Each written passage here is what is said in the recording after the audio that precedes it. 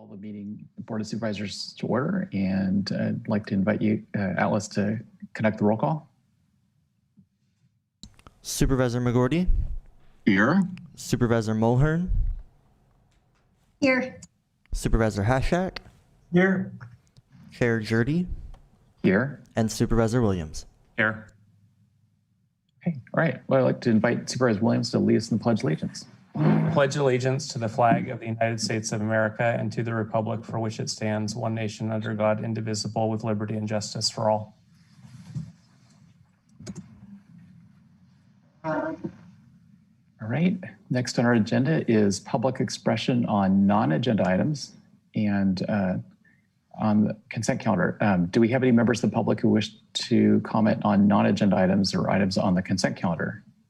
Yes, we do. We have people for public expression and for consent. First on the line will be Peter McNamee, followed by Carrie Durkee and Marcy Snyder.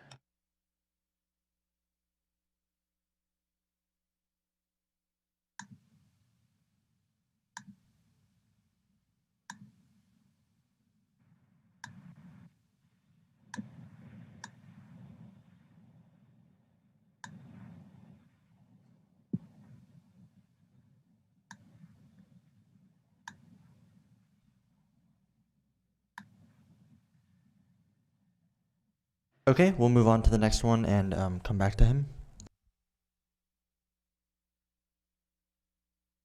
Hello, this is Peter.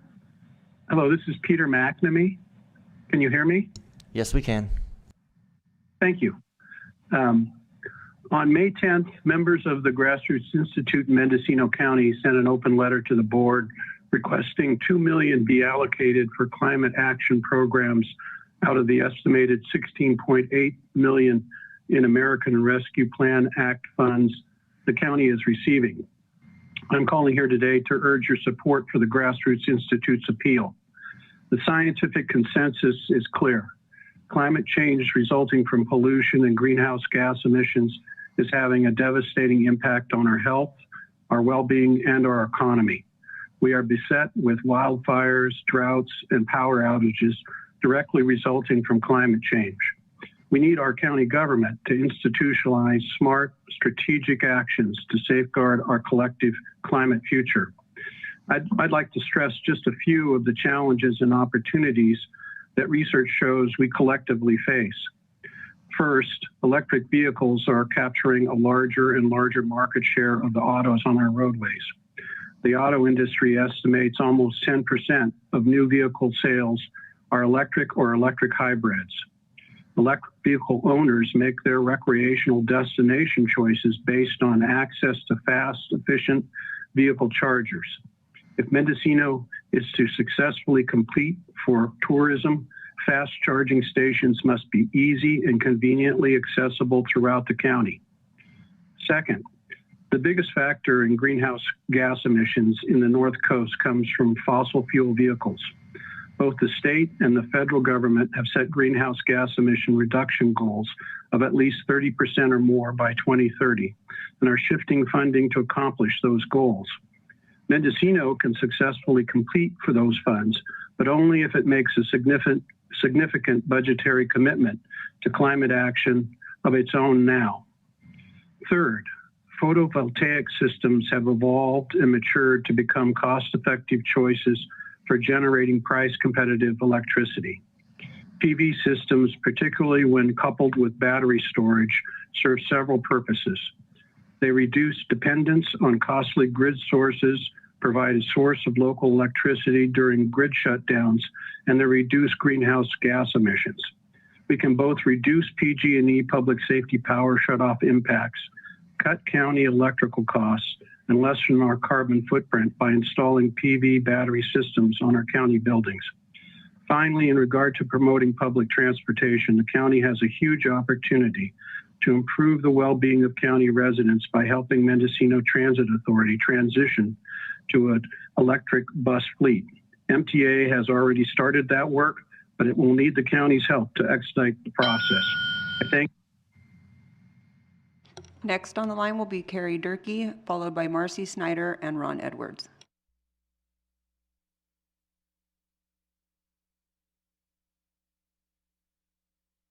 Can you hear me?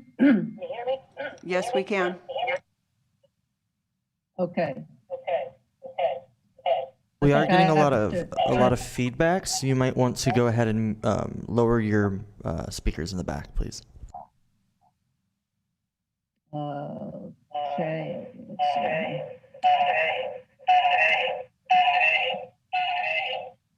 Okay. Okay. Hello. We I can don't hear know you, what but that is. we'll need you to turn down your speakers. We're getting a lot of like an echo.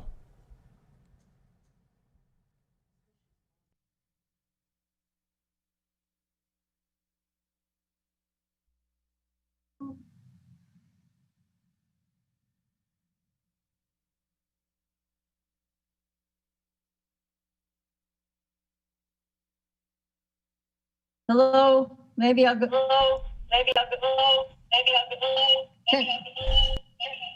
Can I do it on the, can you hear me now? Yes, we can hear you now, and the feedback is gone. Go ahead and begin. Good morning. Okay. I'm assuming you can hear me. Yes, we My can. name is Carrie Durkee. Good morning, and thank you for your attention. I would like to frame this in terms of our legacy, all of ours, yours and mine as citizens in Mendocino County. Legacy is defined as something transmitted by or received from an ancestor or from the past. The Grassroots Institute sent you an open letter on May 10th. We are a group of concerned and engaged citizens offering ideas and implementation of progressive solutions for the common good. Since 2015, we've taught classes, held workshops, and run campaigns in the county. At this moment in our history, with the new funds being allocated to the county, we have an opportunity of a lifetime to open up our minds to change, to making a real difference. You will be the critical decision makers regarding the spending. We would like to help in any way we can to find the best solutions. Specifically, we're asking you to create a budget line for climate mitigation. We have demonstrated the public support of our proposal by gathering 40 endorsements from organizations and businesses. We have been in the streets gathering 630 individual signatures of enthusiastic and thankful supporters of all ages. I sent each of you an email outlining the public support. In addition, I sent one packet to the whole board that contains the endorsements and the copies of the signatures. Please remember, for those all living on the planet and the planet itself, our legacy as a species is at stake. Thank you very much for your time. Next on the line will be Marcy Snyder, followed by Ron Edwards.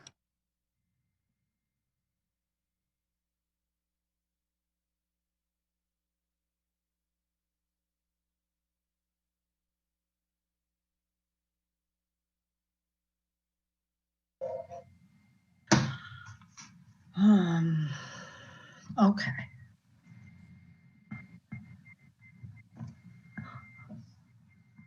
Ms. Snyder, you can begin to speak when you're ready.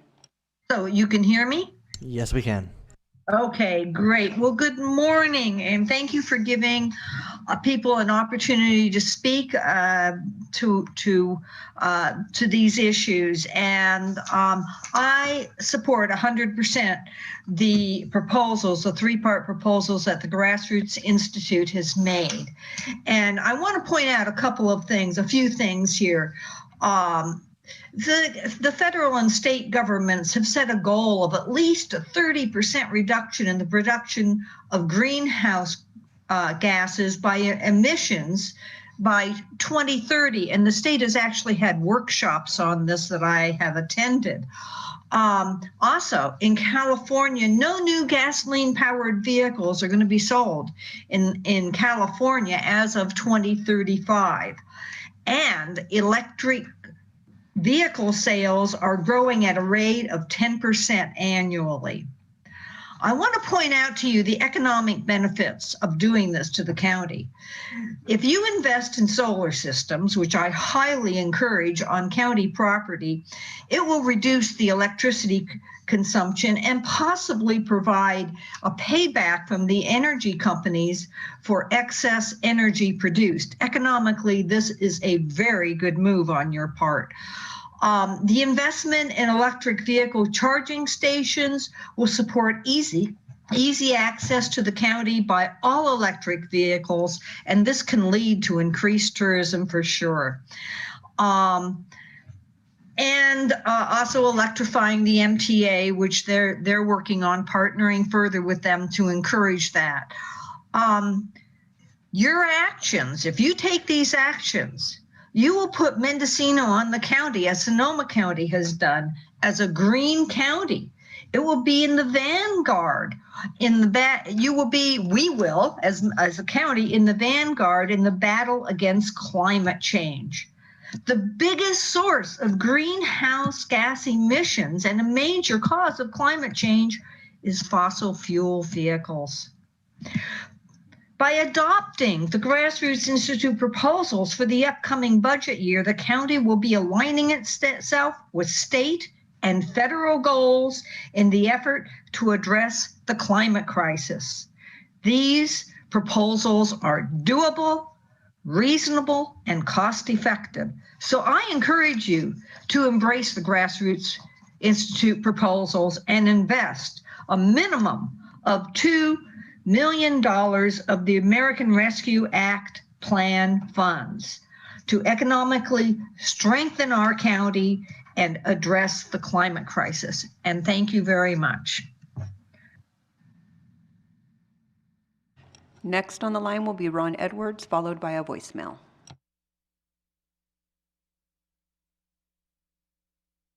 Good morning, board. I've got two topics that are kind of important to me right now. And one of them is that noticing that the county is getting a lot of funds coming in from a lot of different areas, and, coming in, it's really great that we are receiving these types of funds. And I hope that the county will look at the long-term use of these funds. In other words, not just going into projects and departments that, if we have another downturn, which is more than likely to happen, that these funds would not be available and the county would be scrambling. So if, when you're doing budget talks and so forth, to look at the sustainability of projects and investment in staff and so forth. The other issue, which is extremely important to me, is the cannabis 10%. There was a lot of people at meeting and public outcry on the 10%. And what I heard at the last Board of Supervisors meeting is, I don't think, or I don't feel that these projects can go forward. Well, thinking and feeling are not the ordinance. So if the board really feels that these projects won't go through, if they really think very few will, put that into the code. In other words, I want to know, when you think how many parcels, I'd like to know a number. When you feel it won't go through, I want to know why you feel that somebody that can afford $4.5 million or $5 million for a property won't be able to put together a team to be pounding down your doors to get their project through. With that type of investment, money doesn't like to sit still, so that it's very important that these specifics go into the ordinance, not just feelings, but specifics. Thank you very much.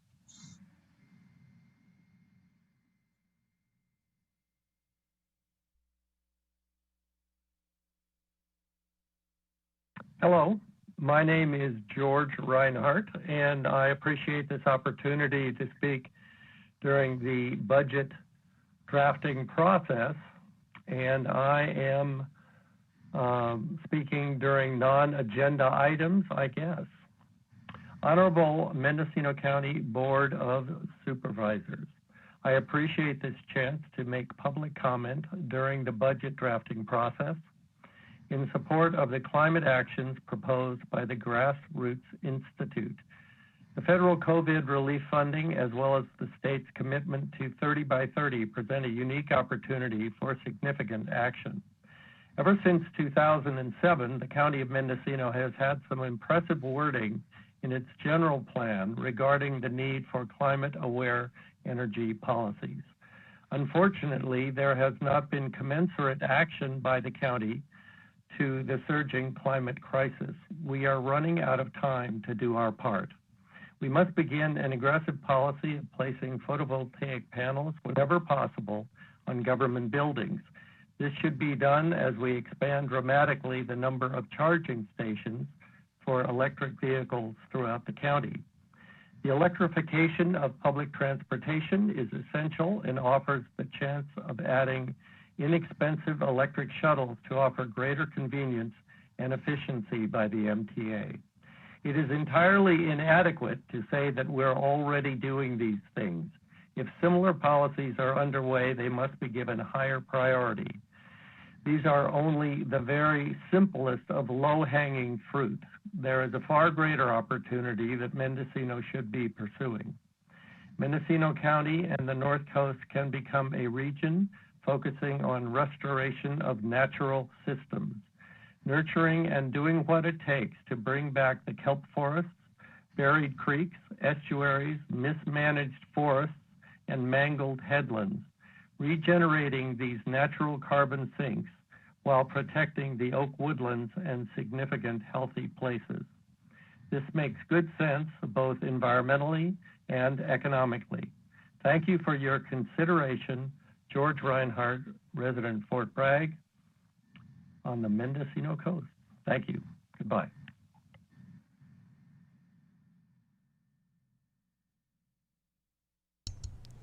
That concludes public expression. Supervisor Williams? Yeah, Chair Jardy, we've had several comments related to climate change mitigation. Where would you like to steer those? I hear overlap between MTA, maybe Sonoma Clean Power, our Climate Action Advisory. So that I don't want to drop the ball, but I also don't want to bring anything forward that could be better coordinated. What would you like to see as far as process? Well, I've personally met, and I think you probably have as well, with several of the coast members of the County Climate Action Committee to share with them what's occurring at those different agencies, Sonoma Clean Power, MTA. Are you suggesting an ad hoc committee? Well, it seems like we have a lot of ad hocs, but maybe if we could funnel it all to climate advisory and then have them have a consolidated report to us with advice. Sure. So looking at the board, I would support that, having the Climate Action Committee look over the recommendations of the Grassroots Institute and any other suggestions that people have to reduce carbon emissions. What are the other board members? What would you like to see? Okay. That all support or comments? Well, just support and a quick comment that we have the Climate Action Committee. We should utilize them.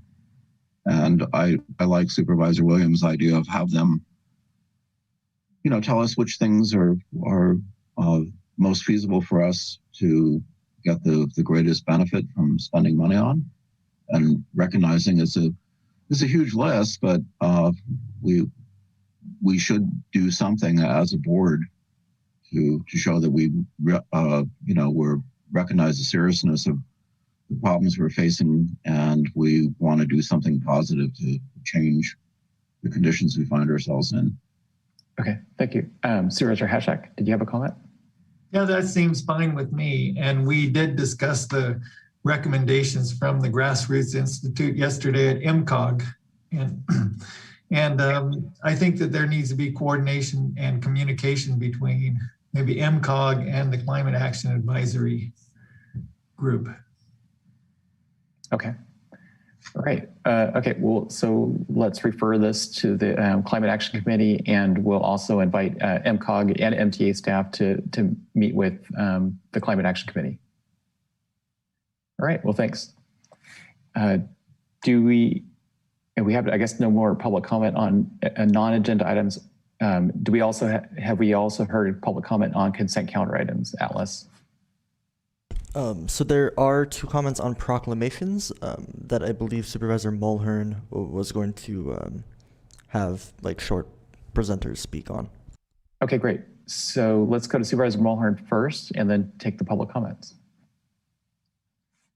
Thank you, Chair. This would be for the proclamations for Pride and for elder abuse prevention. And for elder abuse prevention, we have Becky Emery. And for the Pride proclamation, Jennifer, I'm not going to say her last name correct, so I'll have her do it. Suckney. Thank you.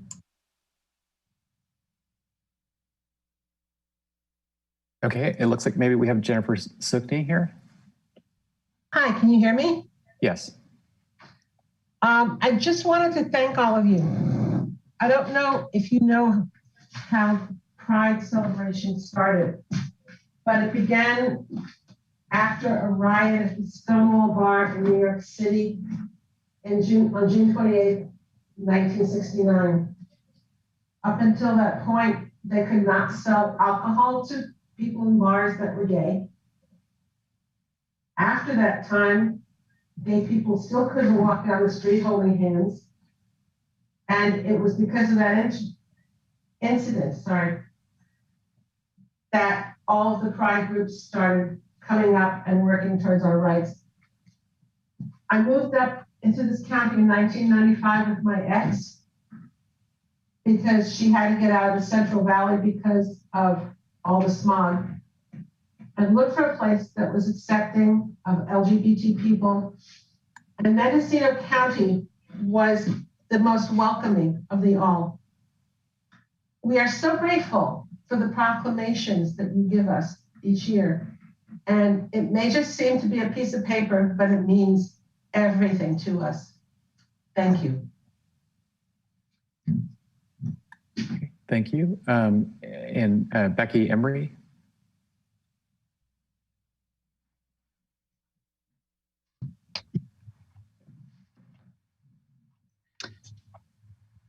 On behalf of Pride. Good morning. Yep, we hear you. Great, thank you.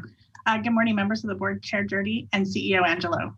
My name is Becky Emery, and I am the Social Services Director and Assistant Director for Health and Human Services Agency. And I thank you for recognizing June as Elder and Dependent Adult Abuse Prevention Awareness Month. I also thank Supervisor Mulhern for sponsoring the item today.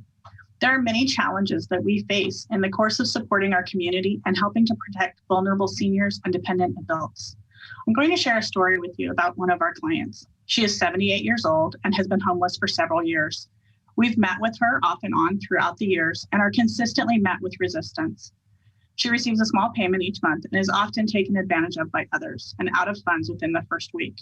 She lacks the resources for food, shelter, medical care, and has consistently refused support and help from our staff, and our staff have offered for fear of losing the connections that she's made.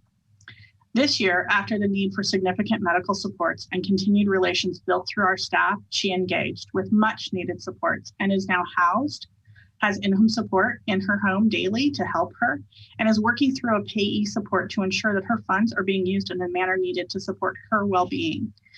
Not every story comes out this well. We are often faced with the challenge of engaging those not wanting support.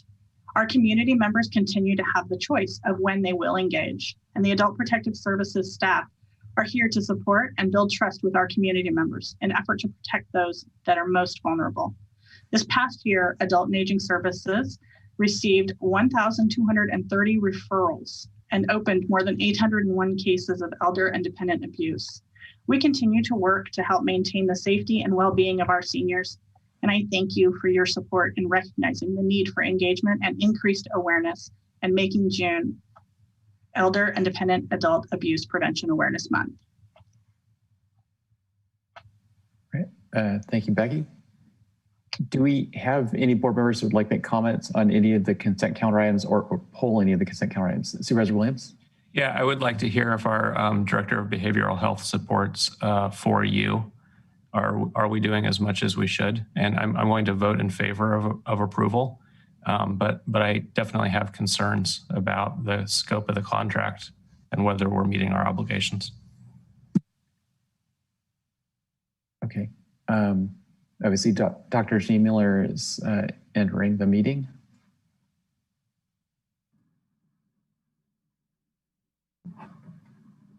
Hello, Dr. Janine Miller, and I wanted to verify that was for you that you're asking about. For you the adjustment to the NAF care contract. Okay, so yes, so I have been in conversations with NAFCare. There are some additional services that they have brought up that they do in some different facilities, not here in Mendocino County, around mental health services. They have stated that the majority of their services here in Mendocino County really are medication focused. And so there are some additional services that they could and do offer to other facilities that they contract with in other states, other counties. So there could be additional services that would definitely be beneficial to our county jail. They do not have to be performed by NAFCare. They could be performed by another provider if the jail wanted to look into those. But in conversations with NAFCare and and looking at what other counties do provide, we did do a survey with other counties talking about what is available in their county jail from a behavioral health perspective.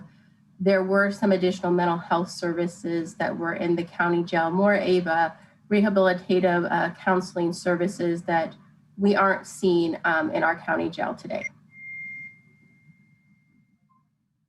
Might those additional services be coming back in a future report, or is that something we could request? Yes, I could definitely do a future report that details out what NAFCare has noted they offer in other states and counties and what we found in our survey of beneficial services. We really wanted to know from other counties, not just what they offer, what was beneficial and what did they feel was actually reducing recidivism rates and connecting people to services based on what they offered in their county jail. So I could put a report together for you. Dr. Miller, could you also, if you're going to come up with a follow-up, can you also provide us with information as to how those services are paid for? Are they paid for by the general fund? Are they paid for by Medi-Cal? That kind of thing. Yes, I can add the payment source to that detailed report. Okay. Any other questions on that item? Supervisor Hashak? Thank you, Chair Jurdy. Well, since this item comes from the sheriff coroner, I would like to have the sheriff involved in that presentation too, when it comes back. Makes sense. Dr. Miller would like you to work with the sheriff's office in that follow-up report. Okay. Are there any other consent calendar items that people would like to see addressed?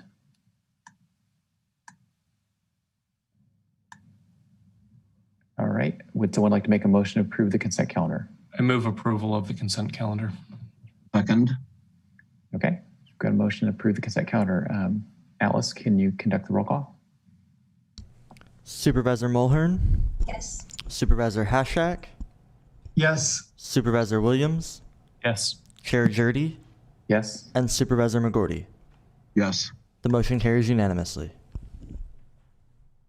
Okay, well, next on the agenda is item 5A, which is a presentation of the 2021 California State Association of Counties Executive Credential Program graduates. Chair Jurdy, this is CEO Angelo. We are very pleased to be bringing this item forward today, and we have with us Graham Canals, the Executive Director of CSAC, California State Association of Counties, and Chastity Benson, who is the Director of Operations and Educational Programs. As a very brief recap to this board, in January of 2020, we started a CSAC course, a CSAC Credential program with the Institute here in Mendocino County. And this is a joint effort between Mendocino County and Lake County. And I would like to thank Lake County for working with us and all the support on this, particularly CAO Carol Hutchinson. So Chastity Benson worked with us, and we developed the CSAC courses that we wanted to bring. And the goal was to educate our staff, and also for those staff that want credentials, that they could take their courses here. Over the last decade, when we've wanted to take CSAC courses, we've traveled to Sacramento mostly for those courses.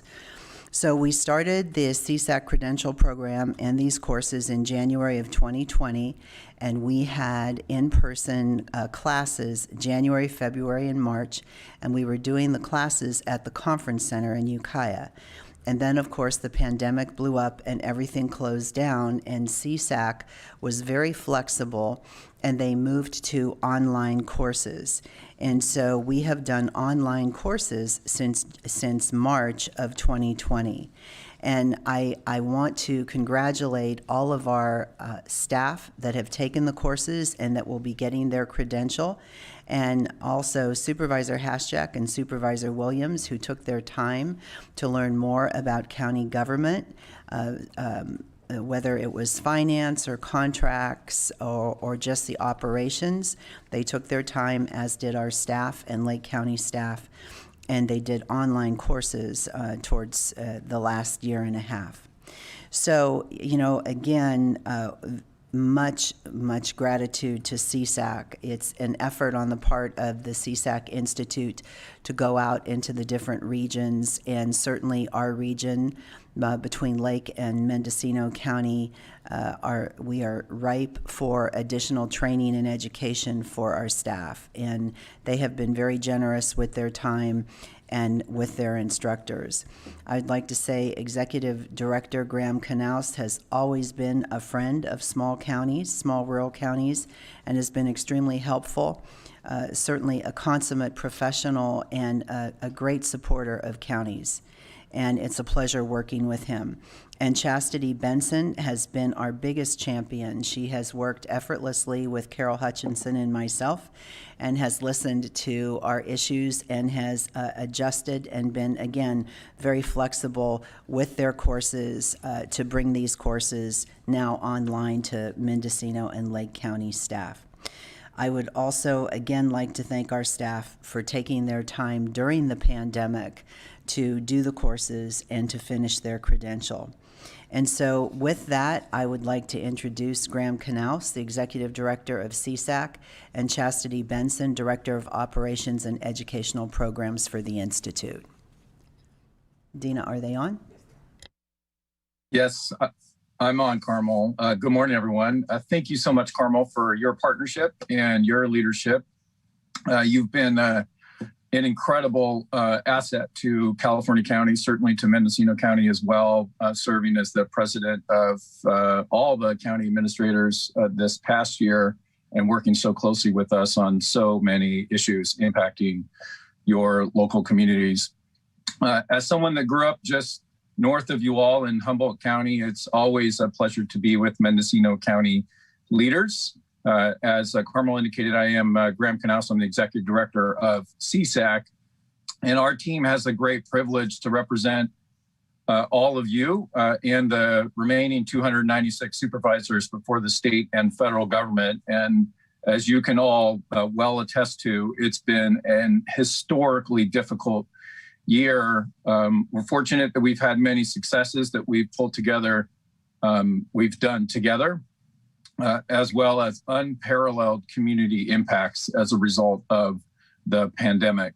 At this very moment, we're in the throes of the final state budget negotiations and are focused on three top issues that I think are relevant for Mendocino County. One, broadband, which absolutely must get done this year, and appreciate the leadership of your board and Carmel around that issue.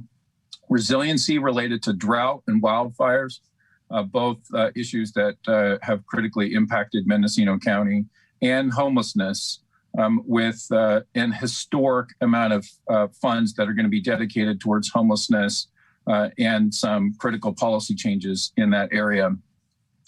So today, I'm here on behalf of the William Bilshai Institute for Excellence in County Government. Our CSAC Institute is one of our crown jewels through our California Counties Foundation which runs it, and it's designed specifically for county leaders such as yourselves, and is the national model for county leadership and policy development.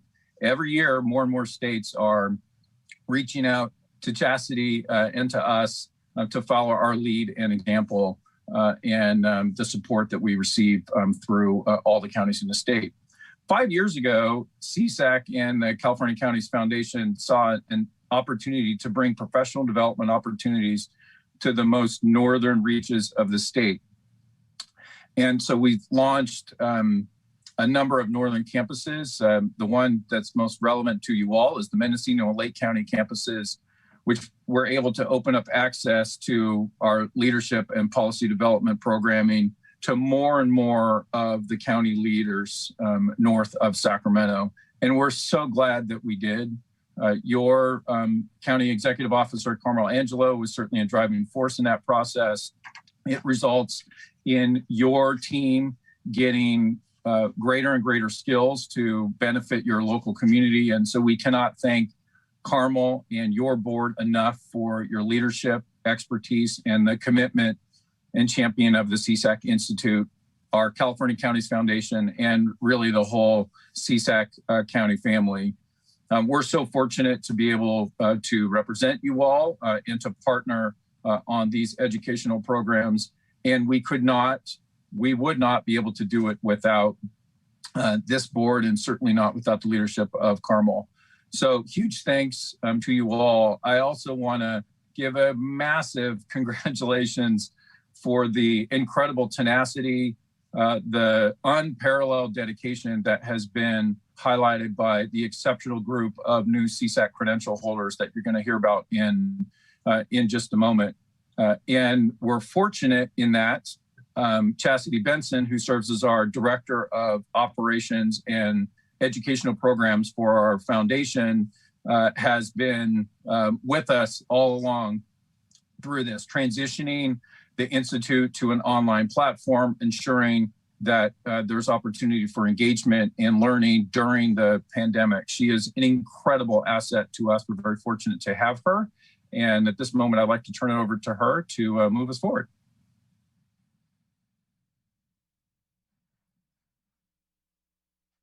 Thank you, Graham, and congratulations to all of the newly credentialed county leaders in Mendocino County.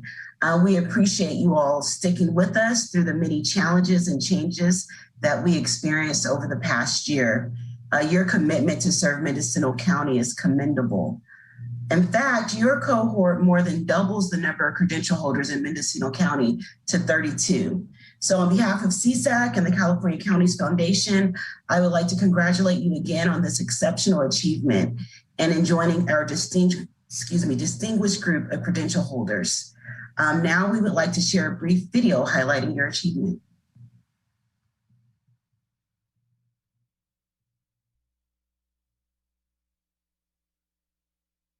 Hi, everyone. I'm Graham Canals, Executive Director of the California State Association of Counties. I'm pleased to recognize that individuals have earned their county executive credential in 2020. The CSAC Institute has been educating county leaders for 13 years, and it's never been stronger. The Institute remains the national model for policy and leadership development of county leaders. You are essential to our ongoing success, and we appreciate your patience, flexibility, and support over the last 10 months as we navigated through COVID-19 and moved all of our classes online. Since its inception, the Institute has had more than 950 leaders who have earned their credential and thousands more who have attended classes. Congratulations on joining this distinguished group of county leaders. On behalf of CSAC and the California Counties Foundation, we thank you for your commitment to public service and your investment in yourself as a leader.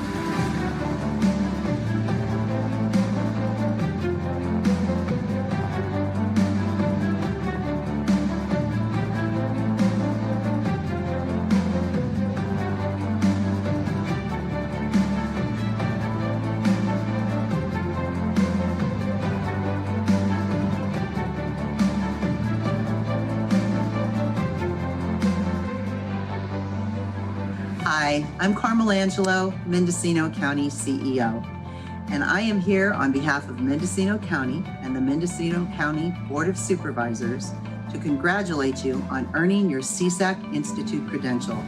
You have joined me and hundreds of other county leaders in holding this credential. I'd like to thank you for your work and your dedication to your continuing professional development. It's been inspiring as we've faced multiple challenges over the last year and a half.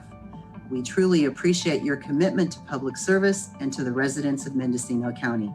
And I would also like to thank Graham Canals for leading CSAC and for his staff, Chastity Benson and Manuel Rivas, in allowing the CSAC courses to take place here in Mendocino County to serve Mendocino and Lake County employees. Thank you.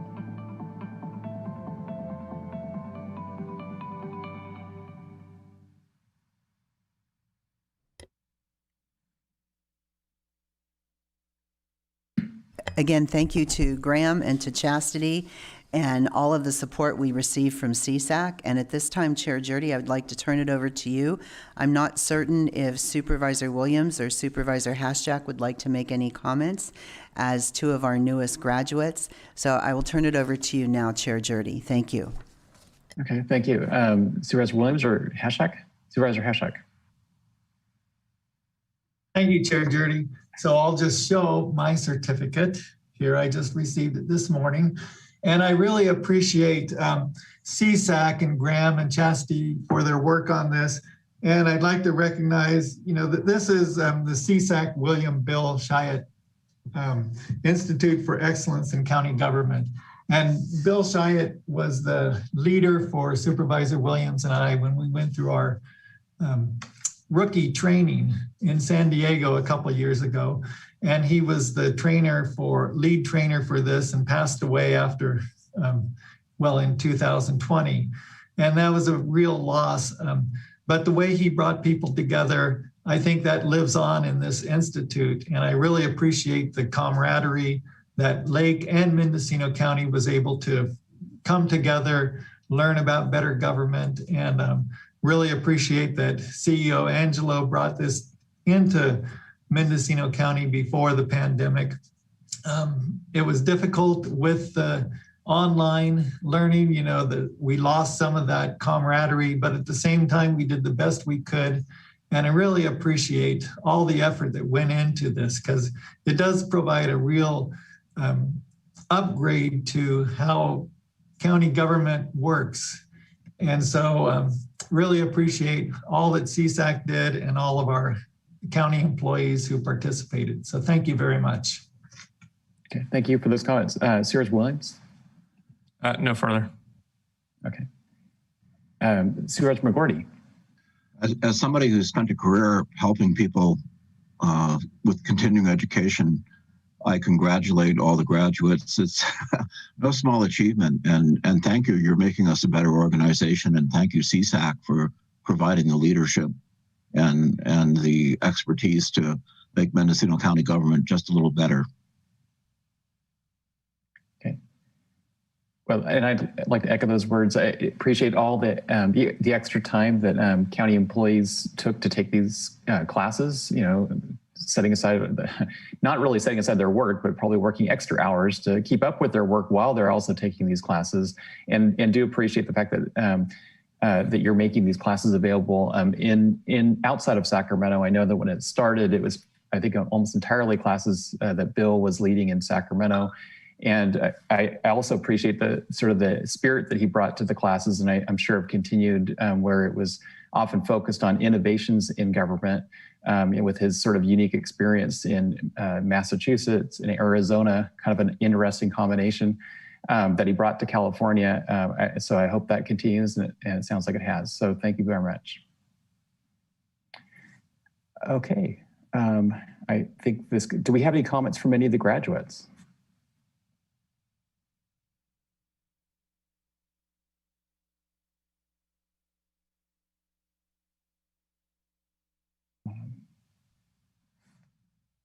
Okay, all right. Well, thank you all for the time that you've put into this.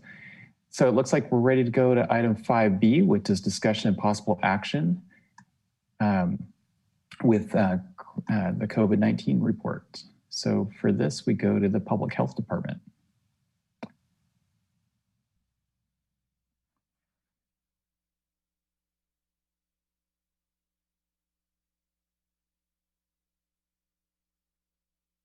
Hello, Dr. Corin. Well, thank you, Chair Jurdy, members of the board, and CEO Angelo. I'll start off as usual with the data from yesterday. Worldwide, the pandemic cases seem to be decreasing, except they're increasing in Chile, Colombia, and Russia. So this is not over. In the United States, also we're seeing decreasing number of cases, 33,371,667, and deaths have also been rising less. They now total 597,840. The hotspots in the United States are in the Northeast Rockies, Great Plains, Midwest, Southeast, all of these with low vaccination rates. In California, the daily cases, test positivity, hospitalizations, and death are the lowest in the past year. Our total cases now total 3,690,868, and deaths total 62,473, with a test positivity at a very low 0.7%. But in Northern California, in the Rancho region, we have a significantly higher case rate and test positivities. In Mendocino, there is clearly a surge with over 5 to 7 average cases per day per 100,000 people. These are concentrated in Ukiah, Redwood Valley, and Willits. The testing rate has fallen to only 170 per day compared to over 400 a day 5 months ago. This does not include almost 50,000 antigen tests that have not been reported to the state that are being done through the schools. But this limits our ability to contain outbreaks early. The test positivity in Mendocino County is still about 4.5%, up to 5.3%. And that is second from the top in California. Our total cases are 4,239, of whom the Latino community has suffered 2,053. Currently in the hospital, there are 2 in Med-Surg. 1 is in Med-Surg after a C-section, and she just turned positive while in the hospital. 2 in Adventist Ukiah Valley are in the intensive care unit, and 1 is in the intensive care unit at UCSF following a stroke. These numbers have also increased at an alarming rate and suggest even more cases to come. They usually, for this reason, we are reconvening the weekly hospital surge meetings. The deaths now total 50, with the most recent death on Friday of a woman in her 80s after 3 weeks in the ICU. We continue to be assigned the yellow tier, but it is held in adjudication. This has been the 6th week of being in the yellow tier, but the weeks ending May 15th, 23rd, and 29 have been really out of the yellow tier metrics, but at a plateau or possibly improving rate. A little too early to be optimistic. A change in tiers to orange would not affect much in terms of closures, so I don't think the state is anxious to move us to a higher tier.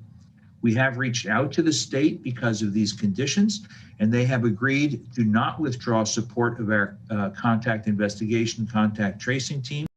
They have also offered to increase testing and vaccination resources.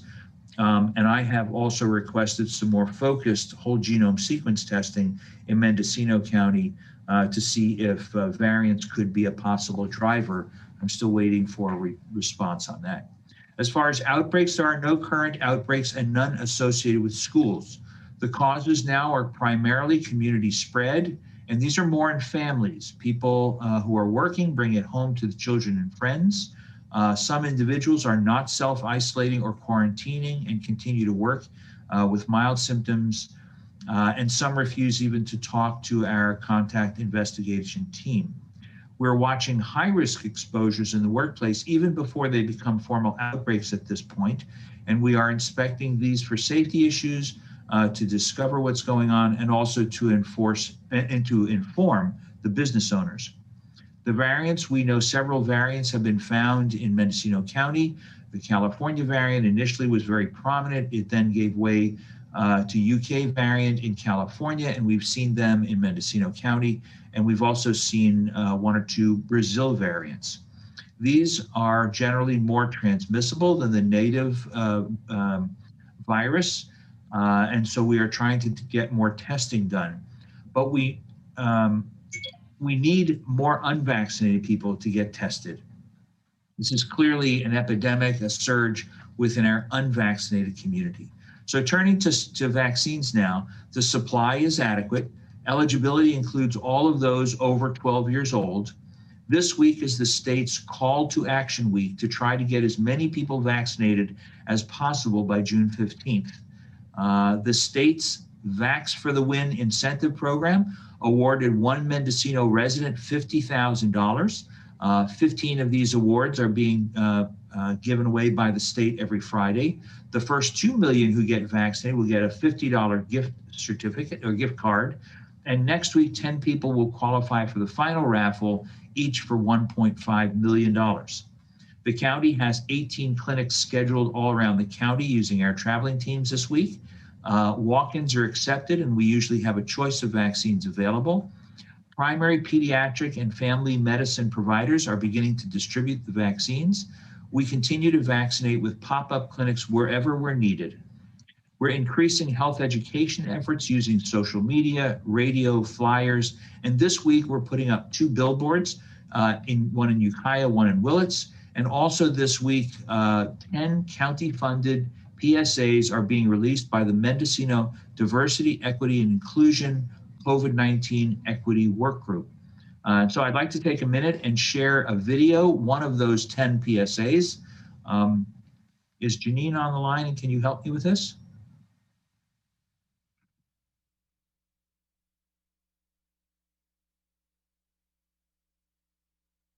She is.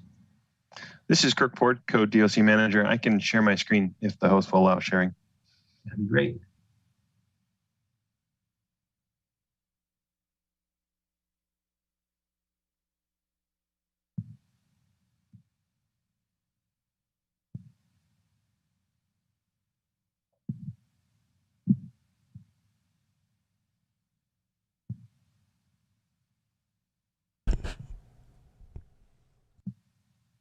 Just waiting for the host to allow screen sharing, and I can share this PSA via YouTube. Every panelist has the ability to go ahead and share screen. Should be towards the bottom. No, I do not have the ability.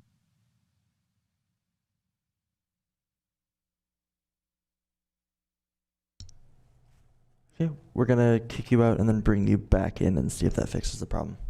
All right, that looks like it's going to work just fine.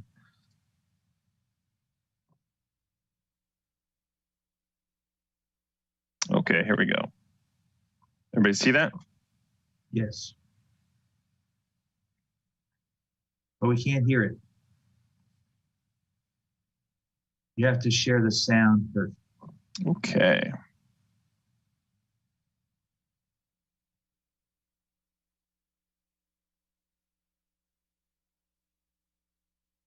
We are so lucky to live in Mendocino County. The beauty of this place is reflected in the hearts of the people who live here. We may not all look alike or sound alike, but we are all one community.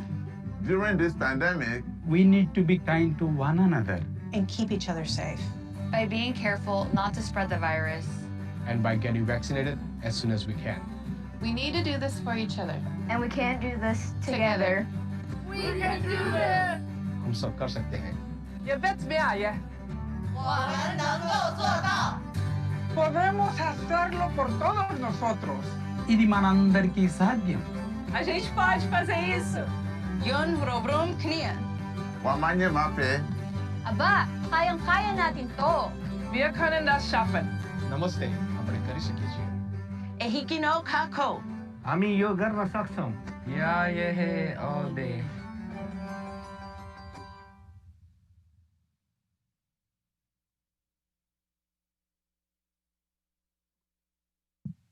That concludes the PSA. Thank you. There are 9 more, and they're all thrilling and wonderful. Turning to vaccine distribution, as of June 4th, 83,942 total doses have been distributed in Mendocino County. This represents 64.5% of our population over 12 years old have been at least partially vaccinated. 54% have been fully vaccinated. Mendo is in the top 20 counties in the state and number 1 in the Northern California Sierra region for fully vaccinated people. From an equity perspective, we're doing well with 61% of our lowest resourced populations at least partially vaccinated, and our Hispanic population is 52% compared to 60% of the Caucasian population. However, that does represent significant improvement. Among the age groups, the youngest are just starting, and so we don't see more than 25% of them vaccinated. The 18 to 49-year-olds are still very slowly increasing their uptake, and the most concerning are those who are over 50 years old seem to have plateaued at 75% are at least partially vaccinated. And some, of course, cannot get vaccinated for medical reasons. So we must encourage everyone to get vaccinated, and it will be a slow process, but we need to rely on, at this point, more hospital and clinics to give vaccinations in their trusted environments. In summary, in Mendocino, we have been in a surge for about 2 to 3 weeks with more hospitalizations, ICUs, and recently another death. Though it is possibly plateauing, it could still explode into a much more significant outbreak. We are facing graduations, Memorial Day, July 4th, and a summer of gatherings and traveling, plus an increase of variants. Meanwhile, people want to believe the pandemic has ended, which it is not. We must continue to test and contact, investigate, and trace, and use quarantine and isolation. We need to continue to educate to keep masks on, and if symptoms, do not travel, socialize, or go to work. And we're working more closely with our hospital and clinic partners to be fully prepared for a larger surge. And of course, we want everyone to vaccinate as soon as possible. And if they are vaccinated, we hope they enjoy the summer with other vaccinated people. And with that, I'll end my report, and I'll be here for any questions. Yeah, Supervisor Williams. How common is it for someone who's fully vaccinated to end up in the ICU or dead? It's extraordinarily rare. We have seen one case in a very old person with many comorbidities south of us in Sonoma County. Other than that, there are very few that I've heard of. So it's extremely rare for people who are vaccinated to get severely ill. And that is a confirmation of the efficacy of the vaccines. They really reduce hospitalizations and ICU admissions and death. And at this point, we have enough vaccines for everyone who's willing to step forward. Is that correct? Yes, the supply is adequate. What parts of the county are the weakest on vaccination uptake? Actually, it turns out to be, again, Ukiah, Willits, and the 101 corridor. Thank you, Dr. Corin, for all your work. Supervisor McGordy.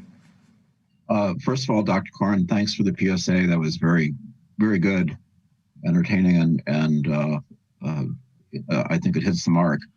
But so the state is saying that we're going to be open as of June 15th. And what does that mean from a practical point of view with things like masking and social distancing and all the other practices we've done to try to stay healthy? So what it means is that the state and in turn the counties will get out of these guidances that affect industry as a whole and give sort of overarching advice with details and micromanaging industries. What I think what we're going to be, or what the California Department of Public Health has said that we'll be left with is no capacity restrictions, no physical distance restrictions for attendees, customers, or guests. But we will still follow masking guidelines according to the CDPH, and we'll still continue to follow the CDC and CDPH travel advisories. As far as vaccine verification or negative testing, that would only be required and in many cases, more like recommended for large outdoor events, more than 10,000 people, or large indoor convention type events of more than 5,000 people. So the overarching industry guidances will pretty much come down. And as far as you're concerned, do you think in Mendocino County we still need to wear masks and practice the sanitation procedures, social distancing, those sorts of things? What's your feelings and advice? Absolutely, absolutely. We have 40% of our population that's not vaccinated. It's going to be slow to get them all vaccinated. Some of them are, of course, not going to get vaccinated. They're anti-vaxxers. Many are sort of waiting a little while. Some cannot get it because they are because they have medical reasons to not get it. So we need to protect the entire community with sensible personal practices. That includes, of course, hand washing. We want to look at ventilation. And as far as masking goes, when we're in public with people who may not be fully vaccinated, we want to protect them by wearing masks. That's the way to stop this from spreading to other people in the community, to our families and loved ones. And that goes for people who are vaccinated or not vaccinated. If they're not sure that everybody is vaccinated, it's safer to wear a mask. And that goes for outdoors where you're in a crowded space and you can't maintain 6 feet of distance as well. So yeah, masking is the most accessible. I know it's annoying, but it's the least annoying than a lot of other things that we can do. And it's very, very effective and very cheap. So we should keep masks with us. Okay, I just wanted you to reiterate that because I have received communications and a call with people saying masks don't work and you're forcing us to do this. And I said, well, the scientific evidence doesn't support that position. And I just would like your feedback too. Absolutely. No, the scientific fact is that's why physicians have been using them in surgery for a long, long time. And where there are other outbreaks, we definitely find that masks really help to cut down transmission. Okay, thank you. Thank you for everything you do and for your crew. And Supervisor Hashak, go ahead. Well, I'd just like to say thank you, Dr. Corin, for the work you've been doing and your team. Certainly that video from the Diversity, Equity, and Inclusion Task Force was very well received, very well done. And, I got the email with the other 9 PSAs attached to it. And I looked at a couple of them, also very well done. So good job on that. And it shows the effort from all the community when we do stuff like that. So I really appreciate the inclusiveness and I agree with Supervisor McGorty that we have been getting comments from people who don't want to wear a mask anymore, but the science just shows that it's still necessary. And I believe that your word, Dr. Corin, is strong and powerful. So thank you. Well, thank you. And I just want to reiterate, we do have an incredibly strong team doing this throughout the county, and my appreciation to all of them. And just a request to that team, if they could get those videos added to the county YouTube channel, that'd be great, because then more people would see them and they could be reshared. So just put in a request for that to happen as soon as possible. Supervisor Mulhern, any comments or questions? No, I just want to thank Dr. Corin for the written report so that everybody has the information. Thank you. All right, thank you. Okay, do we have any public comments on this agenda item? No, we do not. Okay. All right. Then we are going to take a break now before going to our next 2 items in the morning session. So let's see, it's about 10:05. Let's come back at 10:15. Thanks.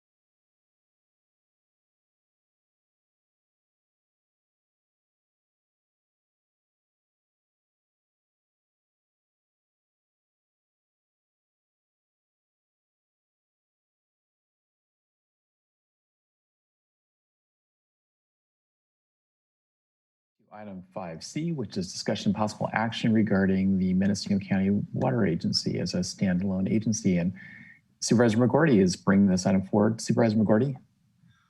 Thank you, Mr. Chair. So I also want to start by saying that this is really a presentation from the Drought Emergency Ad Hoc Committee, and Supervisor Haschak is very much involved in this, and I'm sorry that he was left off the agenda, and no disrespect is intended, Supervisor Haschak. So we're ready to move forward on this. You know, we find ourselves in kind of unprecedented situations, and I think we're all sick and tired of hearing unprecedented, but the drought's really, truly awful. And, you know, Mendocino County has done pretty well maintaining a water program on a county level, but I think things are just happening so quickly now, especially with the drought, that we have to reconsider reinstituting it as a standalone program. It was, I guess, the history behind it was that if you look into the wonderful report that's here, the Water Agency Action Plan that is included in your packet, there's a history of what happened to the agency. But during the Great Recession, it was kind of a casualty, and as a way of trying to save money, it was incorporated into the Executive Office and then the Department of Transportation. And Sarah Duquette was the program manager and did a wonderful job trying to manage the different programs that the counties required to deal with, including things like water quality, stormwater pollution prevention, and the sustainable groundwater management. So we've kind of made a decent effort to accomplish those goals. But I'm very concerned as we deal with more complex issues like water curtailments, which are now going on. I just kind of feel like Mendocino County is getting a little bit shortchanged because we don't really have a water professional from county government working on this. So I'm trying to help. Certainly we have a wonderful a private community that's involved, people like Janet Pauley from the Potter Valley Irrigation District and the Inland Water and Power Commission. We have Devin Jones and Beth Solomon from the Russian River Flood Control District, Sean White from the city of Ukiah. These are all very, very capable people, but again, they sometimes have to represent their own agencies and not necessarily us. So we really need to have somebody who is a strong advocate for good water policy for Mendocino County. I see many, many challenges. I see kind of a lot of neglected infrastructure. I don't see a coherent plan for delivering water to both the interior and coastal population areas. And I really think strongly that we need to gear up to make this happen. And a standalone agency makes sense for us to have, because I'm pretty sure that in the governor's drought response, there will be funding for shovel-ready projects. We're starting to compile a list, working with the Mendocino County Resource Conservation District, and Joe Scriven is kind of heading up that project. He's helping us with kind of our drought messaging that we have going on, so to encourage people for water conservation. And you know, we really need to have coordinated effort, and I can't see us doing it, continuing the way that we are, even though the people involved have been great, including CEO Angelo, who technically is the head of the agency.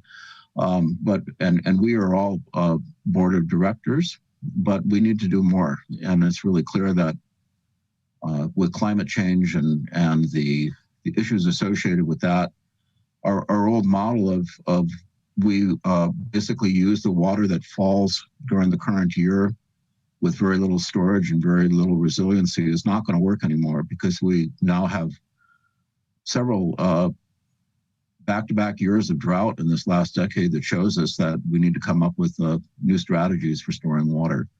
And that is a lot of what this proposal is about. So let's see, I see that Steve Dunnicliffe is on the call with us. Steve, if you would kind of walk us through, or if Carmel would walk us through a little bit about the water agency report that you have, and where we're going with this proposal, that would be very helpful. Steve Dunnicliffe, Deputy CEO, and the report that Supervisor McGordy is referencing is the staff report that was included with the agenda item. And some of the highlights and headlines is that the water agency represents or has about $170,000 in dedicated tax revenue. And it's historically augmented that dedicated revenue with either general fund or grants to be staffed to varying degrees. When the water agency was essentially ceased to be function as a standalone entity, prior to that, it had consisted of a manager, an administrative assistant, a hydrologist, and a water resource specialist. And so we went through an exercise trying to anticipate, without having clarity on what a work plan or a focus for a standalone water agency would be. We projected that a water agency would likely need to have about 5 dedicated staff members to function as an entity with capacity to meet the needs of the community. And it was projected that would likely be a general manager, an administrative assistant, 2 water resource specialists or environmental compliance specialists, and a hydrologist. And again, that was just a best guess to try to put some projected costs in front of your board. As you're aware, the Department of Transportation currently has tasks related to the water agency. Their focus has come from the 2015 work plan that your board had approved. And to that end, there's been a high level of resources put into the groundwater monitoring for the Ukiah Valley Basin, and also the NPDES or National Pollutant Discharge Elimination System / Stormwater Program. This drought response is something that has not been contained or funded with the work plan that DOT has been engaged with. And as far as kind of projected costs, and again, these are shot in the dark best guesses. But DOT for 21-22 had included a request of about $45,000 in net county cost for the water agency for the basic functions that they have been maintaining. It was estimated that it might be about $350,000 in 22-23, the coming up fiscal year, actually 21-22, for interim support to help with drought response and to begin developing a work plan and other support to recreate the water agency as a standalone agency. And without having updated class specifications or position or costs, we went through and we estimated based on other positions that the county has updated. And with the 5 staff positions that we had mentioned, it's anticipated that there would be a total cost of about $688,000 on an annual basis for staffing the water agency, with about $120,000 for annual cost of operations, copiers, office space, insurance. So that brings you to a total of $808,000 minus the $170,000 in dedicated tax revenue. And that's where we came up with about $638,000 on an annual basis to staff the water agency as an independent entity or a standalone entity. And we also did not include the one-time expense of vehicles if they were needed. But the purpose of this exercise was to give your board some concept of the cost associated with this action. Go ahead. So maybe this is a question for Steve or someone else, but in the report it says that in 1971 there was an establishment of a portion of the property tax. It says not to exceed, the staff report says not to exceed 0.06, which I think is 6 pennies per $100 in assessed values. And then later in the report, it mentions that there's approximately $170,000 in tax revenues. Is that $170,000 in tax revenue for the water district coming from that fraction of the partial tax? If I may, well, you are the chair. So yes, that is my understanding, is that that $170,000. If you look in the budget book, it's broken out from a secured assessment and unsecured assessment and a couple of other categories. But it's my understanding that does represent the dedicated tax revenue to the water agency. And in the staff report, it says it was established in 1971 to not exceed, again, I think it's 6 pennies out of $100 in assessed value.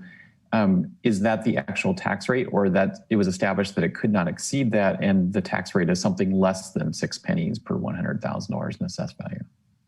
Chair Jurdy, that's something I do not have the answer to, but it's something that we could absolutely bring back to your board, potentially even today. I believe that the auditor's office would have that information. Okay. All right, thanks. Okay, go back to the committee members, Supervisors Hashak and McGorty. Supervisor Hashak. Thank you, Chair Jurdy. Yeah, I just like to say that, Supervisor McGorty is expert in this field. He's got a lot of experience and connections and relationships. It's a wonderful thing for Mendocino County to have this kind of representation on the board. I think the goal that we're both seeing is that we need greater collaboration, communication, and capacity within Mendocino County to deal with, this climate change that we're in, and the drought especially. But it's going to be an ongoing problem, and so I think that this water agency is an attempt to bring these, all the people that have been doing really good work in our county, but we need to have a unified countywide voice and increase the capacity of the county to bring this collaboration together. So I think that's what you're seeing in front of you, and certainly it's got the potential to not make it rain, but at least, if we can do some of the things like forbearance and water saving projects and grant writing,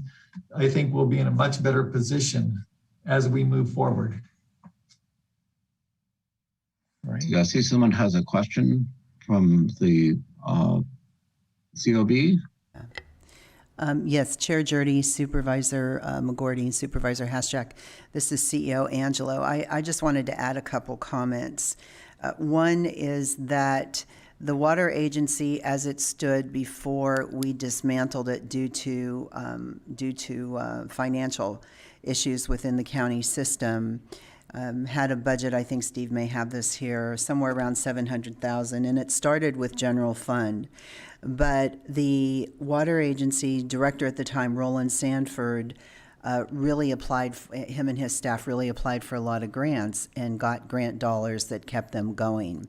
I believe that what could happen going forward, and Supervisor McGorty spoke to this, there will be money coming from the state around drought and water issues. I think that there will be money that will eventually pay for, if not all, most of this water agency, and certainly the estimate that Deputy CEO Dunnicliff has presented.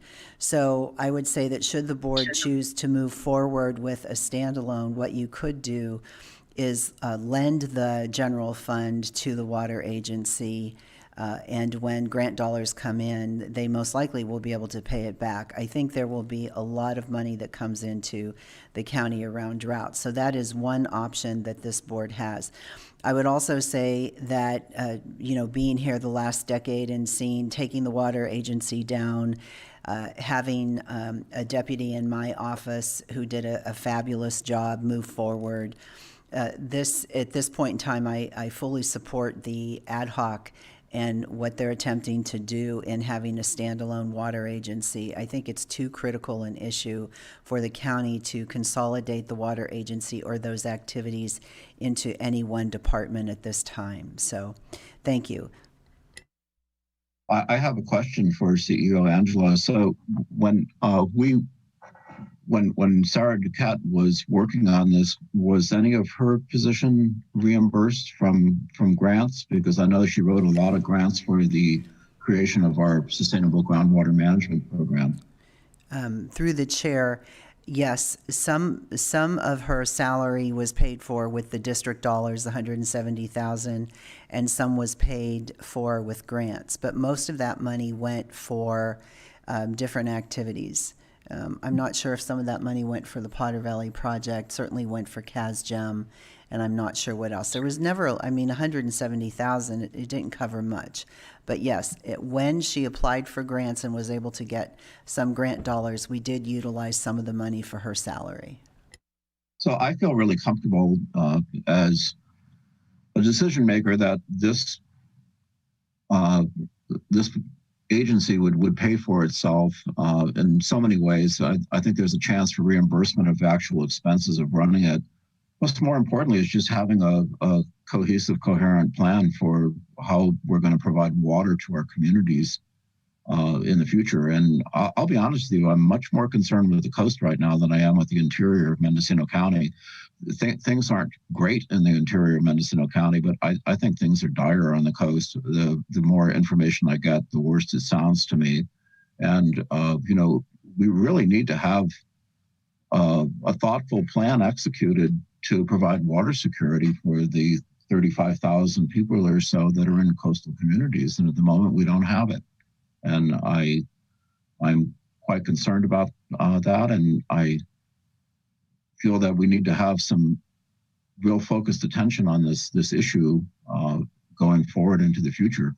So while certainly solar energy is a good way of thinking about climate change and how to address it, we also have to think about water storage and water forbearance and what we're going to do, because our old methodology of just catching enough water for one season is probably not enough. And that's part of what this agency is going to be tagged with, is coming up with good solutions for sustainable water supplies and drought resiliency. Are there any questions from the other supervisors? President Mulhern. Thank you. And thank you for that, to ad hoc for working on this item. My question is, looking into the future, I think that there are grant funds that are available for water storage capacity and water delivery systems. Is it the intention of the ad hoc, or do you have any thoughts around the county of Mendocino becoming the water delivery source? Or is your intention really to work with the agencies that are currently providing water, City of Fort Bragg, City of Ukiah, county water, or individual water districts, to create a comprehensive plan? Or have you gotten that far down the line? I don't think we've gotten that far down the line, and I suspect that the model we would use would be joint powers authorities, which we already have in place for the inland water districts. And I could see the coast possibly forming something like that if it makes sense for them to work together to come up with a better water storage and distribution system. But all things are on the table at this moment. So that's something that we have to discuss and try to decide into the future. I don't see us coming up with a program like Sonoma County has, where basically they're the water wholesaler for the county. That's probably beyond the scope of what we could do. But I think what we're trying to do is not miss the opportunities when possible to use grant funding to create water projects and address critical issues like water security being the top one. Supervisor Hadjack, any other thoughts on that from your perspective? No, I think that was perfectly said, Supervisor McCourty. We haven't gotten that far, but with the water agency, we'll be exploring all the possibilities, and we will have that capacity to think about how we need to look forward and, what the long range picture will be. So that's what we're going for, is creating the structure to consider these alternatives. Certainly having a water distribution system where we can move water easily between Redwood Valley to Ukiah is something that I think would be very effective. I don't know who the ownership of that would be, but I think that's something that could really help us with water security, because then we can tie into groundwater from the city of Ukiah if we need to. A similar project on the coast is envisioned by some that would run from Fort Bragg to Mendocino. So where they get the water from is a good question, because at the moment we don't really have a good water source. Groundwater is not as plentiful on the coast as it is in the interior, and this is something that concerns me greatly this year. Okay, it looks like there's a comment from the chambers. Chair Jurdy, CEO Angelo again, just a couple additional comments. One is that regarding the district tax, the water district tax, that did become part of the base property tax. That tax cannot be increased. So we could not use that over the last decade to cover the costs of the water agency or any of the activities. When I said about borrowing money from the general fund and paying it back with the grants, we actually could use disaster recovery dollars. I think it would be very appropriate, since we have declared a local drought declaration of emergency, that we could use disaster recovery money, and then the first quarter we could backfill that disaster recovery money.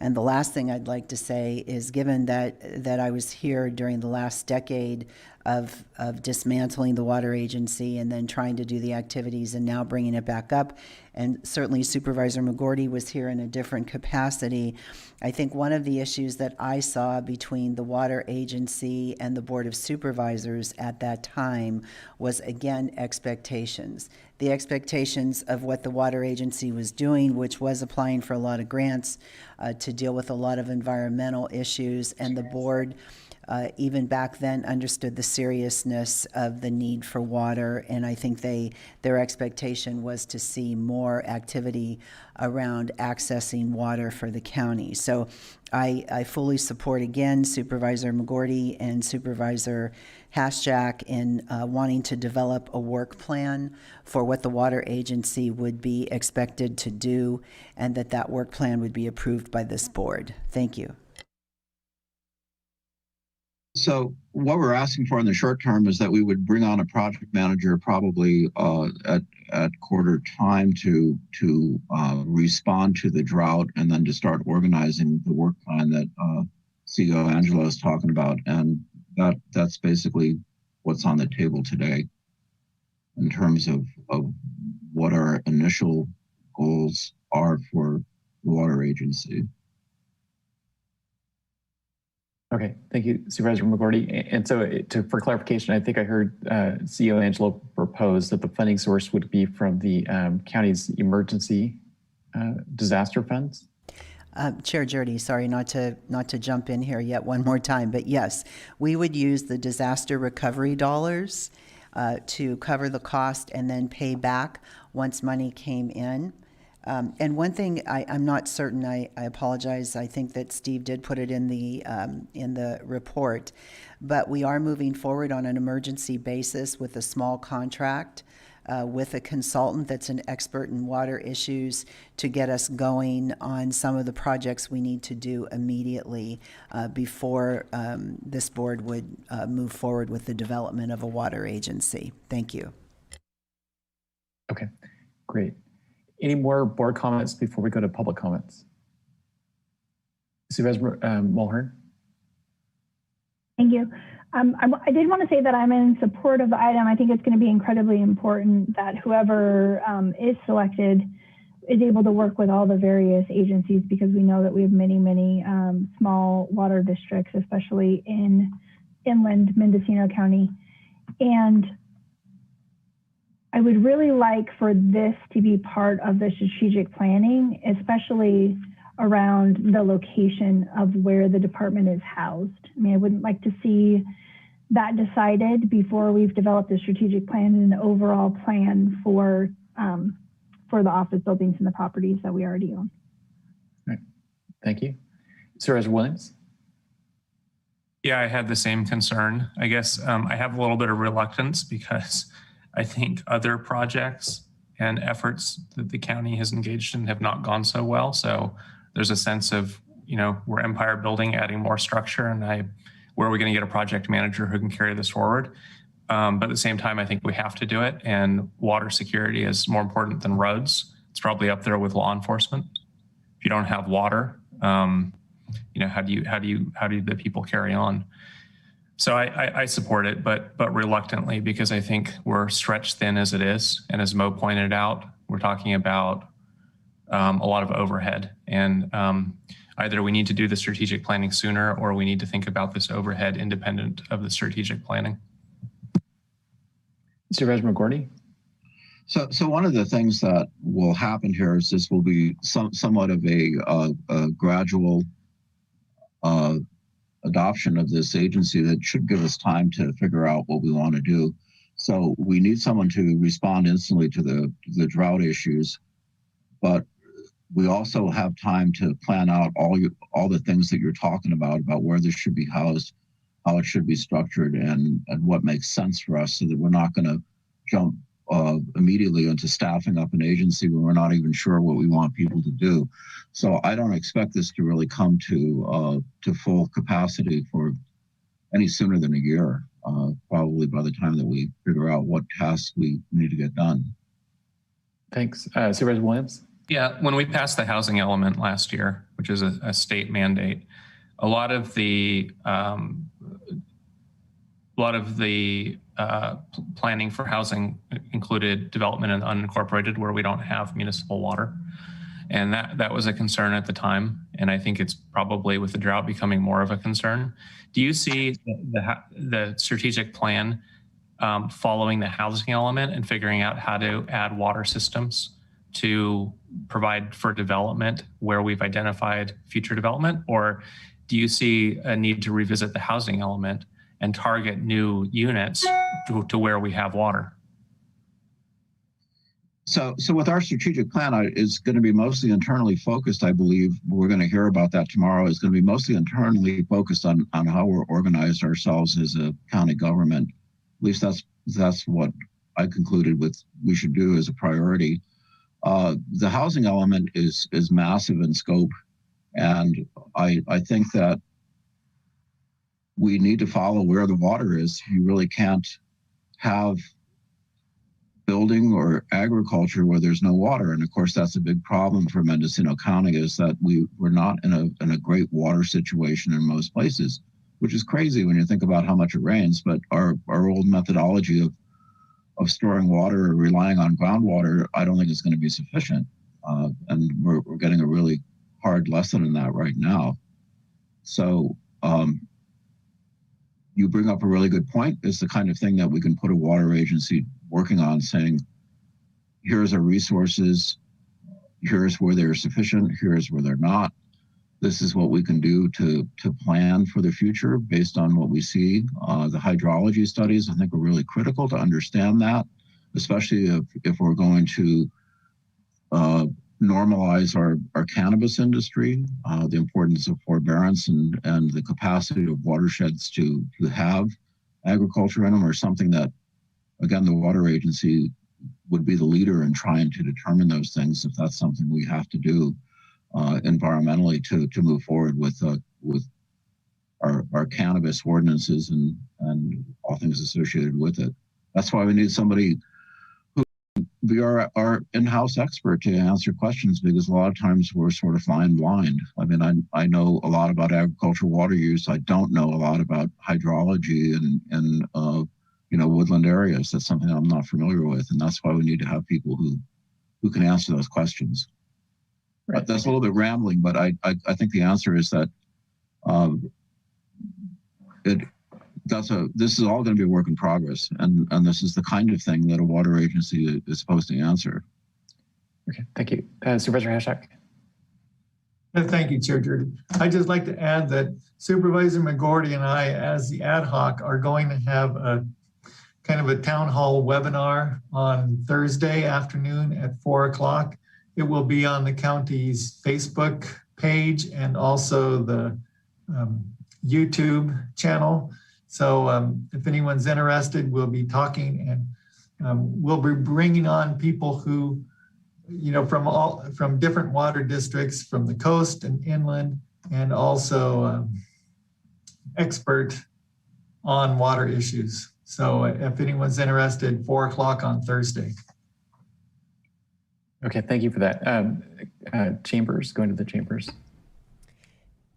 Darcy Antle, Assistant CEO. I just wanted to provide you a brief update, Chair Jurdy, at the request of Senator McGuire and CEO Angelo. The Prevention, Recovery, and Resiliency team has been working with Laco and Associates as well as Joe Scriven at RCD, meeting with various water agencies, Russian River Water Agency, as well as Jared Walker, who is over the 6 districts here. Through this work, we have collected a list of over $28 million of projects shovel ready. Everybody uses that term. I'm not quite sure how we're defining that. Something that we can push up to Senator McGuire at the state level if and when the funds become available. Also, we have created, working with LACO and RCD, a water survey that went out to the majority of the water purveyors within the county. Those surveys should be back later this week. This is all to get the ball rolling for the water agency and any drought funding that may be coming along our way, either through the state budget or through the American Rescue Plan. Thank you. Okay, thank you, Darcy. Question, maybe I misheard it, but it sounded like the list of projects obtained so far are strictly in the Russian River watershed. Are there any, have we yet sought out projects in the Eel River watershed or in the coastal watersheds? No, I'm sorry, Darcy Antle through the chair. We have reached out to all the various departments. It's not just the Russian River. Okay, good. And I know that the town of Mendocino, their sewage treatment facility is in need of about $500,000 of repair that actually would qualify probably under some of the drought emergency grant programs that I've seen listed. So that certainly is on the list. Chair Jurdy, Darcy Antle, Assistant CEO. Yes, I should mention we also met with the town of Mendocino and the city of Fort Bragg Public Works. So, yes. Okay, thank you. All right. Can we go to public comment this time? First on the line will be Michael Katz, followed by Ron Edwards.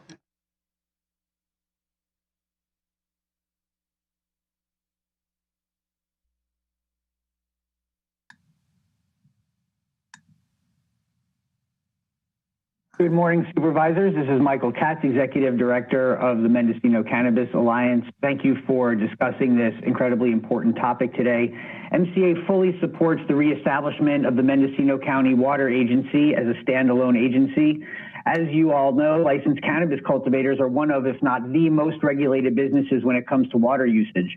While cannabis uses only a tiny fraction of the water used by orchards, rice, vegetables, pasture lands, and other uses, it is essential to consider the impact of this drought on our local licensed operators and ensure that they have access to local programs and services designed to support the Mendocino community through this state of emergency. We recommend the board include the following items as part of the direction for the Mendocino County Water Agency. Proposed staffing. We recommend the proposed project manager and environmental compliance specialists have a working knowledge of environmental compliance for cannabis, irrigation, and other water uses, so they can provide the Mendocino Cannabis Program with direct support for our local licensed cultivators. As far as priority workload, we request that support be included for grant submissions and the funding of water storage and rainwater catchment infrastructure for local licensed cannabis cultivators, as well as other local types of agriculture. We recommend that a streamlined process be developed and implemented to reduce the process cost and time required for the county to permit and approve ponds and other water storage techniques to support agriculture in this time. We thank you for considering the local licensed cannabis cultivators as an integral part of the county's targeted drought relief program. Thank you for considering these suggestions.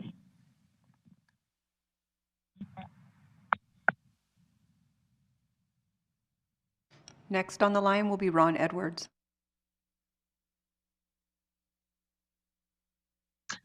Good morning, board. Yeah, I wanted to thank Supervisor McGordy for really recognizing the total scope and the ad hoc in general of the water issue instead of just looking at small parts of it. I think that looking at the agricultural side, particularly my interest in cannabis, will be extremely important, particularly going forward with some of the grant money, hopefully that will be coming to help with storage and so forth.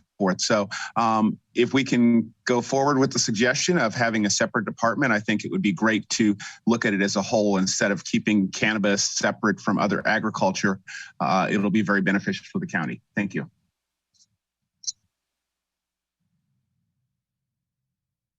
That concludes public comment. Okay. Well, I do want to thank the ad hoc committee, Supervisors Hashak and McGordy, for working on this issue on behalf of the full board and developing these ideas. I do share Supervisor Williams' concern about creating a bureaucracy that over time, ideally at some point we kind of get ahead of the drought situation in the county and we have more storage. And I don't know if that's 3 years from now, 5 years from now, 10 years from now, but at some point we would be ahead of it.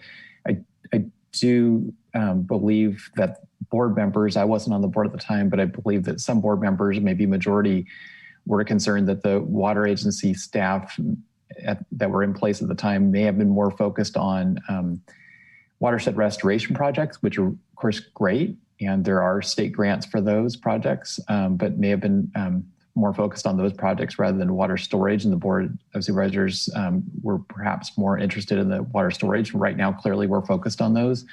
But I think it's critical who would actually be those staff people to keep that focus. The other thought I have is, maybe there's a way of having some sort of this crisis strike team, you might say, within the county that could focus on the issues of the moment as they need additional staff.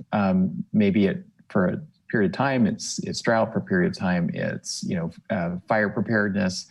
It could be any number of those issues that kind of rise from time to time and then subside a little bit. So rather than having a larger staff in each of these areas, maybe there's sort of a core staff for each of these areas, but some flex staff people who can move around to provide extra staffing when needed in those areas from year to year. So, it probably is not the politically popular thing to say, but I mean, maybe it should be in the CEO's office and just have, but have some people with some core expertise in these areas that are the core staff for water, the core staff for emergency preparedness. Anyway, just putting that out there rather than, I think it's best to have people who are cross-trained and have expertise in multiple areas rather than, independent departments with silos that don't talk to each other. And I think that's a concern. Supervisor Williams. Yeah, Chair Jurdy, thank you. I think you just spoke for me. And I support water infrastructure and spending our money to either implement infrastructure or directly plan for it or apply for grants. But I don't want to spend more money on administrative overhead studies that won't actually get us more water, town hall meetings, listening sessions. I mean, if we're focused on the drought and we need to make a difference, let's talk about actual projects. And there may be an element of hiring a grant writer to go after some of the funds that we believe will be available from the state. But end of the day, we better be able to show the public that we've made a difference, that we're moving forward on additional storage capacity.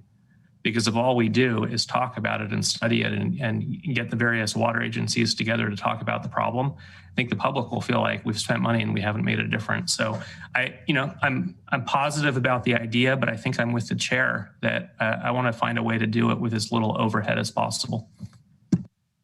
Okay, Supervisor McGordy. I think that's really prudent, and I think there should be a way for us to design this to be flexible in terms of resources that we put into it. I just want to use an example of the city of Ukiah, who after the last drought hired a true water professional in Sean White, and what a difference that's made in terms of where the city of Ukiah is today. So they proceeded to get grant funding for their recycled water project, the Purple Pipe project, which did two wonderful things. One is it it freed up a problem they had with basically putting their wastewater back into the Russian River watershed. Before, they were just dumping it in the winter, hoping that if there was any pollution problems, that it would be diluted by high water flows. But instead, now it's become a resource, and it's allowed the city to use about 700 acre feet, which is quite a lot of water for irrigating nearby ag crops, and then being able to get credit to use more water if necessary. And they've also have revitalized 3 wells and added 2 new ones to where their groundwater capacity now enables them to be very water secure during this drought period, to the point where the city of Ukiah has a position they probably don't really need to conserve water from the point of view of having a water resource in place. And this was all done through grants, and this was all done in the last 5 years, and it's really made a difference. It's what I kind of envisioned for Mendocino County. If we have the right people involved in helping us with a really laser focus on improving our water resources as what we're going to do. A watershed, the environmental aspects of water are critical. And I'm a big supporter of improving water quality and watershed health. But we also need water, and we find ourselves in a very difficult position, which after all these years I find unacceptable that we haven't done better policy choices as an organization for our community, and that's what I'm trying to address. And just on that point, several years ago, I did an analysis of the grant dollars allocated by the 7-county North Coast Research Partnership that we're a part of. And this is out-of-date information, but as of that point in time, I think it was about $2 out of $3 invested in Mendocino County were for watershed restoration projects. And most of those watersheds were not watersheds where people actually drank the water. So like Noya River, City of Fort Bragg drinks it. Other watersheds, there's no agency, no water supplier, using any of that water. More recently, there was a shift from some of us on that board to try to focus dollars on drought projects and watershed projects. So it's probably not skewed 2 to 1. And by the way, at that time, $2 out of $1 spent in Sonoma and Humboldt were on municipal programs, not watershed restoration. It was the exact opposite of Mendocino County. So if we're, and I think this board is very serious about water supply. If we are, then we want to make sure that our representatives on that board, and that there's a technical review board, not just 2 supervisors. We want to make sure that those 2 people share our enthusiasm and support for water reliability and water supply, because they're making recommendations to the full board as to how to spend those dollars. Well, we are the board. That's the way that it works. So the Mendocino County Water Agency, the Board of Supervisors, also double as the board of the Mendocino County Water Agency, much like we do with air quality. Yeah, I'm referring to the North Coast Resource Partnership Board. Okay, I see. I'm sorry. And so we, as a board of supervisors, make appointments of 2 people onto that board, and we want to make sure that our representatives on the technical review panel of that board are recommending projects that put an emphasis on water reliability. If they want to focus on watershed restoration projects, then the full North Coast Research Partnership Board is only going to see recommendations for watershed restoration projects and not water supply. And by the way, we can appoint 2 new people to that board if we wanted to. So anyway, I just want to point that out. So we've taken public comment on this item. Would someone like to make a motion on this item? Supervisor Hashak? I'll move the recommended actions. And I will second it. Okay, and for clarification, that is to be a loan from the Emergency Disaster Relief Fund? That would include that, yes. And plus the monies that are already allocated through our property tax assessment. Yes, okay. All right, any questions on the motion? All right, can we have a roll call? Supervisor McGorty? Yes. Supervisor Mulhern? Yes. Chair Jurdy? Yes. Supervisor Williams? Yes. And Supervisor Hashak? Yes. The motion carries unanimously. Thank you. All right. Well, okay, that takes us to item number 5D, which is discussion and possible action regarding the cost analysis, budget allocation, funding needs, et cetera, for code enforcement. And we're looking to planning and building services. Good morning, Mr. Chair, members of the Board of Supervisors, Nash Gonzalez, Interim Planning and Building Services Director. I'll be introducing this item, and we have Adrian Thompson, John Burks, Trent Taylor, and Julia Acker present. And again, all of us have been working diligently with other divisions and other departments to bring you this budget analysis for this proposed project. So just a quick recap, on April 12, 2021, the Board of Supervisors requested that code enforcement, the Sheriff's Office, County Council, and the Cannabis Program create a plan for cannabis enforcement based on the Humboldt County model. Subsequently, on May 11, 2021, the board heard from code enforcement, the Sheriff Cannabis Program staff regarding the proposed reorganization and the cannabis enforcement proposal, including the anticipated staffing resources needed to implement the proactive code enforcement approach. It should be noted that Planning and Building Services has facilitated several meetings with the Sheriff's Office, County Council, and the Cannabis Program to create a plan for increased cannabis compliance based on the Humboldt County model. The board will want to hear from each of the divisions and departments as to their needs, but we're only going to be speaking to Planning and Building Services at this point.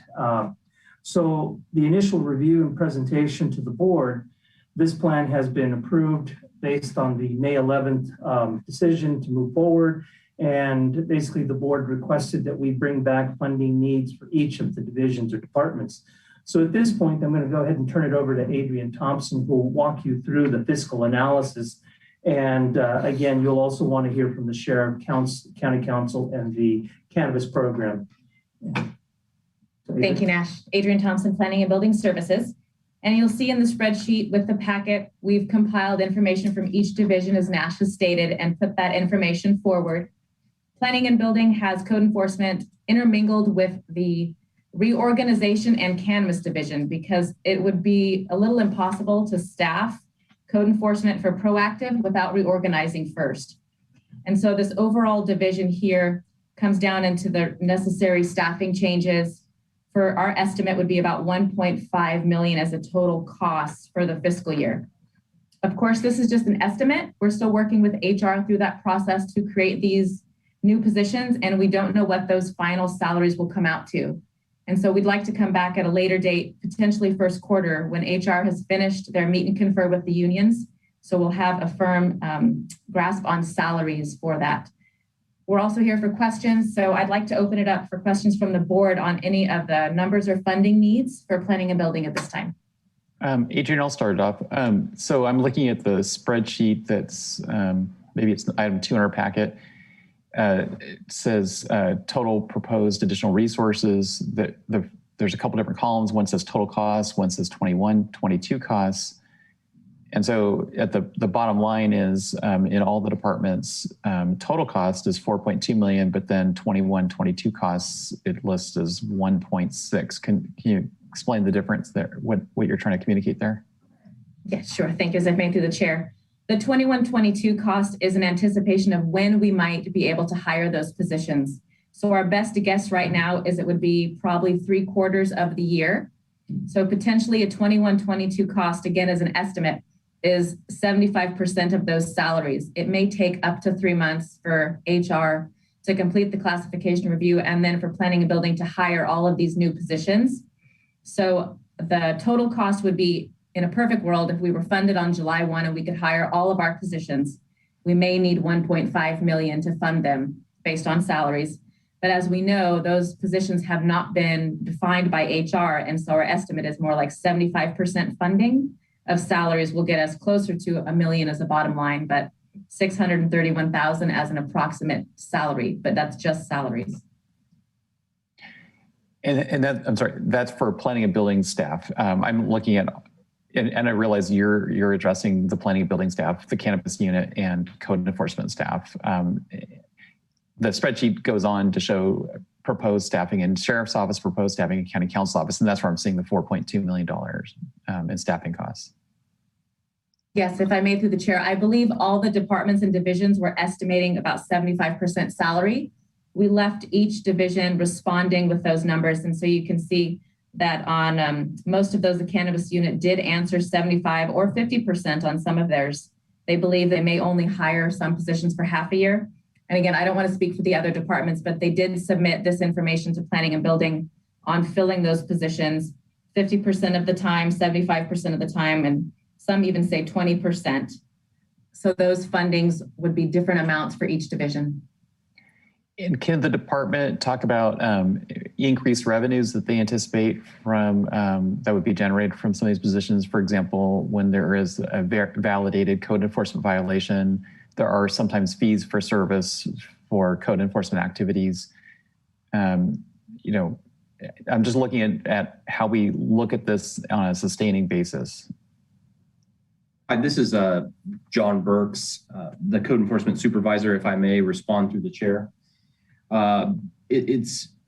There's a couple of levels to anticipating how much the penalties will actually generate, because the goal obviously would be compliance. So there will be some penalty revenue, and then how do we collect it is another question in terms of, you know, the process that might take. So we're still working on developing the strategy on how to deal with that. So we have a general idea of what's outstanding at the moment, which is probably about 200,000 from last year, and then another 175,000 this year that we do believe that we'll have the ability to collect, but we have a difficult time projecting that into the future, depending on when we can get the staff, when we can begin to try to gain compliance on how many sites.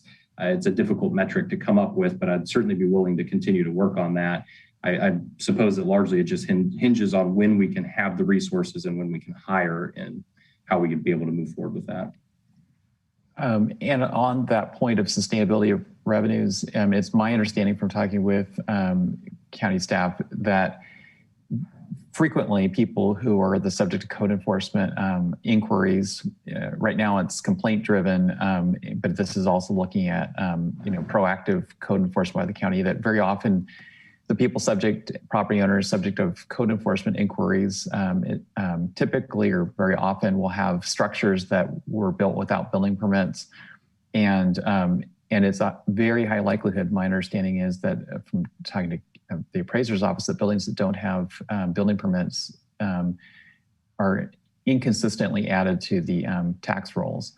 So it looks to me that if we could coordinate this effort, this stepped up code enforcement effort, and integrate it with the appraiser's office, we would be adding buildings pretty frequently throughout the year, throughout the county to the tax rolls, and the county outside of the cities gets about 35 cents on the dollar in property taxes, the rest going to schools or special districts. That in that way, this program could be self-sustaining if it was correctly and strategically integrated with the appraiser's office.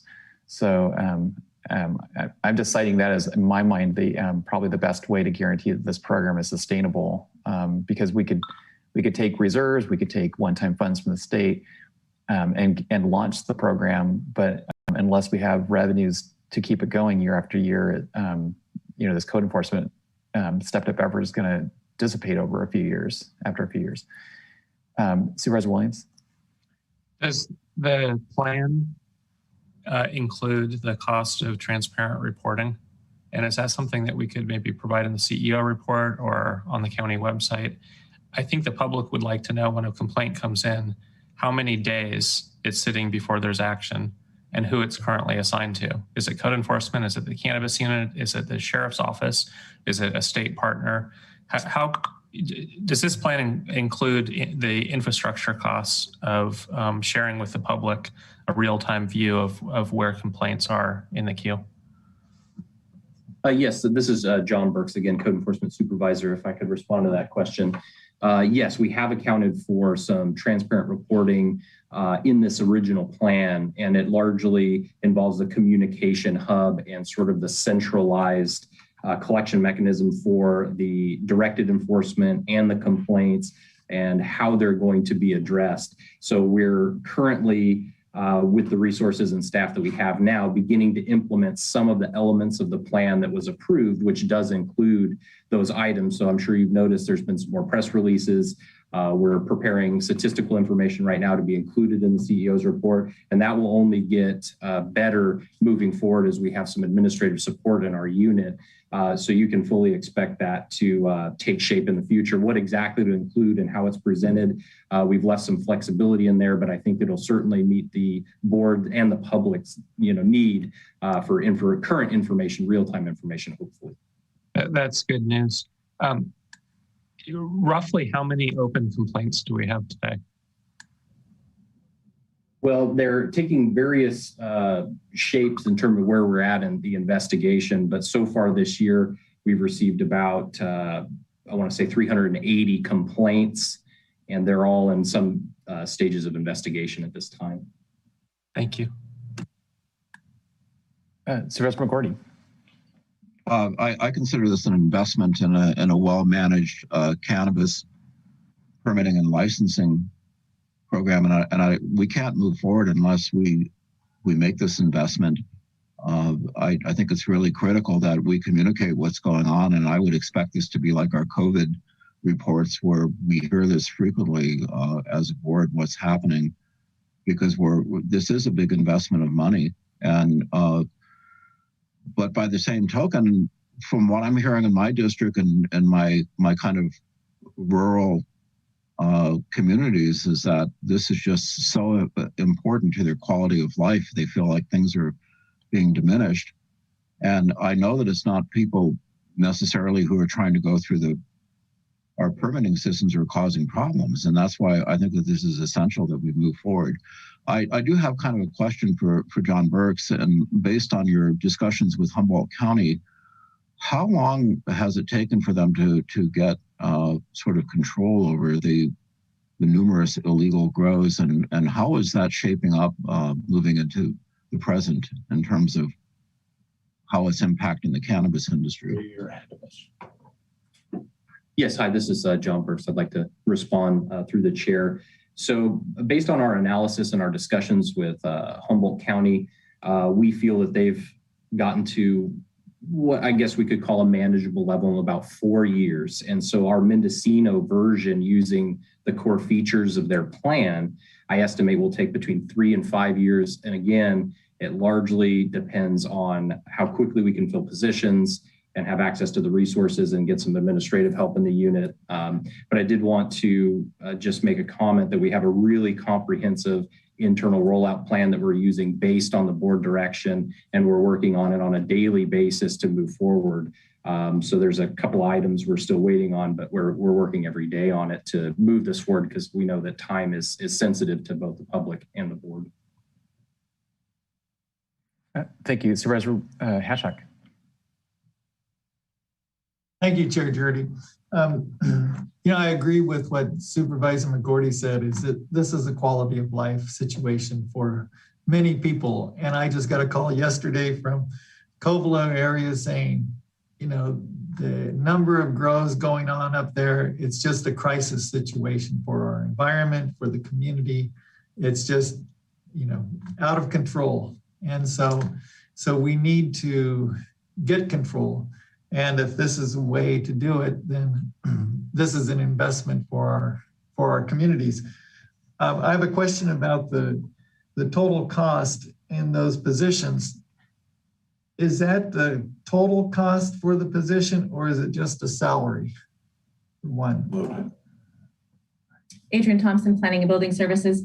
Are you looking at the column that has the total cost itself as the header? Right.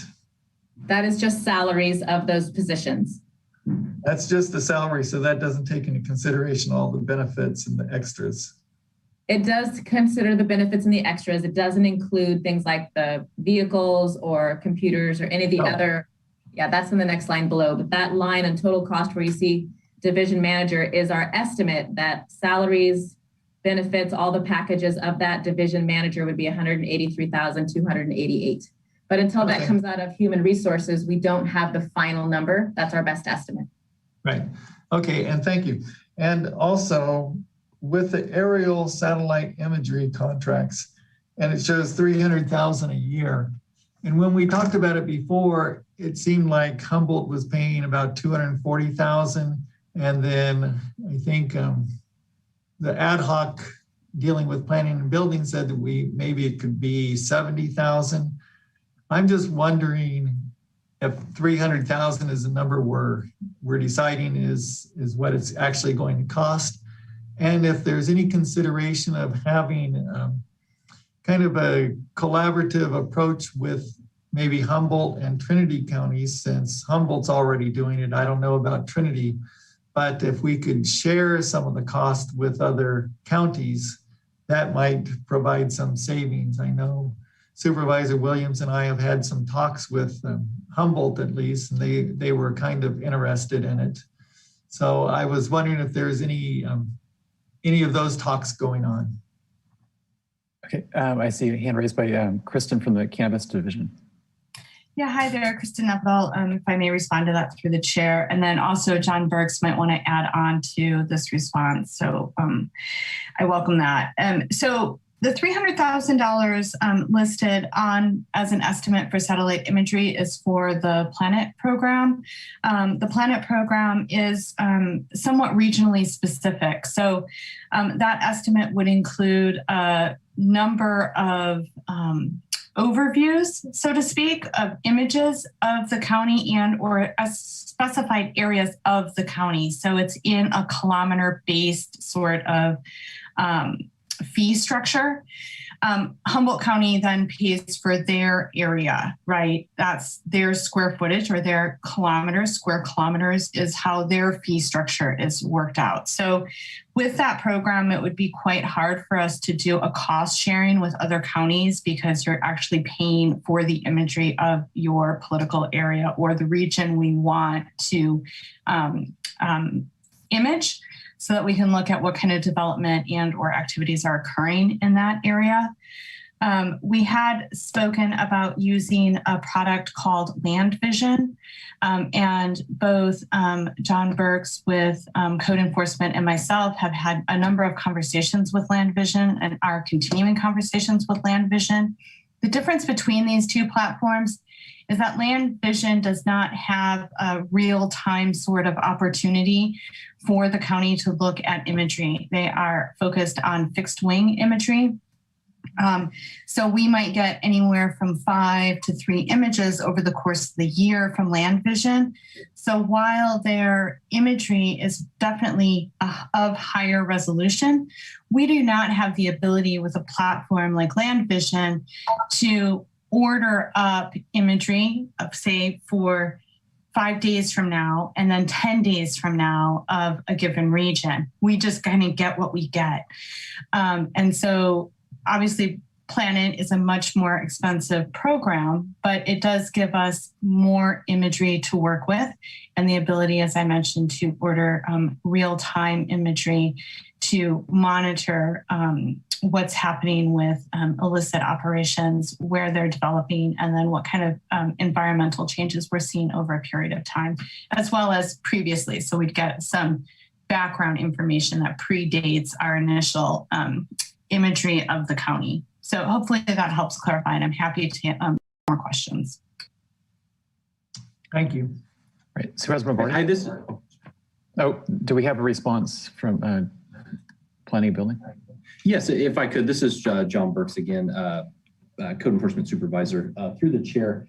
So prior to Kristen's arrival, we had done some preliminary research and we reached out to some other agencies that utilize Planet. We reached out directly to Planet about some collaborative things, and our negotiations went nowhere, basically. So we did look into some cost-saving measures, and Kristen was good enough to come up with the concept of, multiple platforms to reduce costs so that we don't need to use the more expensive imagery for the entirety of the county, as we can blend in a couple of different programs through the request process to do some overall cost saving measures. So we are keeping that in mind, and I think it will provide us more opportunities that way. So we are trying to save where we can in this process. Okay, Supervisor McGorty and then Supervisor Williams. So help me understand, when was phase one officially closed? When did we last accept permits or applications for legal permits for cannabis growing?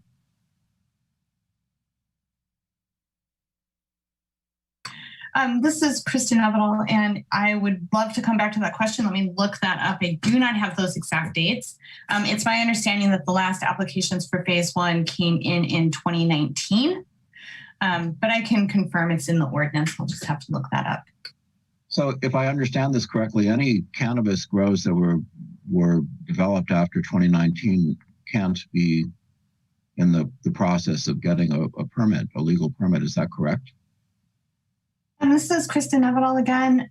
It depends on where that legal cultivation site is located. So we are still taking applications under 10A17 for enclosed mixed light operations and indoor operations located on industrial parcels. So that is an open process that does not require a proof of prior, I do not believe, for that process. So those are open applications. And then also having the real-time imagery that Planet offers, and then the historical imagery that we're looking at obtaining with this contract, that would give us the imagery we need to look forward to 2218 and the ability to potentially show or determine whether or not a parcel had been active in agricultural activities during that window that the board is looking to set forth in 2218. So I guess the point I'm getting at is that it'll be reasonably easy for us to determine which grows are completely unpermitted, and I would suggest that those would be the ones that we would target first for compliance. Was that kind of the thinking of this task force?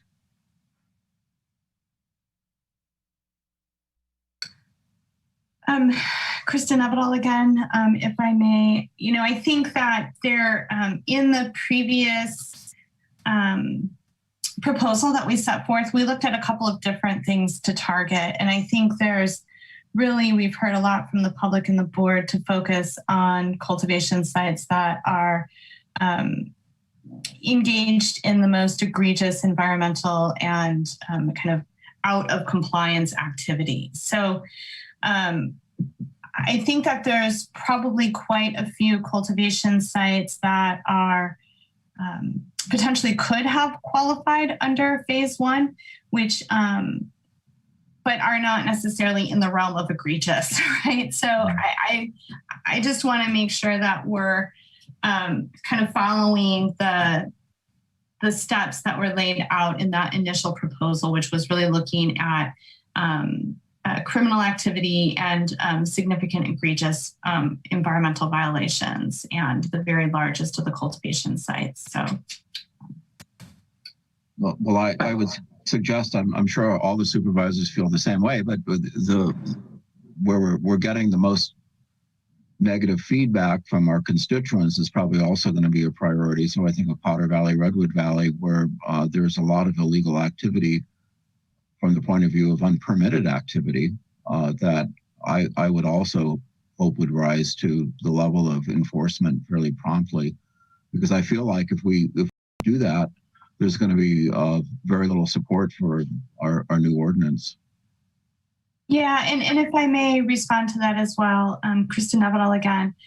With the Planet technology, we would have the ability to designate priority spots and then conduct imagery of those regions. So we could literally ring somewhere like Potter Valley or Redwood Valley, and then address which cultivation sites are permitted and not permitted, and then also conduct an analysis of which cultivation sites might qualify for permitting and compliance down the road, and then move forward with appropriate compliance measures, whether that's sheriff engaged, code enforcement engaged, or just cannabis department ensuring that they come into compliance with eliminating their cultivation and applying for a permit. So we would have the ability to do that with the Planet imagery. We would not necessarily have the ability to do that with just the land vision imagery. So we are taking that into consideration of really looking at hot spots and how we might be able to address those down the road. Because in some cases, it's clearly illegal. I mean, they don't meet any of the minimum qualifications to be in the program. If someone has a house on Main Street in Potter Valley with a hoop house behind it that suddenly popped up, is never going to get a permit. And I would hope that as part of this program, that the first thing we do is identify those structures and essentially send them a letter saying, this is not looking good for you. You expect a visit from us. Yeah, and I would like to defer to Planning and Building. It looks like Planning and Building has their hand raised on this, and I do think that probably Mr. Burke can add some valuable information to this conversation.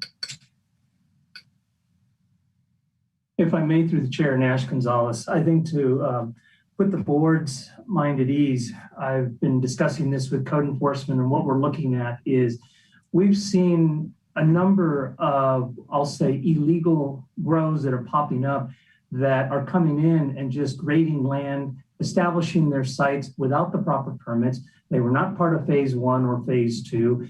And I think a lot of this has been discussed in front of the board or has been discussed by members of the public, where people are coming into this county and establishing these illegal grows in anticipation of coming under the phase 3. Well, technically, they need to obtain their permits. So when we talk about what are the first ones that we're going to go after, these are the egregious ones where there's some major grading that's been occurring. So these are the ones that we're going to target, are the ones that are non-permitted, that did not comply with any of the permitting requirements. And then obviously we're going to be looking at environmental issues. We're going to be looking at any issues that law enforcement brings us into. So it is going to be an aggressive approach, but we need to look at the ones that are non-permitted at this point in time and go after those right away. Okay, thanks. Supervisor Williams, then Supervisor Hashak, then Supervisor Mulhern. So in the short term, we could save money by insisting that code enforcement use pen and paper and maybe ride horseback. I think we're getting too much into operations, and we should be focused on setting policy, which is we have a problem. The public has told us there's a problem. We're not meeting the mark on enforcement. We should be talking about the high level plan. How much do we need to staff? What will the timelines be? I would love to hear from code enforcement, sheriff's office, cannabis program. If we fund this, when can we expect to see some results? When should we have another meeting and reflect back on progress? And then last, I'm curious where the board stands on allowing phase 3 applications from people who have broken the rules. I would favor not accepting applications for any parcel where development has occurred without permits in anticipation of coming into phase 3. I don't think we should be rewarding that behavior. If we have people from out of county showing up and developing, hoping they're going to get in phase 3, I think that ought to be a complete block. I would agree with that as well. Supervisor Hashak, and then Supervisor Mulhern. Yeah, I'd agree with that too. I think part of the problem where we've gotten into problems with the whole cultivation aspect is the people in the gray zones of not in the permit system, but not out of it. And that's created a problem, it sounds like, for code enforcement and law enforcement, and the public just doesn't understand it either. So I think that if a person is proceeding with thinking that they're going into phase 3 and they're doing the work and they don't have it permitted and not the permits applicable to it, then they should be banned from phase 3. So I'd agree with that. Okay, thanks. Supervisor Mulhern. We don't know necessarily where people are from or what their plans are. I mean, I understand the concept, but I think that's just an overreach. But my question, I guess, this goes back to the supervisor's comment about horseback. There's about $250,000 in this plan for new trucks, and I couldn't unpack that. I can't figure out why we need 8 new Tacomas. The county has quite a bit of a fleet. SO wants 4. code enforcement wants for, I don't know what cannabis division is using to do inspections. So I was hoping somebody could unpack the vehicle conversation for me.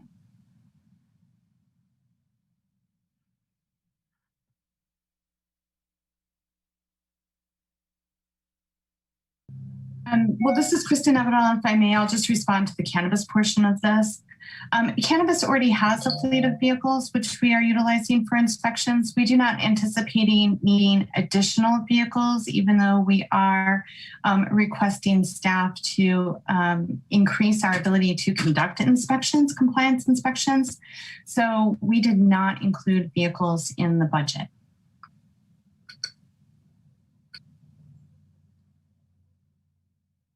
Can, Thank you, Supervisor. yeah, go ahead, Adrian. If I may, through the chair. Thank you. Adrian Thompson. Planning and Building Services, all three divisions, Planning, Building, and Code Enforcement, currently use the vehicles that we have, and we do share. So if we had everyone in the field, we currently are already short 2 vehicles. So we rotate those individuals in the field. If we intend to staff up and hire the 8 requested positions for code enforcement officers, we would be requesting 6 additional vehicles potentially. A minimum of 4, because we can still share and stagger who's in the field. But if we do hire at least 5 more full-time code enforcement officers, we would want at least 4 pickups in that sense. And then just for the chair and some of the staffing, we've already begun recruitment on some positions. John Burks and I will be interviewing administrative assistants for code enforcement in the next couple of weeks. So some of the minor positions that we've been able to recruit for, we'll begin to hire as soon as we can. And if I may, Nash Gonzalez, so one of the things that the board had asked is about how quick, how soon, and how this can be implemented. And one of the things that we've been looking at is, obviously, we've had a hard time trying to recruit in the planning division, but I feel confident that we're going to be able to recruit code enforcement officers a lot quicker, mainly because the last time we interviewed, we had actually quite a list. And I would also throw this out there that in today's world and climate, very few people are going into law enforcement, but more people are going into code enforcement. And I think that's where we're going to see quite a bit of recruits out there. The sheriff, doesn't anticipate, according to the spreadsheet, filling those positions right away. But I think in the code enforcement world, like I said, because of the change in the climate out there in the United States, I think we're seeing more and more people moving into code enforcement as opposed to law enforcement. So we feel good about being able to recruit those positions this coming year. Okay, Supervisor Williams, do you still have your hands up? Yeah, timelines. When would we expect implementation from the various departments that are involved in enforcement? Can you just answer? Planning and Building, Nash Gonzalez. As far as implementation, one of the first things to be able to do is to go out and do the recruitments. And I think, as Adrian has pointed out, some of these positions are still in the hands of human resources.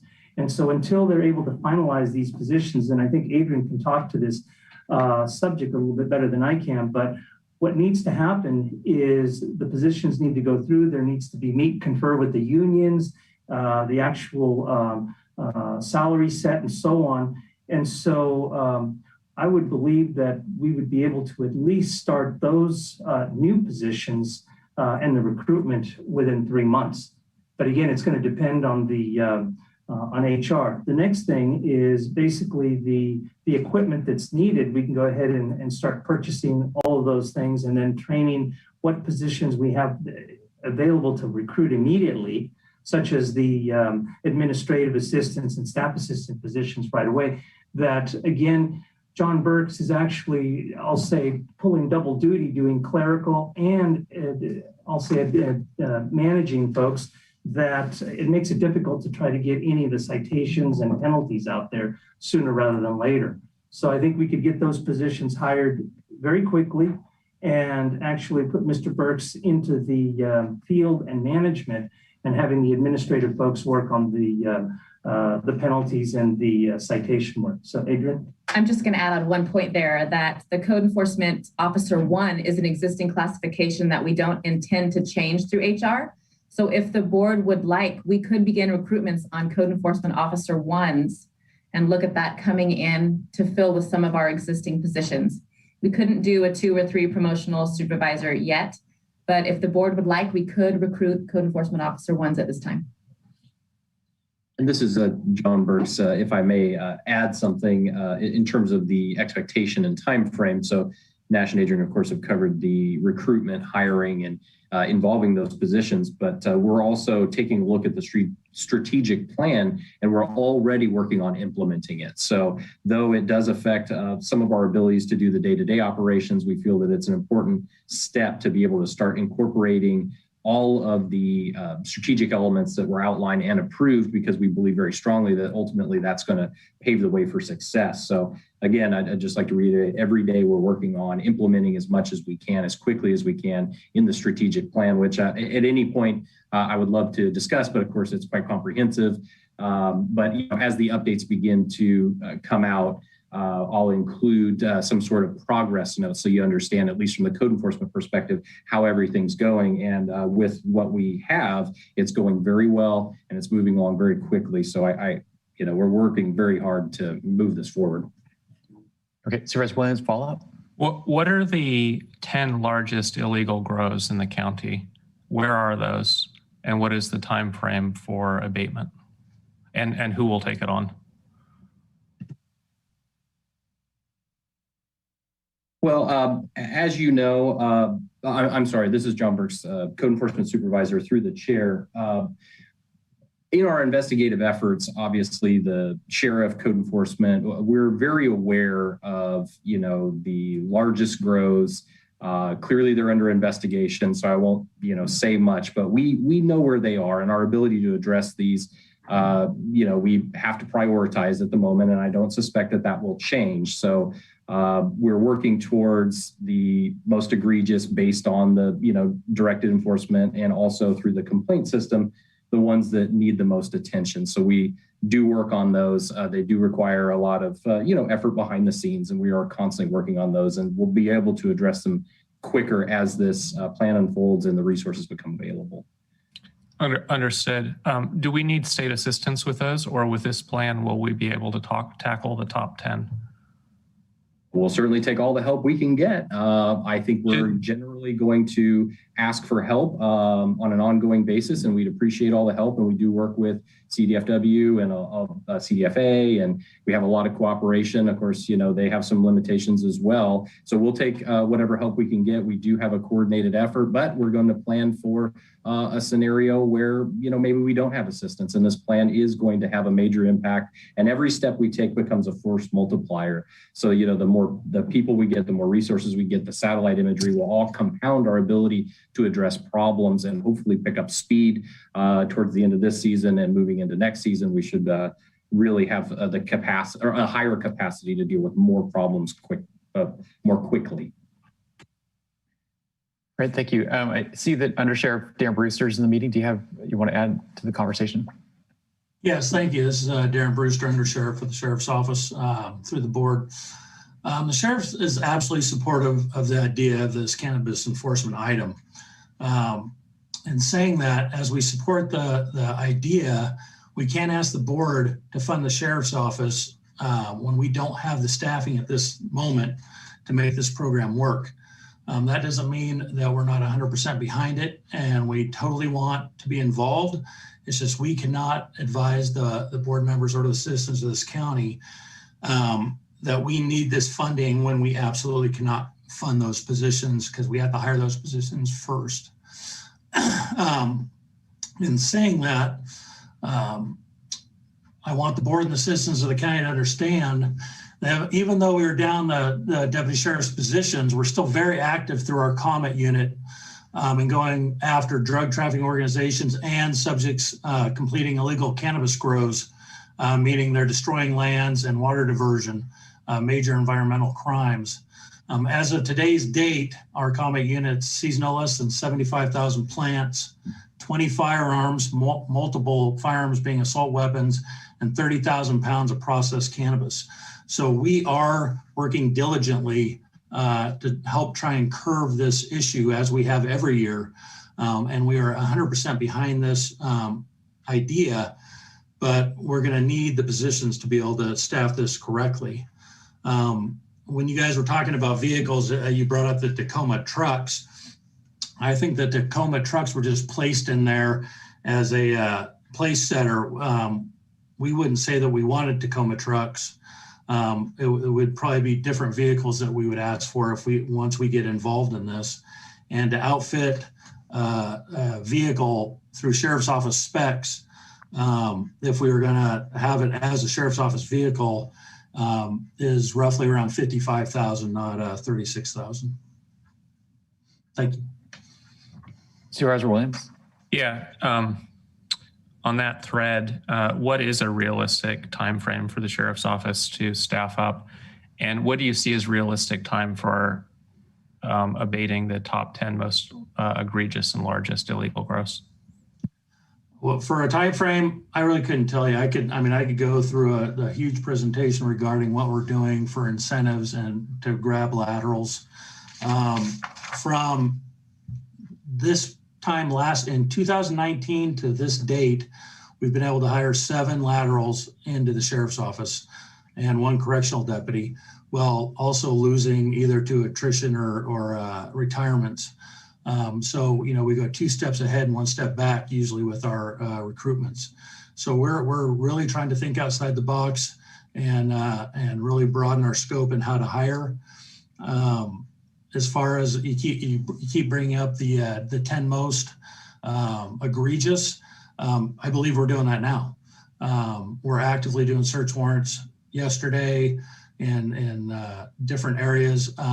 As John Burke stated, active investigations we're not going to comment on because you bring into officer safety concerns and that kind of thing. But we are actively pushing to assist this county in reading this scourge, which is the drug trafficking organizations. Are you confident with the plan before us today? If we support it and fund it, will it meet public expectations? I believe if we could fund it and supply the proper personnel, absolutely. I think it's a great idea. I think the Sheriff's Office getting involved with code enforcement to go after this plan and do a quasi Humboldt model could really assist this county in helping push back the illegal growers. Thank you. Okay, this Supervisor Hashak, go ahead. Thank you, Chair Judy. Just to follow up for the Sheriff's Office, Darren Brister, is there anything that the Board of Supervisors can do to help with the recruitment of deputies? Because it seems like that is going to be a problem for, making this as robust as possible. So what can we do to facilitate this? Well, a big issue with recruitment law enforcement across the nation now is the national narrative, right? So I don't believe we have that in this county. I think the citizens in this county respect law enforcement and assist us as they can. For your guys' narrative out to the public is to support us and to help us build what we can for the citizens. We are absolutely here to protect life and property and help the citizens in whatever way we can.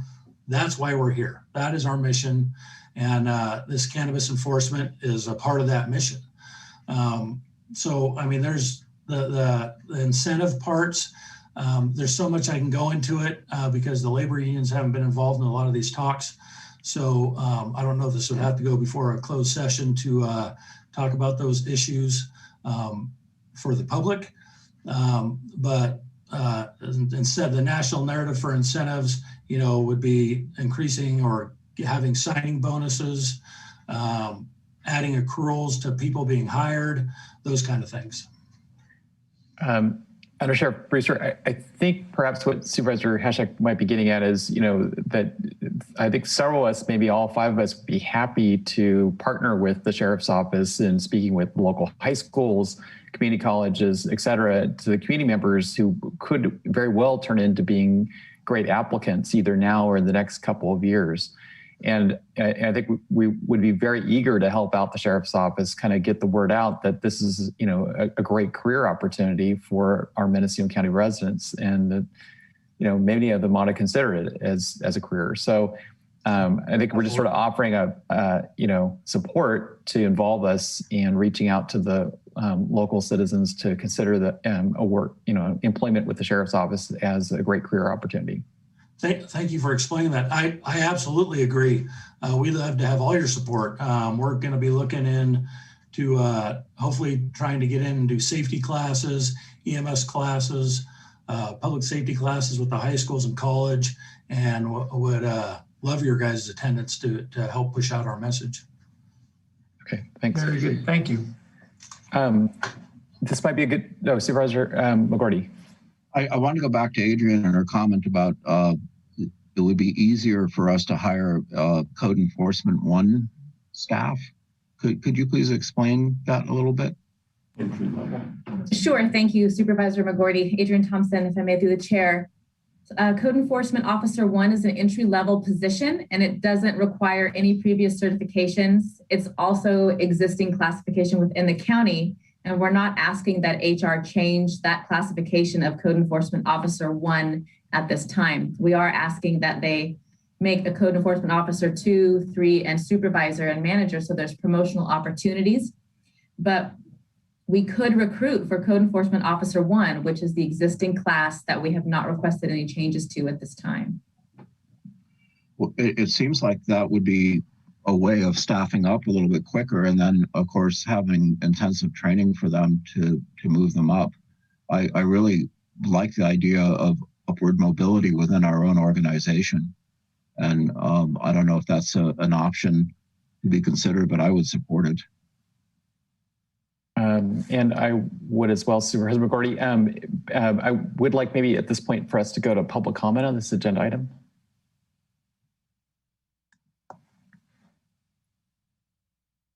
Do we have any public comments on this agenda item? Yes, we do.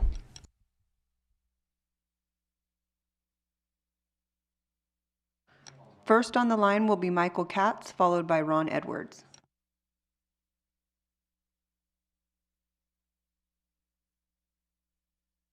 Good morning, Supervisors. This is Michael Katz, Executive Director of the Mendocino Cannabis Alliance. We understand and appreciate the need for increased support for both code and law enforcement to manage the problems associated with the various types of noncompliance with the county's cannabis program. MCA has supported past requests by the Sheriff's Office and Planning and Building to increase capacity within these understaffed departments. We continue to support the Sheriff's enforcement priorities around egregious environmental and criminal violations and recognize, as he does, that some situations call for a clipboard while other situations call for a more substantial response. We are concerned with the Sheriff's statement that additional support in the form of sworn-in officers will not be available for the 21-22 year. Without additional law enforcement personnel who are able to tackle the truly egregious violators, we believe that it is likely that public concerns will not be addressed, as the focus for enforcement will be the low-hanging fruit of smaller, less impactful activities. We have already seen notices for code enforcement actions taken against gardens of 25 plants, but the public rarely sees notices about actions taken against the huge grows run by organized crime that are clearly plaguing our community, particularly in the Covelo area. Just during this conversation, Supervisor Williams asked Planning and Building a direct question for how to manage the 10 most egregious violators, and there was no direct answer. There is no need for satellite enforcement to identify the worst of the worst, yet there is clearly a severely limited ability to engage in enforcement on these already identified bad actors. We are very concerned about this.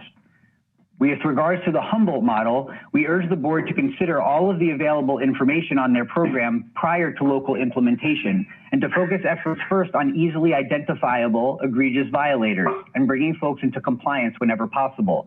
There have been many reports from Humboldt of overreach and unintended consequences from the administration of their program, both from within and outside the cannabis communities, and we hope to avoid these same issues here in Mendocino. Finally, in reviewing the document shared for this agenda item titled Cost Spreadsheet Revised All One, there seem to be two arithmetic errors that incorrectly identify total amounts in the 21-22 cost column in the cannabis unit column. The total is currently listed as $350,632.25, but the numbers seem to add up to $703,817.75. Added to the cannabis anticipated supplies items, this would place the amount for projected cannabis totals at $737,417.75. We thank you for your consideration of these important topics.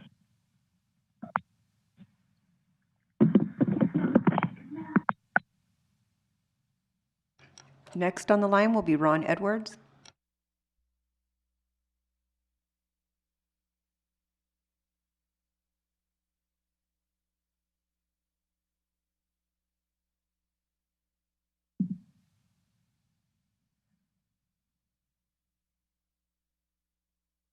Ron, it's your turn to speak when you're ready.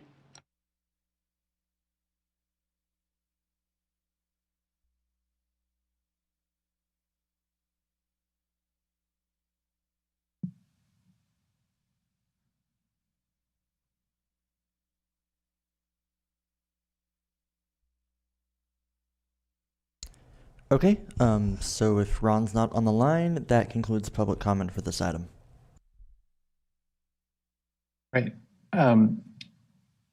This would be an opportunity for a motion. We did hear from Planning and Building that they could proceed immediately with recruitment of the Code Enforcement Officer position. One, because the position already exists in the classification and there are likely to be a number of ready applicants for the position. Would someone like to make a motion? Supervisor Hashak, I saw you raise your hand. Well, I was just going to ask Planning and Building if they think that's the best way to go, because it certainly seems like we need those positions filled. So if they think that's the best, I'm supportive of it. And so if I may, through the chair, Nash Gonzalez, to answer Supervisor Hashak's question, yes, that would be, in other words, the best approach right now to begin implementing the plan is to start hiring the Code Enforcement 1 officers.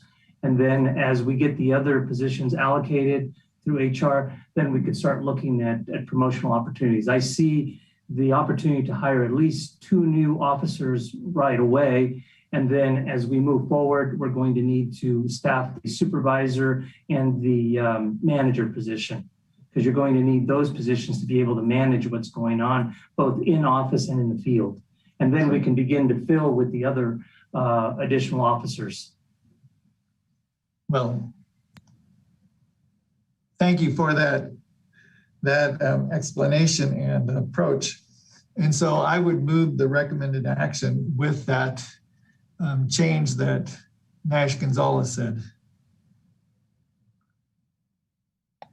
To direct the immediate recruitment for Code Enforcement Officer 1 positions? Correct. Okay. Is there a second to the motion? I would second that. Okay. Supervisor Williams? Yeah, could we have a little board discussion about setting public expectations? I support the plan in so much as code enforcement in the sheriff's office, they're not going to be able to problem solve without resources. We know they don't have the resources necessary for the problem at hand. I don't think this is enough. And I think the public will come back next year and ask why we didn't make a difference, why we didn't address the problem. This looks like an anemic response to me, and I understand we're resource constrained, but a year from now, I don't think it'll be a whole lot different. 2 years, 3 years, this looks like a decade-long endeavor, and I just don't see that meeting public expectation. And if that's the case, if my colleagues agree, where do we go from here? Do we beg the state to give us some assistance because we have a problem that exceeds the resources of our county? I just want to be honest about it. And I see this is a good idea. I think it should move forward. I will support it, but I don't think it's nearly enough. And I think we're going to have a lot of people unhappy by the results unless we're very clear with expectations. And I think that's an excellent point. That's the point I'm trying to make at the beginning, that I think the program needs to be financially sustainable, because the last thing we want to do is to set expectations that we're going to tackle this problem, create some positions, and then 3, 4, 5 years later, the funding is not there, and the county is in some sort of financial constraint, and then ends up contracting the program, and the public is saying, "But I thought you were going to create and address the issue." This may not be enough. My hope would be that the state, whether it's Fish and Wildlife staff, Water Board staff, et cetera, that they could be brought in to maybe more aggressively come in with the county, knowing that the county itself is stepping up its efforts. Because if our staff could work with them to identify these sites, I see no reason why they can't bring in some of their staffing to a major event. Supervisor Williams? Yeah, when I ask how long will it take, and the answer is consistently, we don't know. that signals this isn't an adequate response for the problem. And I think we should sit down and have that discussion with the state before we get too far along on implementation. If it's really beyond our capabilities, let's be honest about it and work with the state to figure out what next steps are. It's a mistake to say this is a Mendocino County cannabis program. The licensing isn't on us. This is a state program. And we're a county with a lot of legacy cultivation, sprawling open lands, target of a lot of illegal operations. I don't think it can be on county taxpayers to fully implement the state's cannabis licensing program. I agree. Any additional comments? Supervisor McGorty? Yeah, Supervisor Williams brings up a really excellent point. And I know that in the past, Sheriff Kendall has talked about taking kind of a task force approach so that when they do go into one of these very egregious illegal grows, that they're going along with Cal Fish and Wildlife and with water quality and the full gamut of law enforcement people. And I just wondering from John Burks if you have any comments or how are you envisioning this in terms of a response? You want me to? And this is John Burks, Code Enforcement Supervisor. I suppose that there's a way that maybe I could describe this that would be helpful. Again, going back to the force multiplier concept. So every year, each code enforcement officer with the appropriate administrative and management support can handle about 100 cases. So as we begin to grow, I suspect that number will go up because we're going to create some efficiencies. We have a training program that's part of this. We've really looked at how to maximize, those numbers. So let's say that, we double it for every field investigator. They can handle a couple of 100 cases. We're going to increase the division size, you can see, to have, various roles represented through proactivity, reactivity, whether it's traditional code enforcement, cannabis code enforcement.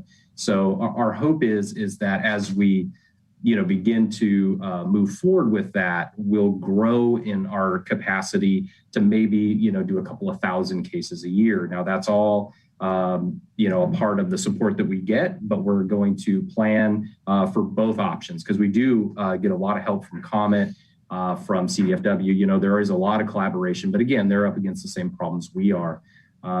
However, I hope that paints a little bit of a picture of what our general expectation is, all while keeping the community quality of life of, our neighborhoods in mind. And that's why you're going to see a really diverse array of problems that code enforcement attempts to solve. So sometimes, helping a neighborhood by, eradicating 25 plants and, that's too close to a school or something along those lines, that is also a priority for us. And we're well aware that there's some very, very large cultivations, and with the increased staff and resources like the trucks, because it does take, a fair amount of officers to complete these successfully with the paperwork, follow-up, noticing, we'll be able to address, so much more. So I don't know if that was helpful. I hope that it is.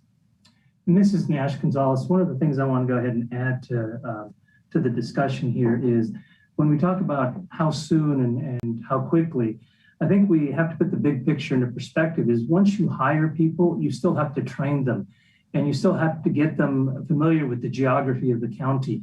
And so for a while, you'll still have a new code enforcement officer writing with a current code enforcement officer. And the learning curve in this county is anywhere from 3 to 8 months before they're out there on their own. But again, we have need for clerical assistance in the office so that at least we can take a seasoned officer, Mr. Burks, and put him more into the field and try to hand him over some of the major cases. And I think that's been one of the handicaps that we've had is that we've got people that are pulling double duty, trying to do clerical and to try to do the field work. And it's really difficult when you don't have that administrative assistance.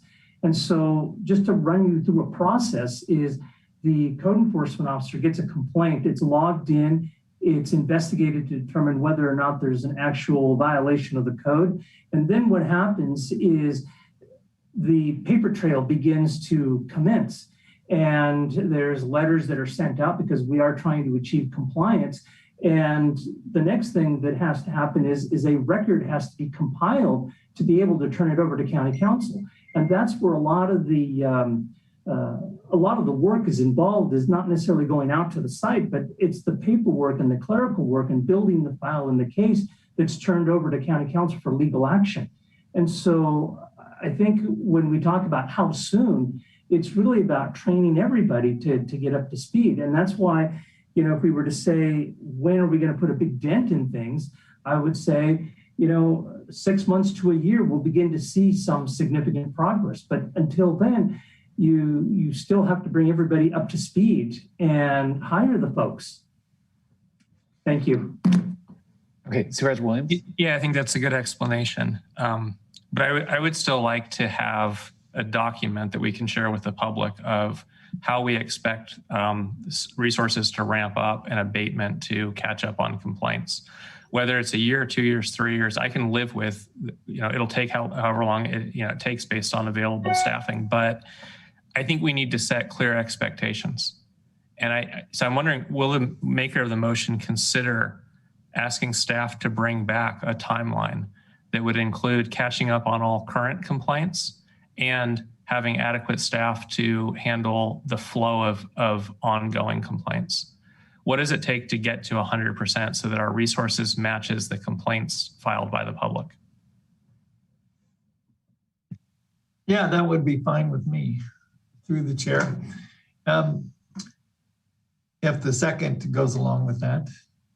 Well, along with that, I just realized that we're looking at a lot of deferred activity here, and I think that at first it's going to be kind of overwhelming, and I think we do have to caution the public that we're working on this, but to ramp up takes time to build capacity, and I think that's really critical. Supervisor Hashak? Yes, I think that, you know, there's the code enforcement aspect of this, and there's a law enforcement aspect. And, you know, we're seeing that law enforcement is very limited. And I know that we've had talks with CDFW, they're very limited in what they can do. And, you know, CDFA doesn't seem to have any enforcement mechanism, you know, very much at all. And maybe this new Bureau of Cannabis Control will have some more. I think what we should do, in addition to this action and beefing up what we can locally, is we should send a direct letter to the governor stating that, you know, here's a situation. We don't have enough resources. We're doing the best we can with the resources we have, and that we need help from the state. I would fully support that. In fact, I think we should ask the state to take it over. Supervisor McGrady? I'm still a believer that local government can do some things best, and I think as far as code enforcement goes, I think we could build capacity. Law enforcement sounds like something different, and I think the sheriff has a lot of experience at that, and they seem to be having some issues building their capacity to have enough manpower. And I think the criminal element is something we should definitely go to the state level on. A lot of this is not going to be complicated, and even though it dismays some of the cannabis industry that code enforcement would take out a grower with 25 plants, in the neighborhoods that I deal with, that would be great. They'd be really happy to see that happen. Illegal grows are illegal grows. So they're not all the same. It's not a monolith we're talking about here. There's different levels of enforcement necessary. And I think if we let everybody know, hey, guess what? You know, you're not welcome to do that. We don't want you doing that. We have a permitting process. That's what you're supposed to do. And even 25 plants is too much if you're not following the rules. So they're kind of two different things in my mind. I see kind of a bifurcation. And I definitely agree with you for the 10 most egregious grows that might be beyond the capacity of Mendocino County, and the state does have some responsibility because they are the ones that are supposed to license this. And unless we have law enforcement to go along with the licensing procedure, we're not going to be successful. And we do need help. It's beyond our capacity in some cases to deal with that. Well, and of course, the state does have primary responsibility for protecting our waterways, watercourses. And if, just use that example, the 10 largest grows, they would undoubtedly be having an impact on those water resources. Supervisor Hashak. Well, I guess my question for Supervisor McGorty as the second to the motion would be, does he support the letter to the governor requesting additional aid? Yes. Okay. Thank you. We have a motion. I've been informed by the clerk of the board that we had one person who signed up for public comment and had technical difficulties. So I want to bring him into the give him an opportunity to comment.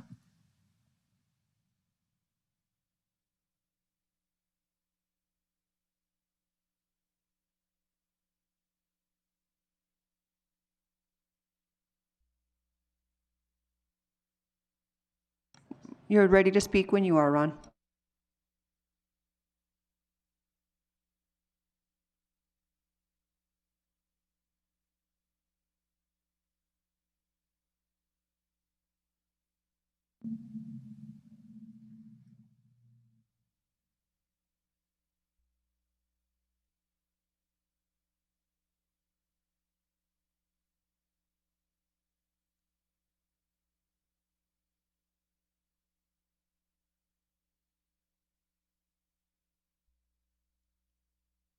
Ron, you may go ahead and begin speaking.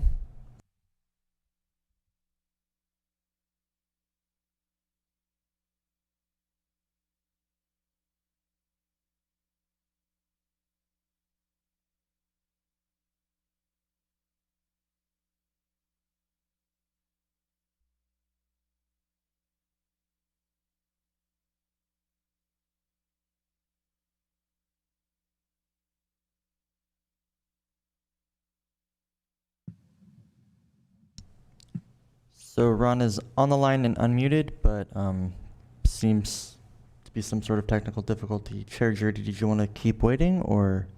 Well, it looks like he just has some technical issues. So I see a hand raised in the chambers. Is there someone there who wants to speak? Thank you, Chair Jurdy. This is CEO Angelo. A couple thoughts as this board tries to determine next steps. I think that the presentation from Planning and Building Code Enforcement certainly was revealing as far as what it takes to get this done. Some of the steps that this board may want to look at is in writing a letter to the governor regarding this. I think that if you're going to write a letter, if we, Mendocino County, are going to write a letter to the governor requesting any type of assistance, I think we have to be very specific as to what that is. And additionally, a couple steps that this board could take initially is you could have two supervisors meet with our representatives. And while our representatives understand the county and the issues, it would not hurt to have a dedicated meeting regarding the challenges we have with enforcement illegal grows, whether it's local, state, or federal lands. So you may want to have a meeting first and discuss this with our representatives, and then come up with a clear ask to the governor's office. And that may be helpful before we just write a letter to the governor. And the next thing is that as your OES director, you might even want to consider declaring a local emergency. I mean, when, we declare a local emergency when our resources don't meet the event. We've done it with drought. We certainly did it with pandemic. I mean, we don't talk about this with cannabis, but if you think about it, what you've just talked about over the last hour is not having enough resources to meet the needs of our illegal cannabis grows. So I just throw that out there, but really I think that if your cannabis ad hoc or whoever you choose, if you start by meeting with our representatives and then looking at a good plan to put forward with the governor's office, I think that might help going forward. And I wouldn't throw out the emergency declaration either as an item. Thank you. I appreciate the suggestion, CEO Angelo, and personally, I'd like to see the ad hoc meet with our state representatives before we would make that declaration. But I think it is an idea that we should definitely consider. Supervisor Williams. Yeah, so I agree with the CEO. How can we get solid documentation on the true cost of the problem at hand? I think we all know that the problem exceeds our resources. How do we get a credible report that we can share with our state reps, with the governor's office? Is that something that we could direct staff to work on today? And whether it's financial cost or, even if we make budget available, the sheriff's office doesn't have qualified candidates to hire, whatever the reasons may be, I think we need to document it fully. So how about we do this? We've got a motion on the table. We could then have a separate motion to request that information of staff to get together with the ad hoc committee and present that to our state representatives and back to the board and the public. That works. So we do have a motion on the table, and any final comments? Supervisor Hashak. Well, just to clarify, so part of the motion was to write the letter to the governor, but I think that in light of what the CEO said, we should meet with I think the Cannabis Ad Hoc Committee should meet with the representatives beforehand. So we'll go with that as part of the motion. Is that acceptable to the chair? Yeah, it is with me. Supervisor McGorty, if you second the motion, is that acceptable to you? Yes, it's acceptable with me. And thank you, CEO Angelo. I thought that was very sage advice. And this is working a little bit more through channels, and more importantly, is building a team that is at the next level for us to take on this issue. I'm sure that both Assemblyman Wood and Senator McGuire know the problem, but having them officially engaged with us, I think, is a plus, because we're building our coalition on the legislative front as well. Okay, I do see Under Sheriff Brewster. Would you like to add? Yes, thank you. This is Under Sheriff Brewster with the Sheriff's Office, through the chair. I just wanted to let you know tomorrow the Sheriff Kendall has a meeting with the Attorney General for a request assistance through the state for more marijuana enforcement for eradication. So I just want to throw that to the board to let you know that is happening through the Sheriff's Office, and he'll have more after tomorrow. Okay, well, definitely you should be a part of that discussion with the ad hoc. Okay, so we have a motion on the table. Can we have a roll call? This is Atlas Pearson, Deputy Clerk of the Board. I just want to clarify the motion here. So we had the recommended action with the addition of direct staff to begin recruitment for Code Enforcement Officer 1 positions. And then we also had language to direct staff to work with state representatives regarding a letter, but I'd like a little bit clearer of a statement on that so I can capture it accurately. Supervisor Hashak? Well, the updated was also to not do the letter, but wait and have the ad hoc committee deal or meet with the state representatives to discuss options. So let's strike the letter from this motion and then try to capture it in the second motion. Supervisor Hashak, do you want to just make a second motion on that? Well, we can make a second motion on the sure, we can just do it that way. Okay. So strike the letter. Yeah, I'm okay with that too. Okay, all right. Atlas, do you have the motion? Yes, I do. It's the recommended action with direct staff to begin recruitment for Code Enforcement Officer 1 positions. And if you're ready, I'll go ahead and conduct the roll. Okay, thank you. Supervisor McGorty? Yes. Supervisor Hashak? Yes. Supervisor Mulhern? Yes. Supervisor Williams? Yes. And Chair Jurdy? Yes. The motion carries unanimously. Okay, would someone like to make a motion on the follow-up? Well, I have a, Chair, if I may, I have a question first. Maybe we could hear from the CEO. We want a report produced that's credible, that's based on hard data, and it probably needs to include both the the county's code enforcement and the sheriff's office shortfalls. What is there anything else that needs to be included, and what is who's the best position to take ownership? Through Chair Jordy, Supervisor Williams, if I'm sorry, I was still back on Sheriff Kendall meeting with the Attorney General tomorrow. So I was still trying to reconcile that with our presentation today. So my apologies. So you're asking about putting together the financials on this? We need a report to take to our state partners right. to show that the problem is larger than our capabilities and resources. Right. Do you want us to direct you and you can work with the sheriff? How do we I don't want friction between the CEO and the sheriff. We need both of you in a room together agreeing that the document is accurate and well, okay, so I am certainly willing to work with Sheriff Kendall on any issue that he has or any direction this board has. So I think you could direct the executive office to work with code enforcement and with the sheriff's office on pulling the information together. I mean, I think that it will be important to have accurate and current data. So I will gladly have my office work with the sheriff's office on that.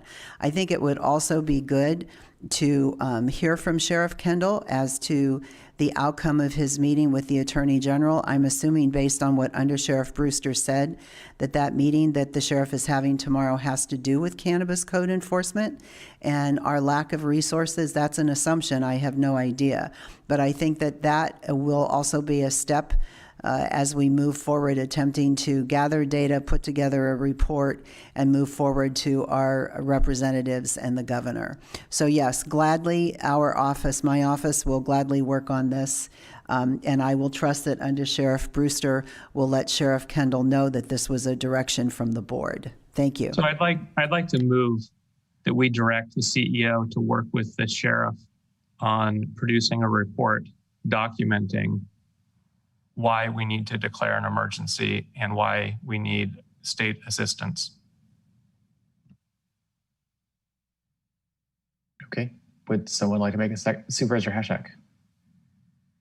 I'll second that, and I'd like to put a time limit on it. So we need this information within a month, say. Is that possible, CEO Angelo? This information has to come from the sheriff's office. I could make this my first priority, but again, it has to come from the sheriff's office. So I would ask Under Sheriff Brewster if he thinks that this is something that's doable with Sheriff Kendall in the sheriff's office, or if he sees any roadblocks here. So if I may ask Under Sheriff Brewster if this is something we could get done, we could work together and get it done in 30 days. I absolutely think we can. We're absolutely have no issue working with CEO Angelo or her office, and we want to resolve this more than most. Let's put it that way. So anything we could do to make this go forward and work, we're 100% behind it. Okay, so it sounds like we've got a commitment. Supervisor McGorty? You know, I think there's also a place for cannabis department in this too, in terms of getting some kind of an idea of how many grows are out there based on aerial imagery. I don't know how quick it's going to take to be able to sort or access the data on it. If we had a real-time count of what we're facing, it's going to really strengthen our case tremendously. So I guess I'm asking Kristen Nevedal to weigh in on this. Yeah, hi there, Kristen Nevedal. I think for us to get a real-time idea of what, like via imagery, right, how many cultivation sites there are out there that are permitted and non-permitted, we would need to get our Planet contract up and running and an overview of the county established so that we could then go back and match parcel numbers where there's permits with parcel numbers where there's not permits. So in order for us to do that, it's not only the time associated with getting the imagery approved by the board and that system up and running. It's also the time probably of us hiring a GIS person, which is listed on the budget sheet in front of you today for this item, because I do not know that we would be able to utilize the bandwidth of the GIS person currently engaged for planning and building. So Mr. Ford is quite busy with planning and building issues. We could prioritize that hiring. I'd be happy to do that, but I believe we would need direction to do so. So I guess the short answer is that we probably couldn't do all that in 30 days. Not from us. This is Kristen again. My apologies. So we would not be able to meet that quota from the cannabis program in 30 days. Okay. Supervisor Williams? Yeah, slightly unrelated question. What is the ask of the AG?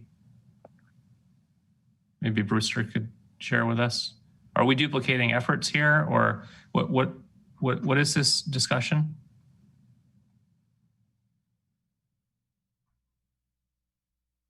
Supervisor Williams, was that for me? Yeah, what you said, Sheriff Kendall is meeting with the state attorney general. Is that a duplicative effort with what we're discussing here, or are there any details we should know about? I'm very scarce on the details myself. I know that they're meeting about cannabis enforcement to help us with eradication. I'm not 100% sure if that's with code enforcement involvement, or if it's through our comment unit, or if he's just trying to get resources to assist our county for that purpose. So it would definitely be in line, no matter what, with what you guys are talking about right now. Wonderful. Thank you. Okay, well, we do have a second motion on the table. Can we, if there's no more discussion, we could have a roll call. Supervisor Mulhern? Yes.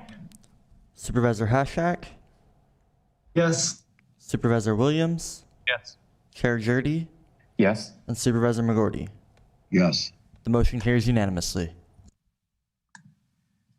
All right. Well, it is 12:21, and we need to go into working closed session lunch. We have several items for closed session this afternoon. I'm looking at County Council. Do we need to name off all of them, or just say it's we will attempt to get through items 9A through 9G, if at all possible, before returning to open session around 1:30?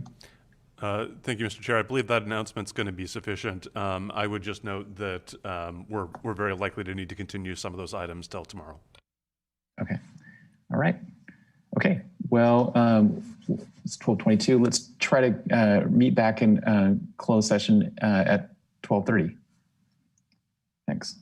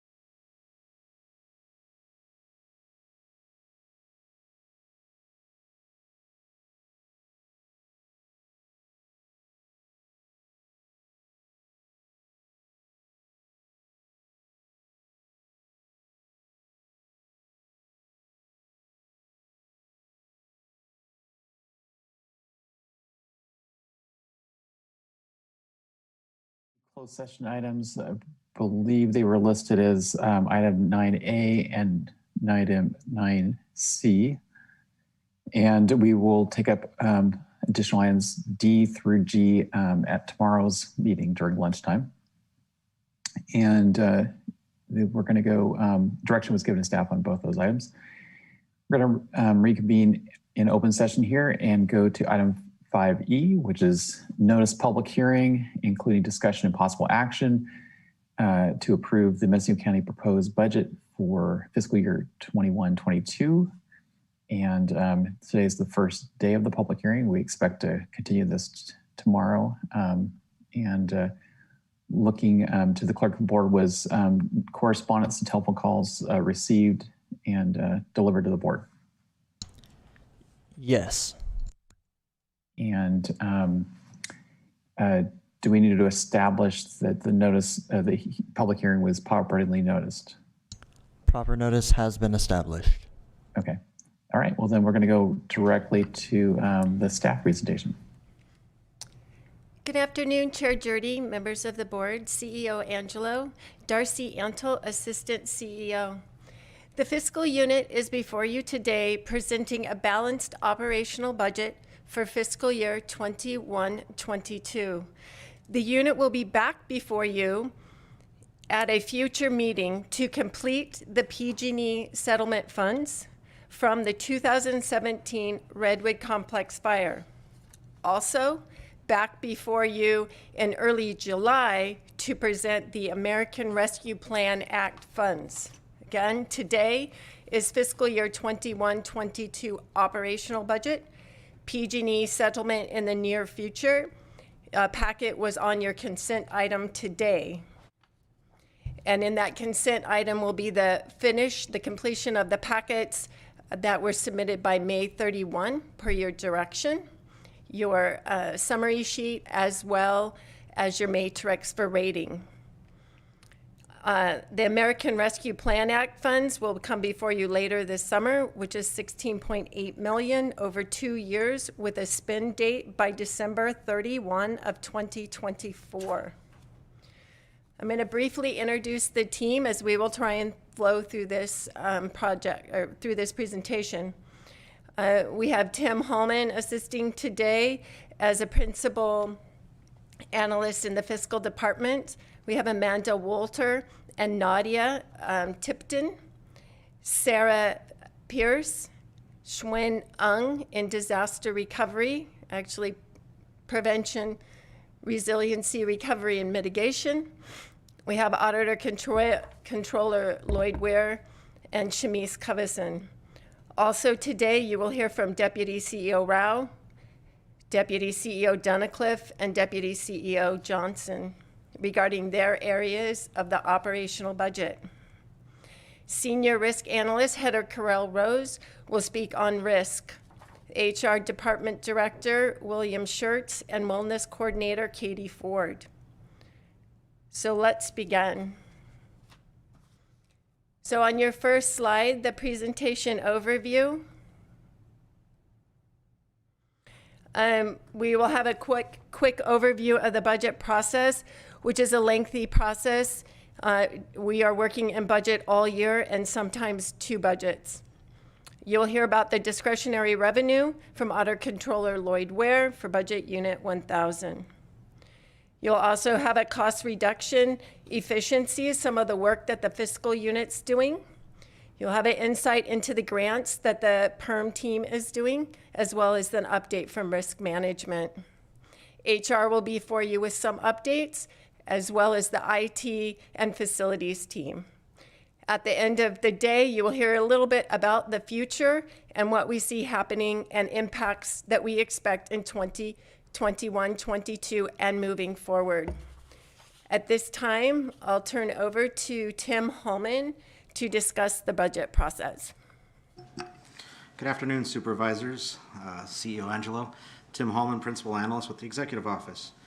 We've used this graphic several times before, but it's a good one, so we like to keep bringing it back up just to give you an overview of how circular everything is every year, in which we are grappling with prior years, current years, and as well as anything that comes in from outside, such as PG&E. As you can see from about the 7 o'clock position to about the 11 o'clock position there, we do put about that much effort every year into the development of the next year's budget. We have up in top center, we do have that first quarter, and it's there for a good reason. When we come back at first quarter, we're dealing with prior year's carry forward money, as well as the first time that we've had a chance to review any other monies that are coming in for this year. And it gives us a good chance to take any projects that are needed for one-time funding. We can go ahead and consider them at that point. And we can also really start to get a good handle on any new fees or any other things that are coming up for the year for revenues from any of the other departments. We travel on down around and we go to second quarter and third quarter, and the mid-year is when we really try and get to see a view of where we're going to end up at the year. Auditor Lloyd Weir is really good about getting us a good projection about that time of year. And then we travel on down here through to the workshop. And the workshop is when all of the budget team gets a chance to finally meet with all the departments and all the offices and start discussing about their needs and taking a look at their budget and also working with the people directly. So it's really one of our first chances to work with each department on an individual basis. And then, of course, we come to third quarter, which you all just got through dealing with. I mean, again, the budget is continuous throughout the year, and we're just coming in from third quarter and dealing with the new updates for the revenue projections, as well as where we're going to land at the end of this year. So again, this is a very good graph. Feel free to keep it around and take a look at it. And of course, if you have any questions about any of these specifics, we're always here. Thank you, Tim. Again, just pointing out that most of the time we are working in 2 years during this budget, and we work very closely with the Auditor Controller's Office throughout that time and do hold trainings for the departments, whether it's on the Munis software that we use for managing the budget or various other things that we can help the departments improve their process with regards to budgeting. At this time, I'll go to Amanda Walter, Office Supervisor in the Executive Office. Amanda is critical in holding us accountable, us and the departments accountable to the budget calendar. So Amanda. Thank you, Darcy. Good afternoon, Chair Girardi, members of the board, CEO Angelo. I'm Amanda Walter, Executive Coordinator with the Executive Office. Before you is the budget calendar that showcases budget-related dates for the end of fiscal year 2021 and preparation for fiscal year 21-22. This calendar is used by the budget team to construct deadlines and plan out budget reports and workshops throughout the third quarter and in preparation for proposed fiscal year 21-22 budget. Once we do get, and after the first quarter adjustments, we do end up having another set of budget-related calendar for all of the things that come through between first quarter and third quarter. Thank you. Thank you, Amanda. And our legislation update is coming from Nadia Tipton in the Executive Office. Good afternoon, Chair Girardi, members of the board, CEO Angelo, Nadia Tipton with the Executive Office. The House of Origin's deadline was Friday, June 4th. So we're going to begin to see a lot of trailer bills coming down in the next several days and weeks, but we really aren't going to see those details in full until late summer, early fall, sometime around September. So as those trailer bills progress and details come out, I'll share those with this board as they impact Mendocino County. Attached to this item is a document entitled the 2021-22 Legislature's version of the budget that came out just the other day with both houses of the legislature agreeing on a few budget updates since the governor's May 14th revision.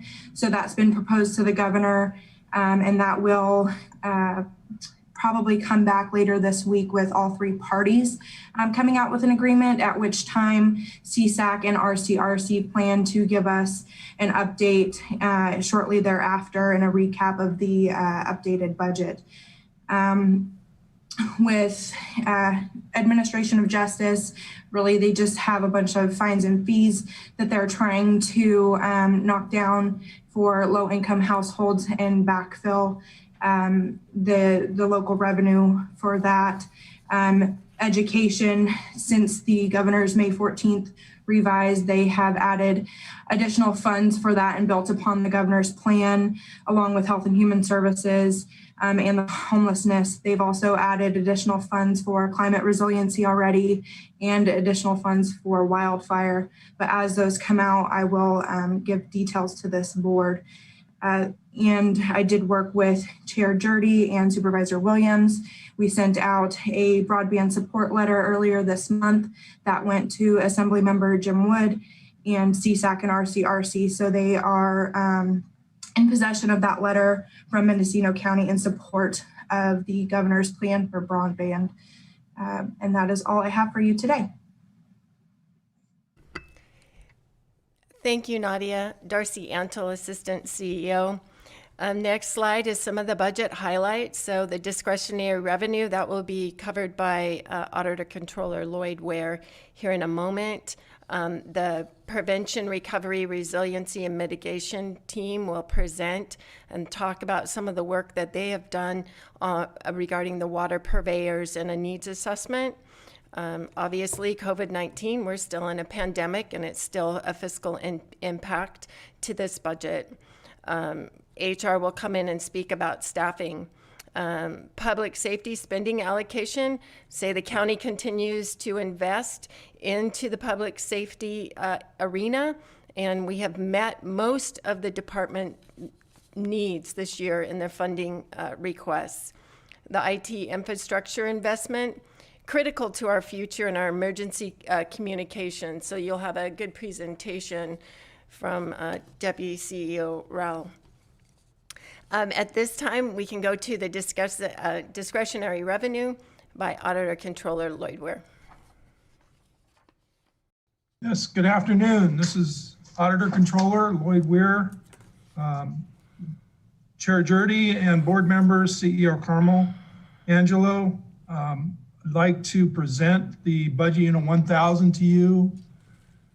This is our discretionary revenues that we gather every year and use to fund all of the county's general fund net county costs in each budget unit. This is basically how we balance the budget. It's a very important budget unit, and we monitor it monthly. This year, I have to admit that it was quite challenging during the budget conferences. I don't remember a year where we had such a large ask amount, and I've been re-projecting some of these estimated revenues over the last couple months as much as I can to get you the most accurate projection for our 21-22 budget. We were able to, at this time, identify $85,500,000 as our projection. This is going to be presented in all of the budget units' net county cost. I'll do a few highlights here. The represents a 4% increase in our current secured property taxes, line number 1. We've got it 39.8. It's been averaging a little over 4% for the last 3 years. We at one time felt like because of the COVID-19 pandemic that we would see the effects of a reduction in property tax revenue. That did not happen. We were fortunate that this county, most of the taxpayers paid, and we continued with our growth. So that was good news, and we feel pretty confident on that projection. The next one is sales and use tax, about line 10 down. This one, we're coming in with an estimate of about 7.8 million. We also thought this would be affected by the COVID, but what we've discovered is that we started out reducing our budget thinking we were, And during the year, we could tell that even though maybe people weren't out shopping retail, they were online shopping. And of course, the county does benefit from the pool sales tax from those online sales.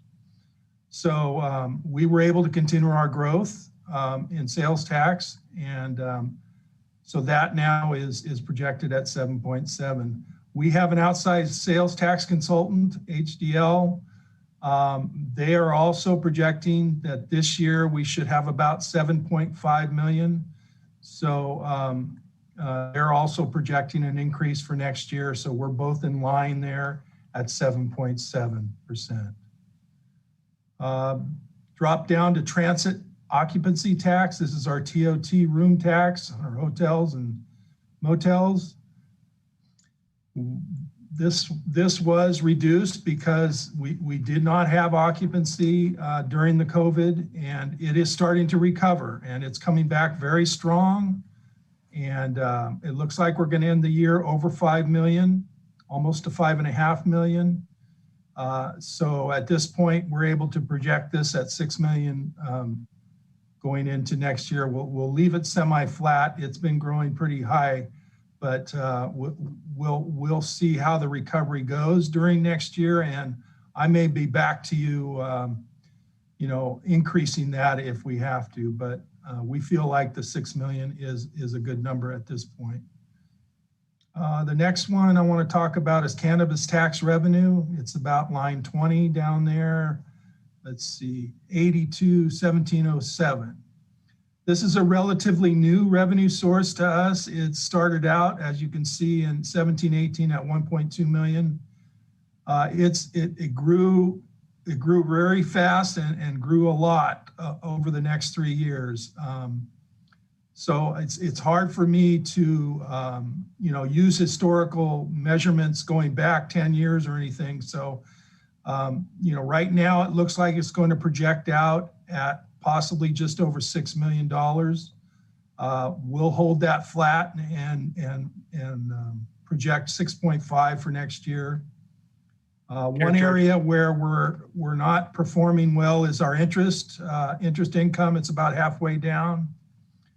We were expecting $1 million this year, and its interest rates are really bad at this point, very low, and so we're going to reduce that to $750,000 for the year. So everything else is pretty standard, normal, annual-like revenues. So we stayed with what we had projected.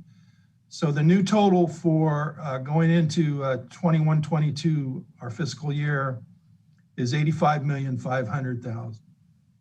Okay, thank you, Lloyd. We have some questions. Supervisor Williams? Yeah, Lloyd, I think we previously gave some direction to have the cannabis program and yourself look at how many licenses there may be that we can tax under the cannabis program. Has any progress been made on that? Because we're coming up against the state sunset where a state license is required to continue. Yeah, I know there's about 105 that are the staff is recommending denial, and there's probably a lot more coming after that. Yeah, how's that factored in? Yeah, through the chair, I have not been involved in any of those meetings. That'll have to be something that I get, some information I get out of the cannabis department so that I can determine what effect it may have on revenues. So how do we make some progress on that? I've brought it up several times now in various meetings, and I'm worried that if we're projecting $6 million revenue, I mean, it may only be 3 or 1 million, looking at how many of these temporary licenses can get through the state regulatory system. That may be money that we don't actually have coming. Yeah, I can't speak to that. Maybe the CEO office has met with somebody on that.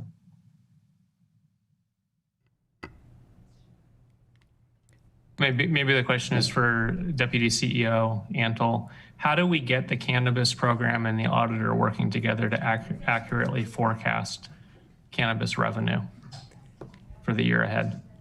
As Assistant CEO Darcy Antle, I think we would need the treasurer tax collector to work with the cannabis and with auditor controller, but it's going to come, I believe. I don't know if Sherry's on, but Sherry Schottmeyer would have some of the information with regards to what licensed and where folks are licensed at, probably as well as Kristen Nevadal, the program manager of cannabis. And through the chair, Lloyd Weir, auditor controller, Supervisor Williams, we can always come back at first quarter if we know what the adjustment is going to be and make our adjustment at that point when we have more solid figures.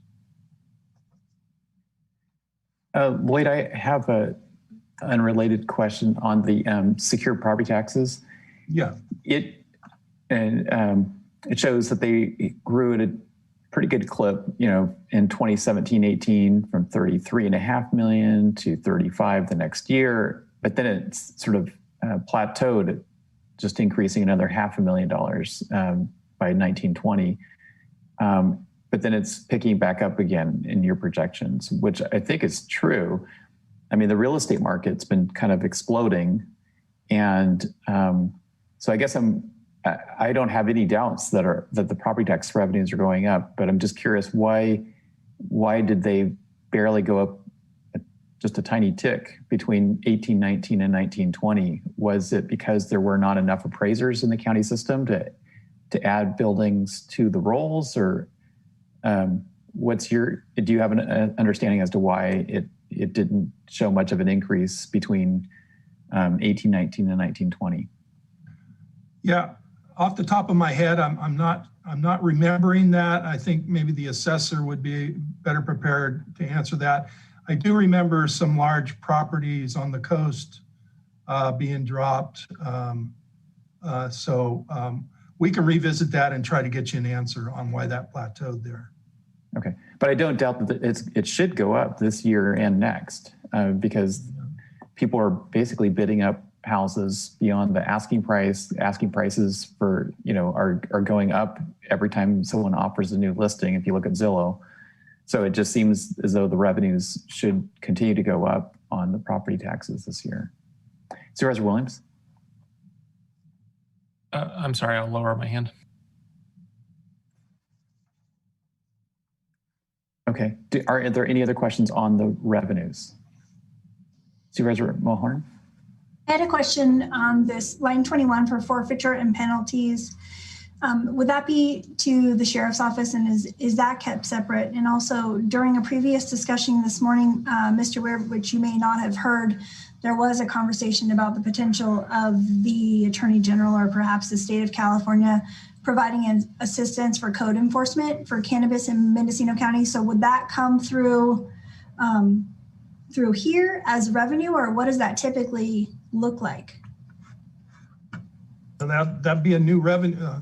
Lloyd Weir, auditor controller through the chair. Sounds like that might be a cannabis revenue that might not reside in this budget unit, but it would be up to the board where they'd want to see those revenues and how they're used. The fines and forfeitures are right now, that would be if we had to collect from any entities in the county for past failures to pay, and we had none of those. We haven't had any of those for a long time. So it doesn't have anything to do with the sheriff's forfeiture and penalties.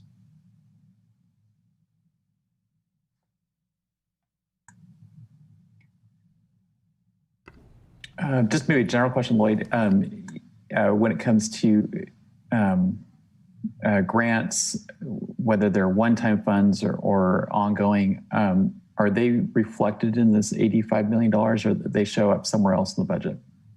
Normally, your Lloyd Weir, auditor controller, normally you would see grants in their own fund. So they would not be in this budget unit. They would be a separate schedule in the budget book, and it would show the grant funding that's coming in and any of the grant expenses going out. And we usually keep that in a grant fund, a separate fund, so that the dollars can be accumulated and tracked properly. Okay, and then if there were, I don't know, 87 charges, basically grant administration dollars, you could say, that would they go into the general fund in a line item here, or would they show up somewhere else?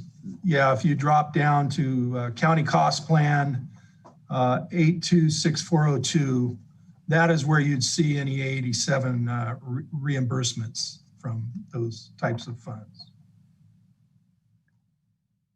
Okay, any other questions on the revenue side? All right, I guess we're ready to go on to the next section. Thank you. Darcy. Sorry, Chair Jurdy. Nope, I didn't see you. Go ahead. Your audio is off, John. Thank you. Just a question on the private campgrounds transient occupancy tax. So something like that that's projected to go up by 50,000, then that will directly go back to the fire districts, right? Yeah, those funds are transferred into the fire district's budget and claimed against that fund balance that's in the, it's a special revenue fund that these dollars get transferred into at the end of each year. Okay, so even though that might show up overall increasing the total, but it's really offset by what we have to, give out. Correct. Correct. Okay, thank you.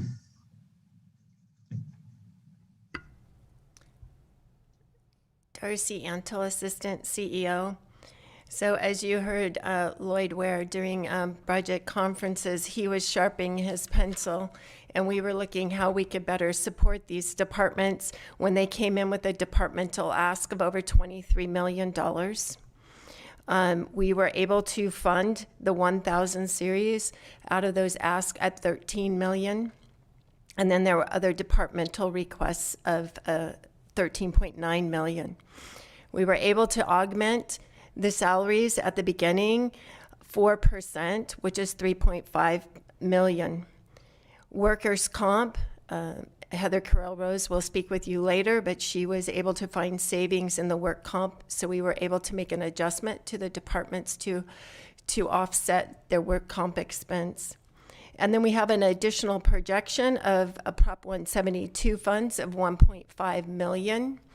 That was additional funds going to miscellaneous, which is the fire agencies, the district attorney, an additional $642,000 to the sheriff, $486,000 to the jail, and then $146,000 to probation.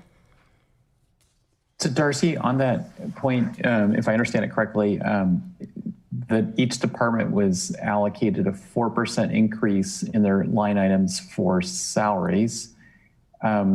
If we're in the third year of a 3-year contract with all bargaining units, where most employees were being moved up to bring them at market or very close to market, and all employees were also receiving a 3% cost of living increase, and those salary increases also further roll up, the county's contributions to the pension system, et cetera, Social Security contribution. I'm not quite sure how the math works that the 4% increase in the line item covers all that. So how does that work? Yeah, correct, it doesn't. So Darcy Antle, Assistant CEO, it doesn't. That was what we were able to do when we sent it out to the departments. We needed to see where the departments were. Our attempt was to cover the COLA at that time and then see what the staffing levels were, merit increases, overtime needs of the department. So when they came back in, that's when they asked for over an additional $9.8 million. And we were able to fund that through Lloyd sharpening his pencil. Does that answer your question? So the increased allocation is more than the 4%. It's the 4% plus another $9.8 million. Is that what you're saying? Correct. Okay. And you're confident that that does cover the costs?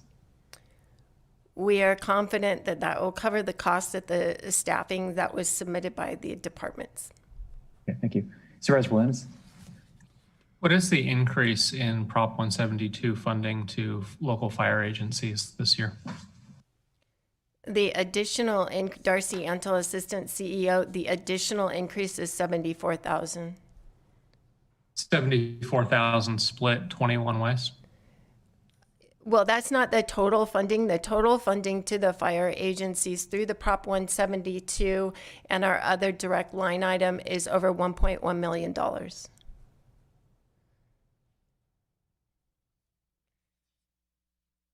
And maybe just for clarification for members of the public, Prop 172 is a public safety sales tax approved by California voters, and a portion of those funds are allocated by the Board of Supervisors to all the public safety agencies in the county, from the sheriff, DA, and the fire agencies. So it's a percentage basis allocation to each, and as the sales tax revenues grow up, more money is allocated to each agency. Okay, we'll be passing the next cost reduction through efficiency to Tim Holland. Good afternoon, Tim Holman with the Executive Office Fiscal Team. We came in at third quarter and we had talked about this a little bit about trying to consolidate some of the more uniform tasks that are done by other departments and bring them in and try and specialize them underneath employees that can focus on those tasks. And we've continued to do so. We are speaking with several of the departments in order to bring in more accounts payable. We are also talking about bringing in more of the payroll services from outside. We have started to look at getting more staff in, and we expect to start here very shortly to start focusing in on the contract management and oversight, and we'll be capable of having staff on hand that can focus on that and be specialized in dealing with those tasks that come up with contracts and getting them through the system. We're also looking at other avenues within contracts to see how we can continue to service the departments within the county and see what we can do in order to try and streamline that some more and continue improving the efficiency there. We are looking at coming up on an upgrade to the Munis system this year, and we will continue to do training on the old system as well for any of the budget and the budget interaction. But right now we're going to assume that some of the training that we're doing will get revamped, but we're hoping that a lot of the new system is going to be much of the same, just a different look. We are also looking into kind of segueing from the contract management over to grant management. Generally speaking, from a top-down point of view, grant management and dealing with the management and how it's going in, how it's going out, who is applying for it, and tracking it through a system is very similar to the ideology that is coming from contract management. We're hoping that the experience that we're getting from that contract management and Cobblestone will kind of carry us over and try and build on the efficiencies that we've already gotten and continue to help us track any monies that are coming in from outside agencies. Okay, you have a question from Supervisor Williams? Okay. Yeah, about in dollars, what do you think the cost reduction may be with all of these bullet points? Right now, I've never put a dollar amount to it. And of course, it's something that kind of grows as time continues on. To a certain extent, when we take the work away from another department, we aren't necessarily downsizing what is occurring on another department as far as the staffing, but we are improving that efficiency. And in theory, as time goes by, any of those positions that become a little more redundant in the future will not need to be backfilled. Right now, at this time, like I said, as we continue to grow in our efficiency, we can probably start coming back as we've gotten a better feel for it and give you some more markers.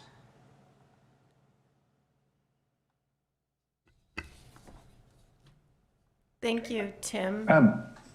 Just briefly on the employee self-service module, can you maybe give us an example of that? I mean, the example we're all familiar with is online banking that people do. Largely, people don't go into a bank anymore. They can serve themselves online. I apologize. Yeah, I kind of skipped over that one a little too fast. For us here in the county, it is another improvement within efficiency. From HR's standpoint, people are going to be capable of dealing with some of their paperwork online from home and it will no longer have to do a paper trail and won't be dealing with office transfers of papers, et cetera. The other thing that we'll be looking at in the self-service module is going over to the auditor's office and changing your deductions and being able to do that online, or in the case of requesting an additional W-2, right now it's not an enormous amount of work for the payroll department up there, but it does interrupt their process. And they are definitely a process-driven department. And anything we can do to try and improve the efficiency and also to allow the employees to get a little more ownership of what they're putting into the system, and also what they're going to be putting into their paychecks and getting out of it as well. Maybe we've talked about this a little bit with the IT ad hoc, but maybe we could just have a follow-up later with the IT ad hoc on that. Thanks. Any other questions on this slide? Okay, not seeing any. Okay, Darcy Antle, Assistant CEO. For our health benefits, we will go to Deputy CEO Sherry Johnson. Good afternoon, Chair and members of the board, CEO Angelo and County Counsel Curtis. Sherry Johnson, Deputy CEO. So I'm here to do a brief overview of the county's self-funded health plan. So as you know, my first bullet starts out with, large claims have driven the utilization in recent years. And when I'm talking about large claims, I'm using the $50,000 threshold. So we're seeing a considerable amount of claims going above $50,000. And just this calendar year, we have had 8 large claims over $150,000. So, as you know, we have stop loss protection, that insurance that if it's a $250 deductible, although we have not seen any of the claims hit the $250,000, which would mean that if they did, then our stop loss carrier would come in. But we are seeing a considerable amount of high claims. And then I would even say this week in just our claims, we've seen 4 claims over 20,000, which was approximately 184,000, and that means 58% of the cost for just this week. And just to give you an idea of the amount of claims that are processed, so Anthem bills us weekly, and this week we've received 347 claims processed, with 494 claims processed in the previous week. And for an average, if you do a fiscal year average, monthly average of what we've been receiving for medical claims, an average for the fiscal year has been about 915,000 average. And in just this calendar year, from January through May, we're seeing that average increase to about 1 million a month in claims. And we're also seeing an increase in pharmacy expenses. So we've also, I'm sorry, did you have a question? Well, you'll finish first, sorry. Oh, so we have transitioned to a new third-party administrator. We had Delta Health Systems for many years.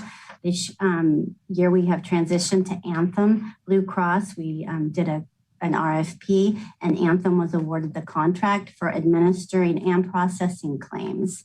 So by combining the network with the administrative services, we are saving a little over $300,000 over the next 3 years. So we had been in contract with Anthem for many years, since about 2013. And we were leasing their network to be able to have the PPO providers.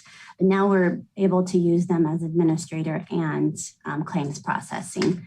And although we've only been working with them for claims processing in the last 5 months, they've been processed efficiently and timely, which is extremely important for us in our tracking and monitoring monthly. And Anthem also has some online tools that we haven't been able to access And prior, Anthem has an online portal allowing their benefits staff to immediately activate urgent eligibility and issue ID cards.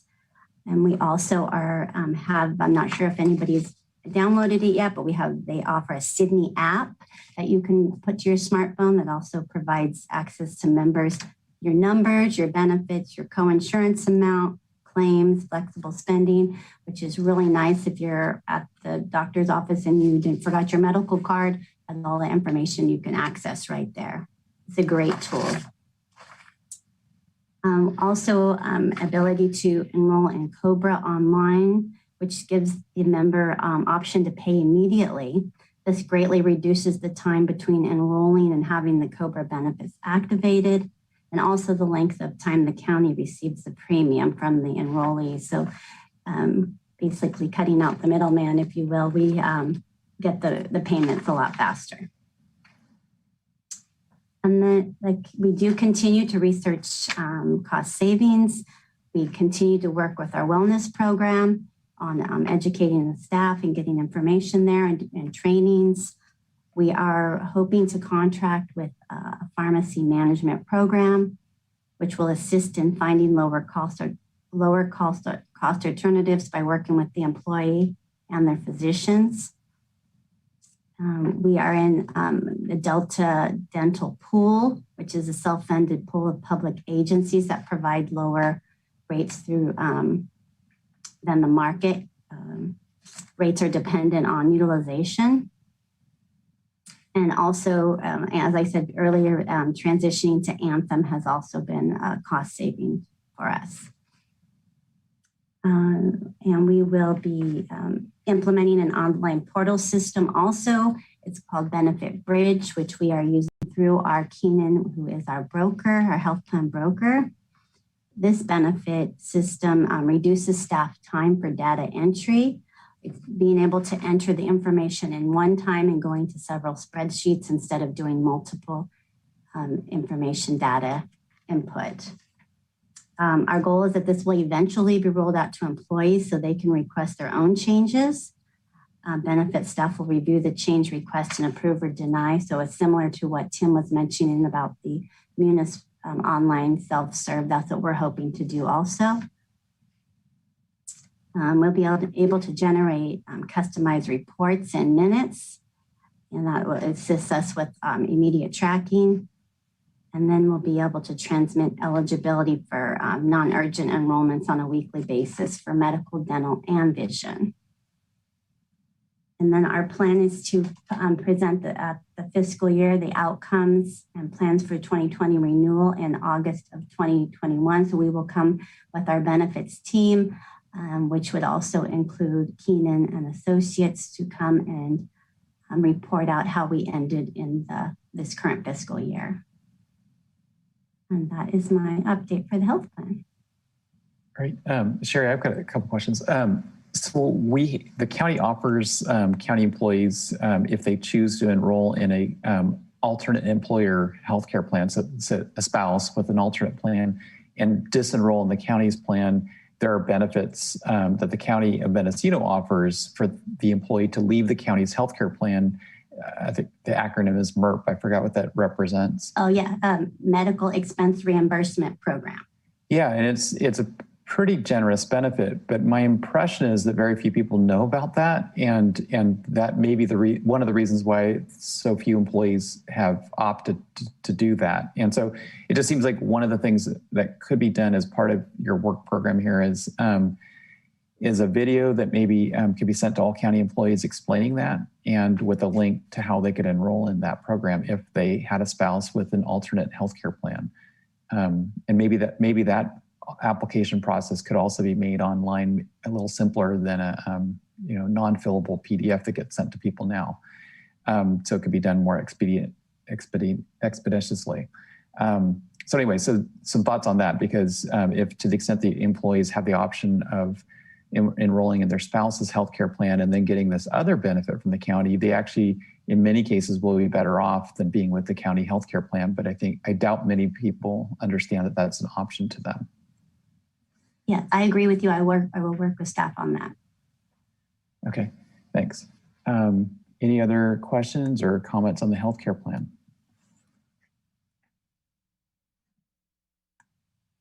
All right, well, thanks, Sherry. Thank you. Darcy Antle, Assistant CEO. For the Prevention, Recovery, Resiliency, and Mitigation report, we'll be turning over the next 2 slides to Sarah Pierce, the PERM Fiscal Principal Analyst, and to Shwen Ung, the Recovery Principal Analyst. Good afternoon, Board and CEO Angelo. Sarah Pierce, Admin Analyst with the Executive Office and the PERM Department. I'm here today to highlight some of the financial impacts related to COVID-19. Over the last 14 months, the county has spent in excess of $30 million and has dedicated more than 136,000 hours in responding to the pandemic. This does not take into account the number of hours or resources our community partners, health centers, hospitals, or volunteers have provided. As you can see from the slide, we anticipate approximately $21 million will be eligible for reimbursement through either FEMA, CARES, or the ELC grants. Some of the eligible projects for reimbursement include Great Plates, the Project Room Key, testing, the alternate care site, and a small portion of our salaries and benefits. We do want to reassure everyone that we are constantly looking for grants which will help reduce the impact to the general fund, not only for the pandemic, but also for health and human services, drought, fire, prevention, mitigation, and recovery from disasters. Now I would like to turn it over to Shwen Ung, who has been instrumental in the operation of the PERM department and a key player in the ability for the county to obtain grant funding. Good afternoon, Swino. Good afternoon, members of the board. For the fiscal year 2021, staff responded to COVID-19 pandemic, the August complex fire, and the Oak fire. Nevertheless, we leveraged nearly over $35 million in grant fundings with an additional of $7 million in grant applications that are still pending. Your packet has a more complete list of active projects for this fiscal year, but I would like to highlight some of the projects that we've proudly completed this year despite the fires and the pandemic. We have a completion of a FEMA-approved multi-jurisdictional local hazard mitigation plan. We have a completion of a hazardous tree removal project where we removed over 700 hazardous trees from the Redwood Complex fire footprint on private properties. We have completion of the Road to Recovery project where we treated over 41 sites to prevent post-fire sediments within the Redwood fire complex footprint. We are nearing completion of the safety element update, which Recovery Director Nash Gonzalez is bringing to your board for approval at the June 22nd meeting. For the fiscal year 21-22, Recovery Director Gonzalez will lead the zoning code update to rezone about 200 parcels in the Ukiah Valley area plan, which will hopefully allow for more parcels for housing. We will be working with information services to submit applications to the CDBG mitigation allocation to the county of approximately $5.4 million for county emergency communication projects. We will be rolling out phase 1 of the ignition resistant project, which is a rebate program for property owners to install more fire resilient roofs in their homes. And we will be releasing a project solicitation for developers to apply for multi-family housing project to the CDBG-DR multi-family housing program. This is where the county has been allocated over $6.6 million towards a multi-family housing project. As Assistant CEO Antle has mentioned this morning, our staff is working diligently with state and local partners in identifying funding opportunities.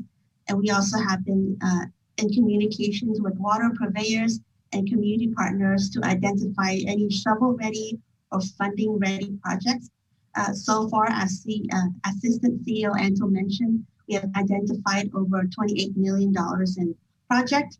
We have released a survey to all the local water purveyors as an informal needs assessment. We sent out over 100 of the surveys. So far, we have about 26 agencies responded so far, but we will continue to push the responses as they will greatly help with our drought preparedness and response efforts. But that concludes my update. Thank you. Thank you, Schwinn. Any questions? Supervisor Hashak. Thank you, Chair Jurdy. Thank you, Schwinn, for this information. And my question is about the chipper purchase. And we have this chipper, it sounds like a lot of work is being done, but then there's only 17 community chipper days. So does that mean the chipper is being used at other times for non-community chipper days? Oh, we are leveraging many funding sources. So what you see on here, like 17 days, is part of a Ukiah Valley fuel reduction project that is separate. And we have for our hazardous fuel reduction project, we have secured a chipper to be housed at the Redwood Valley Pella Fire District. And it will be owned by the Fire Safe Council to implement even more chipper days. Thank you.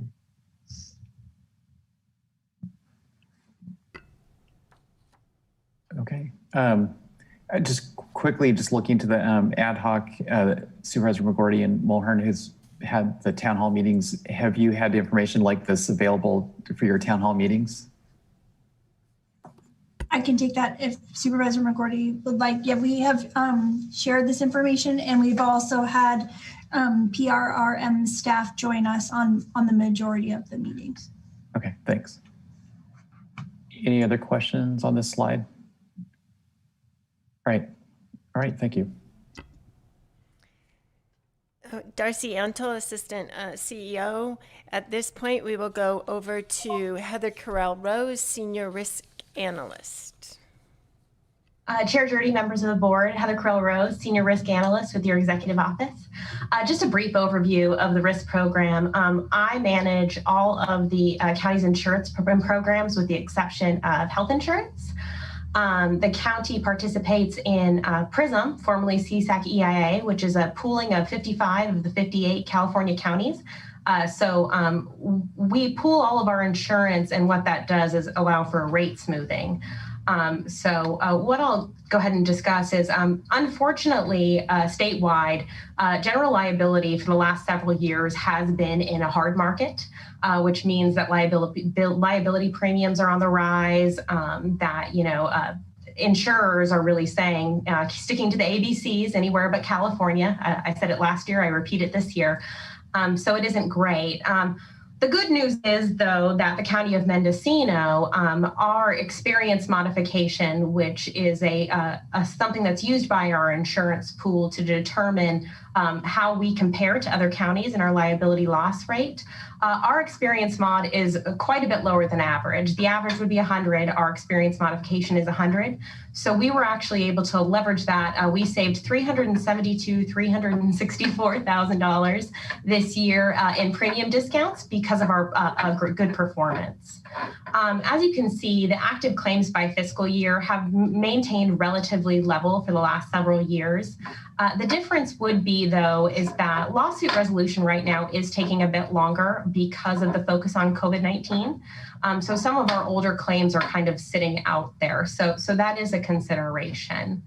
One major program that Risk is going through this year is the safety program revitalization.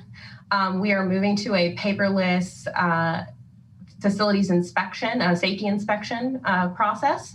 We're working on bringing a revised safety manual back to the board. And what you will be seeing in the future in conjunction with the facility space report is site security assessments to improve our security countywide. Go ahead and move to the next slide, Tim.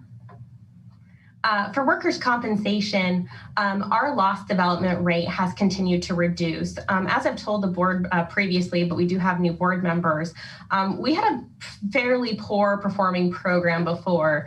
We were one of the lower performing programs in the state, and we have been able to reduce the number of claims by fiscal year quite significantly. This year has been particularly low. That's because of COVID. You don't have people in the offices, so you're having less of those some of those office-based claims. One thing that I did not put on a chart here is that when I started in 14-15, one of the issues is that we had an outstanding claims portfolio of over 435 claims. Now we are down to around 216. And so that has been kind of a steady work that I have been doing. And on that note, we were able to, our underlying emergency fund for workers' comp was actually overfunded. So I was able to give back $500,000 in premium reductions countywide to the different departments. So their premiums were reduced by $500,000. It is comparatively, based on the cost allocation system. Finally, what I always do during these presentations, and because I know the departments are listening, is that I recommend that the board continue to support, ergonomics and allowing employees to have ergonomic equipment. Because one thing that's very important to know is that a workers' comp claim is significantly more expensive than an ergonomic suite of office equipment. For a full desk setup, you can get something between $1,000 to $2,000 for everything, and then your employee's set. And a workers' comp claim can be anywhere from $3,000 to $10,000 to over $100,000. So it's very important that you actually work on prevention and not. And ergonomics is that prevention. So for anybody listening who is in department land, we do encourage you to reach out for ergonomics. We do have some funds for ergonomics every year. So that's it. Any questions? Yeah, well, Heather, first of all, thank you for your work, because it's really clear that you've kind of led the charge to reduce these kind of unproductive expenses. And on the point, so if there was a county employee who wanted and really needed some sort of ergonomic improvements to their workstation, who would they go to? Do they go to their immediate supervisor? How do they put in that request rather than pursuing a workers' comp claim?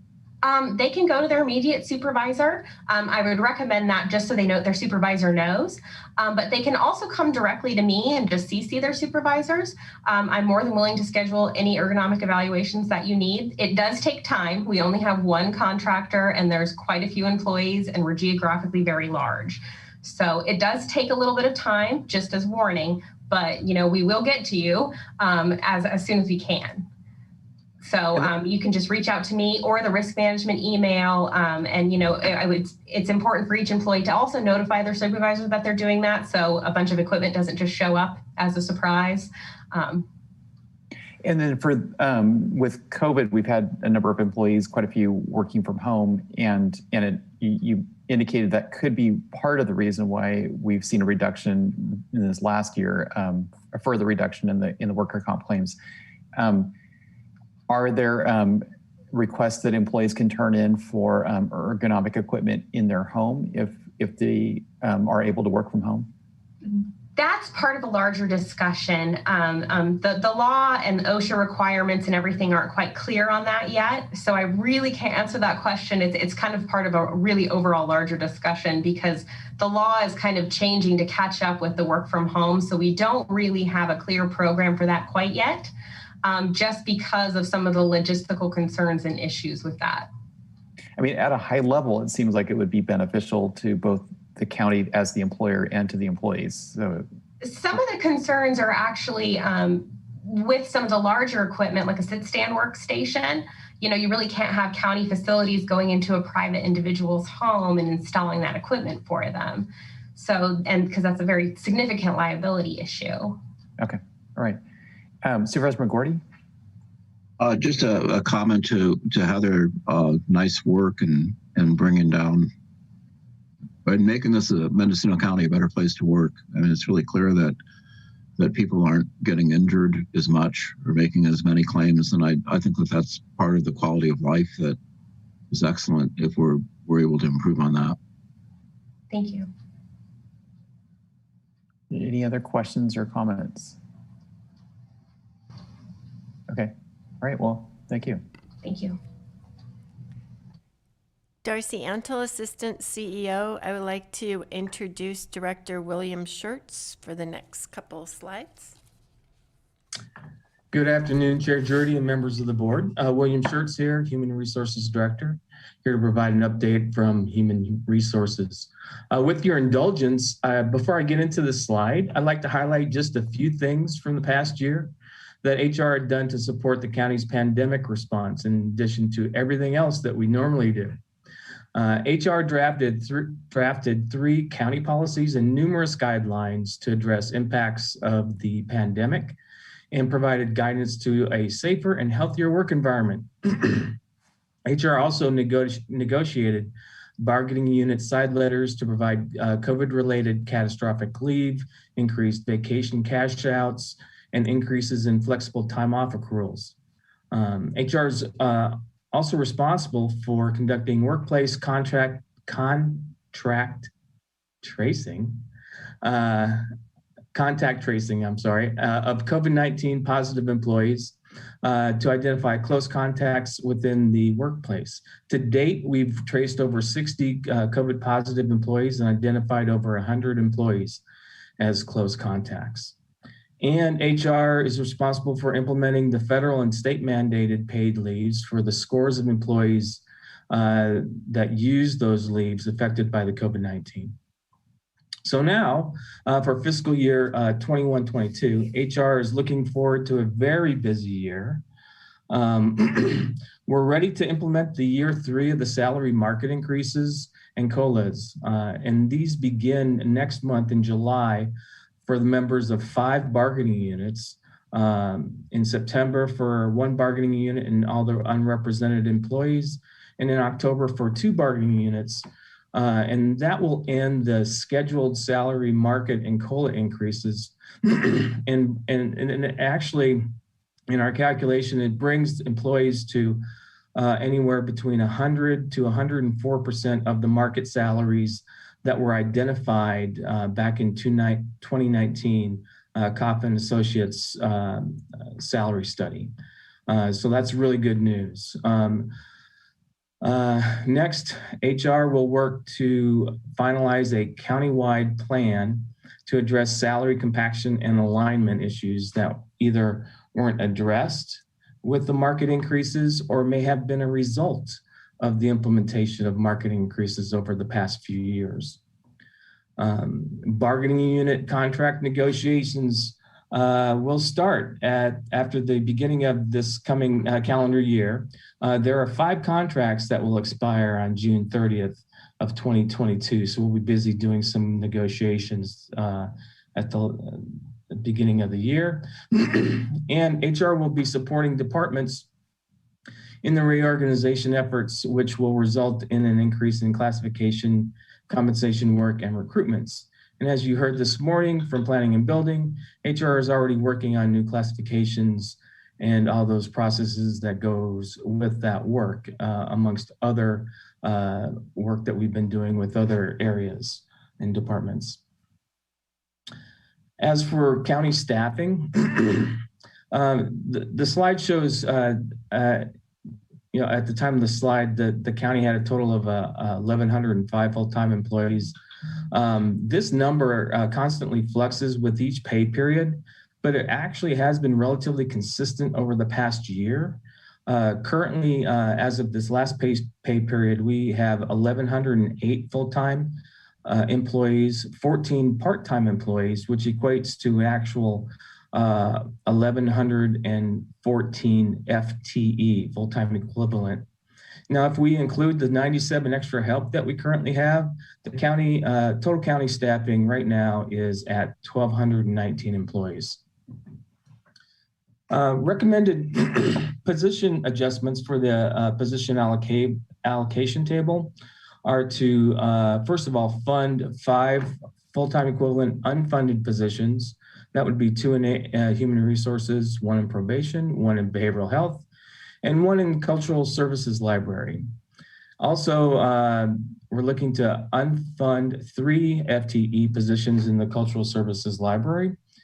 And there's a number of additions and deletions. We have 44 positions to add, 26 positions to delete, all within 12 departments altogether, with a net 18 FTE additional positions to the county. William, Supervisor Hashak has a question or comment. Sure. Yes, thank you, Chair Jordy. Mr. Schertz, could you explain the unfunding 3, library positions, but funding 1? Yes, I think there was a, that's a really good question, Supervisor Hashak. They want to fund, they unfunded 2 positions in order to fund, to fill 2 librarians, is my understanding. So they had different funded positions that they wanted to fund 2 librarians. I believe that they had 1 funded position on the books, and so they had to actually request the funding for another position. That's my understanding. Okay, well, maybe there could be just a follow-up email to the board, just clarification on that. Sure. All right, thanks. All right. For the next slide, it's employee wellness. I would like to introduce Katie Ford. She's our senior HR analyst who manages the employee wellness program for the county, and she's going to provide you with an update. Take it away, Katie. Good morning, Chair Jordy, members of the board, CEO Angelo. My name is Katie S. Ford, acting senior HR analyst with Human Resources and coordinator of the Employee Wellness Program. So looking back to 2020, like everyone else, our Employee Wellness Program was forced to adapt due to COVID during 2020. In addition to adapting our services to a virtual world, we also successfully transitioned to a new wellness vendor called Virgin Pulse. They offer personalized web portal, a Virgin Pulse app for employees, health coaching. They provided COVID support resources, and they supported our wellness incentive program. We also received the 2020 Silver Workplace Health Achievement Recognition Award from the American Heart Association. The county was one of 776 organizations nationwide to receive a recognition award during 2020 for taking significant steps to build a culture of health in the workplace. During 2020, we increased participation in our employee wellness challenges to 53.1% from 37.7% in 2019. And then we know that self-care took a dip during 2020, but we're happy to report that 66.1% of county employees participated in a wellness program service during 2020. So then looking forward, we'll be offering on-site flu shot vaccinations in October with a new flu shot vendor through Virgin Pulse. In addition, we've worked together with the health benefits plan to now also cover flu shot vaccines at the local pharmacies under the health plan. Starting this week and through September of this year, we will be providing free biometric health screenings to employees to encourage them in their self-care efforts. And to date, we have nearly 400 people registered for an appointment. And then finally, we're happy to report that we currently have about 663 employees actively participating in the Wellness Incentive Program, earning points through healthy behaviors to earn $500 off their 2022 health plan premiums. And that concludes my update for the Wellness Program. Okay, thank you. Any questions? Supervisor McGordy. Just a comment to Katie. Good work to again make our workplace a better place to come to and have healthier people. That's a trend in totally the right direction. Yeah, of course, you're welcome. Okay, any other questions or comments?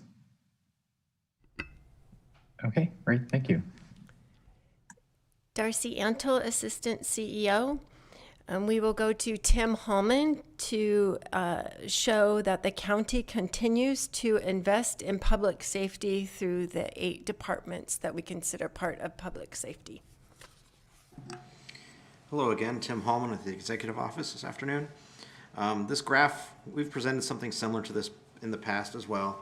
But what we wanted to do is show that year over year, we are increasing our investment into public safety. You can see the numbers up on the top.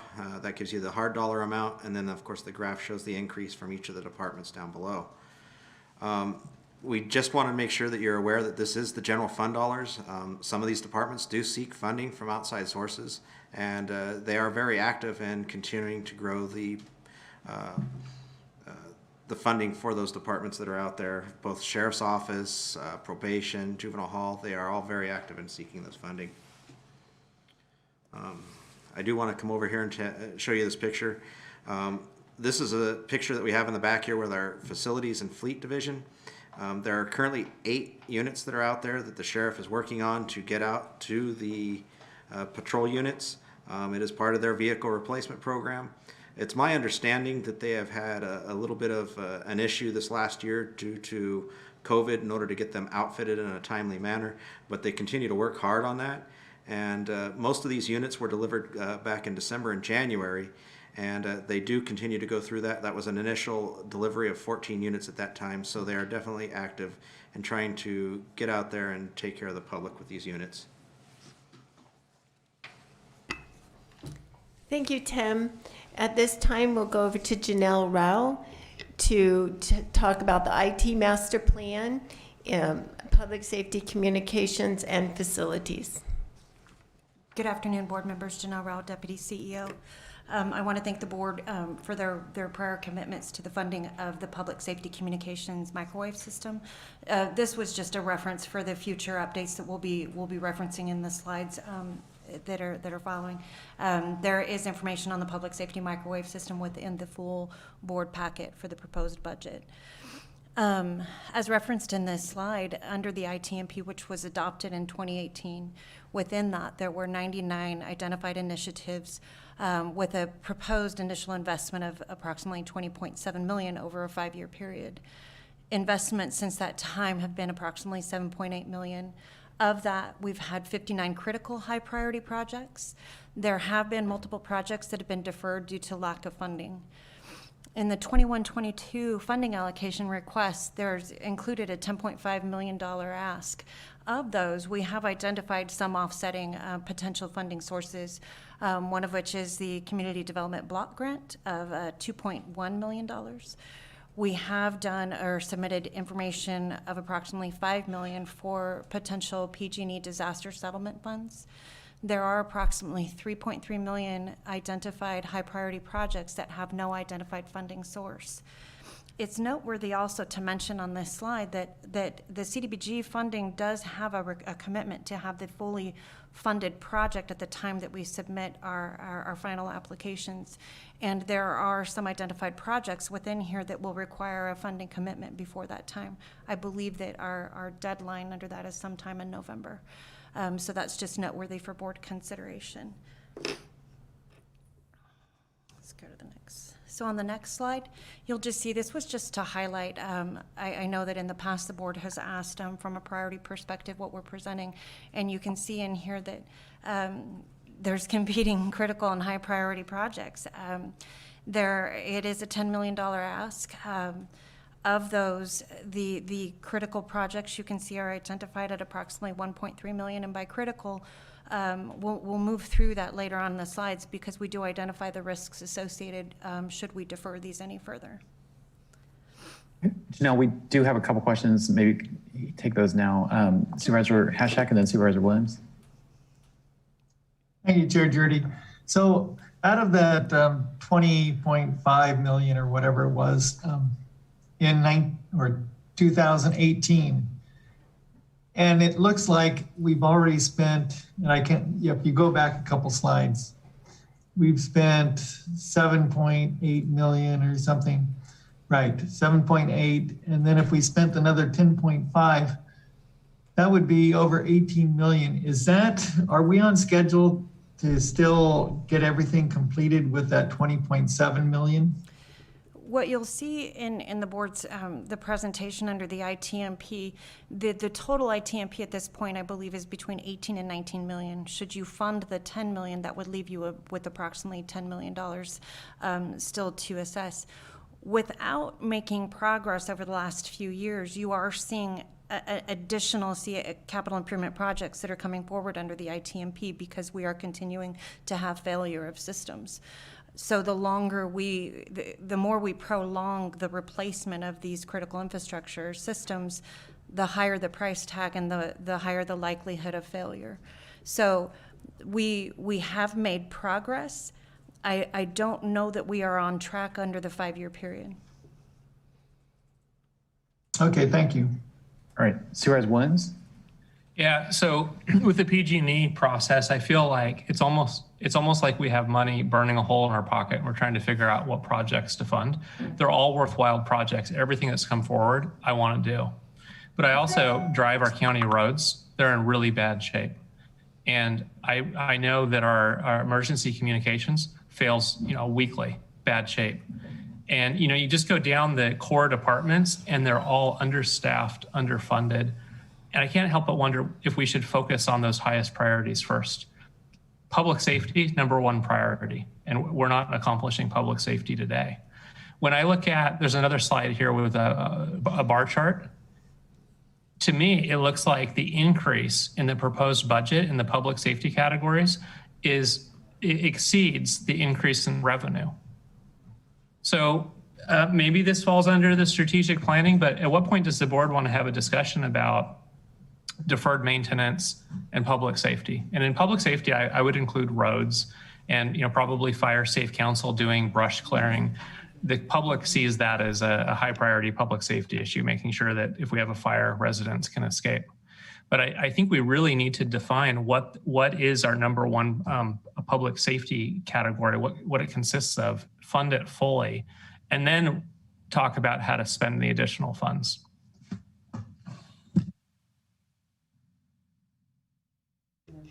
And mind you, the 20-year road plan, which we can't expect more. If we ask DOT, Howard will say, if you want better roads, give me more money. And he's right. I think they're doing everything as efficiently as they can. There are roads that are not even on that 20-year plan. We're having to tell residents who've been waiting decades, your road isn't even slated for the next 20 years.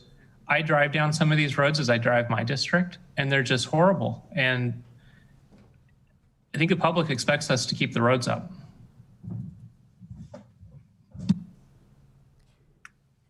Exactly, Supervisor Williams. That's why I asked for that list, and I'm glad that DOT provided it. The list that we have in the funding program for the benefit of the public are basically major collector roads, and the residential roads that, for most people, they would consider that the most important road in the county is the road right in front of their house. And if they bought their house 20, 30, 40 years ago, they naturally are wondering when the road is going to be paved. And if it hasn't been paved already, chances are it's not on that list if it's not a major collector road. So, and even the roads that are not on that list may seem pretty significant when you look at the number of houses on them. So I do hope that we're able to find some way of providing additional money to DOT for those roads that are not major collector but are residential streets. Okay, all right, so we are on the next slide. I'll go ahead and continue. And Janelle Rao, Deputy CEO, and I would, just to reiterate, I would concur about the roads. I drive the roads. I fully support that. What I would want to mention, just in addition, you'll see as following the ITMP update, we will be talking about the capitalized project needs. And your board does have a CIP that's a 5-year capital improvement plan that I believe is approximately $380, and that does include road improvements. So as we proceed through the strategic planning efforts and the facility master planning efforts, the CIP update will be a critical component of that. So back to IT and the risk impacts, we thought it was important for the board to actually to understand the risks associated with the continual or deferral of these critical projects. The replacement of obsolete equipment. We will obviously face the potential for outages due to lack of support or replacement. Disaster recovery capabilities. There's several single points of failure. And that could pertain to our network. It could pertain to, internet systems outages. We also are limited in our recovery options should we not fully support and fund those. We do risk interruptions in our public safety communication system. Although this board has committed funding to it, we are looking for funding through CDBG, and we'll need other funding sources coming through the PG&E funding or another source in order to continue on the path of the full replacement of the public safety microwave communication system. This board did implement a full cost of recovery for that, but of course that's for future replacement. We're currently in the process of identifying each of the sites and have been reporting on our progress to the board. But without commitment to funding this project, we will be at a standstill coming up in November. Sustainability is one of the things we've talked about. Without sustainable funding in our operations and in these various ITMP projects, you will find a funding backlog and it will continue to grow as previously referenced. We are also looking for additional cybersecurity funding, and again, deferral just increases our risk and our exposures to liability. Our enterprise application improvements, they were referenced previously, one of them from Tim Hallman, the Munis upgrades. The efficiencies gained by these application improvements, it's hard to quantify, but I can tell you the improvements we'll see will gain efficiencies across the board through the entire county. Those efficiencies are hard to quantify in a dollar amount, but I can tell you that even if the staffing resources are allowed to be more efficient, they'll be providing direct service to your constituents. So this next slide just talks about the network, some various projects. We referenced the dollar amounts previously, and I just wanted to create, this is a highlight. Countywide network infrastructure upgrades, there are the costs associated, gives an explanation of what that actually means. Disaster recovery improvements, which includes $400,000 for planning secondary site implementation, and cloud backups. Public safety communication microwave radio, you've heard me talk about this. I go through a list here of what it includes, which is your phase 3 radio replacement of $900,000. That's in addition to the CDBG commitment of $2.1 million. Phase 1 repeater replacement, that's an additional $500,000. Mandated tower structural analysis, we've estimated at $100,000. And then the microwave ring expansion, the coastal radio reception assessment, which would be $50,000. And then we have capital and equipment replacement planning, which includes $75,000 for workstation replacements, additional storage, data center improvements, including the sheriff's office cabling upgrades. Some more of these are just, again, critical funding requests, cybersecurity enhancements. That includes $325,000 for remote access improvements. We have an increased virtual working workforce, and this will allow our employees working remotely to be more efficient. Network segmentation and automated cybersecurity monitoring. Office 365, the board has given us direction to move forward with that. We are situated to issue a request for proposal as early as next week. That will be a countywide implementation and look to implement. We're looking at an aggressive implementation. I don't want to coin a phrase and give a date, but we were looking between 6 and 9 months for implementation of 365. The property tax system implementation. We do have some additional funding asks for that. We're looking for an additional $200,000, which will take this project from implementation into actual operations, and will provide our elected officials with the needed and necessary support that they may have through this life cycle of the property tax system. There's some of the processes that were not able to be tested through implementation. So we've asked for an additional funding through Aumentum, our contractor for the property tax system, and they've given us a discounted rate, and a contract will be coming forward with the board for funding on that. Munis upgrades, we've talked, a great deal about this, but the timekeeping efficiencies and salary and budgeting, I can't say enough about how important this will be and the efficiencies this will offer our county and our employees. That investment will realize and reduce our risks exponentially when it comes to our reporting on our budget. Automation of manual processes. Again, this is an ROI of an additional $1 million annually. I would call that a very conservative estimate based on what we've studied thus far. The last slide is just to talk about resources, and the board has committed to providing the resources necessary for our internal support departments in order to fulfill the duties and obligations that they have. We're implementing the ITMP as referenced. It was adopted in 2018. That's dramatically and drastically changed the operations of IT. When you're talking about a 15 to 20 year deferral of any improvements, so it's been a dramatic increase in the resources necessary to support that ITMP. We've worked with the budget team on this. We've come up with what we believe is a fair approach to the operational needs of IT. What you would see likely is if we do run into any sort of an issue with recruitment and hiring, that this board would see quarterly updates and perhaps consider adjustments if they're necessary. And that will take us, I believe, into facilities. I will say the same for facilities operations as we get started, and I have Doug Anderson, our Assistant Facilities Manager, and Dan Mazzani, who will be joining us. But from a facilities resource perspective, we've approached that in much the same way that we did with IT, in that we worked with the budget team, came up with what we believed was an appropriate funding level, but we'll be returning to the board should hiring exceed those 1,000 series levels in a projected deficit. And with that, I will invite Dan Mazzani to go over what is in front of you. Okay, thank you, Janelle. I just want to go back to the board just in case there were any questions or comments before we go to facilities. Thank you. Any questions or comments?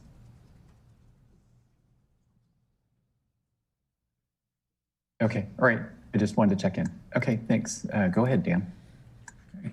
Chair Jurdy, members of the board, CEO Angelo, and Dan Mazzanti, Facilities and Fleet Division Manager. Before you today, we have attachment A, which is included for board review. This is a snapshot in time for the locations of our permanently installed generators on this page. Currently, we have 26 permanently installed generators and 7 trailer-mounted mobile generators that are currently owned, maintained, and serviced by the county. Page 1 shows the current locations for the generators that are installed. So I'll go through some of the columns so we can explain the way it works. So our building numbers is in the first column. That allows us to track all the expenses for them. You have building name, so it's a common name for every building. The location is the community of which the generator or the building is located in. The intersect is a device that we've begun to install in the buildings that allows us to easily and safely attach a generator to a building in case there's a failure to the existing permanently installed generator.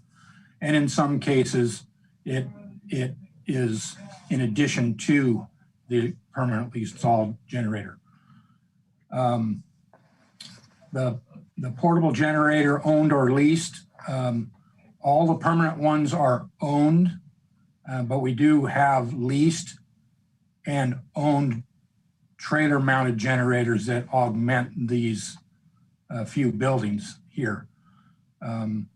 As in the administration building, we have a permanent installed generator there, but we also have to lease 2 bigger generators to power the whole building during PSPS.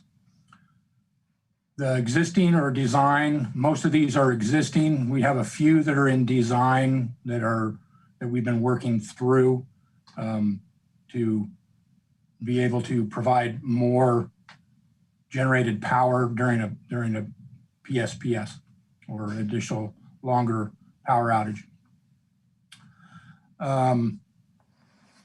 On page 2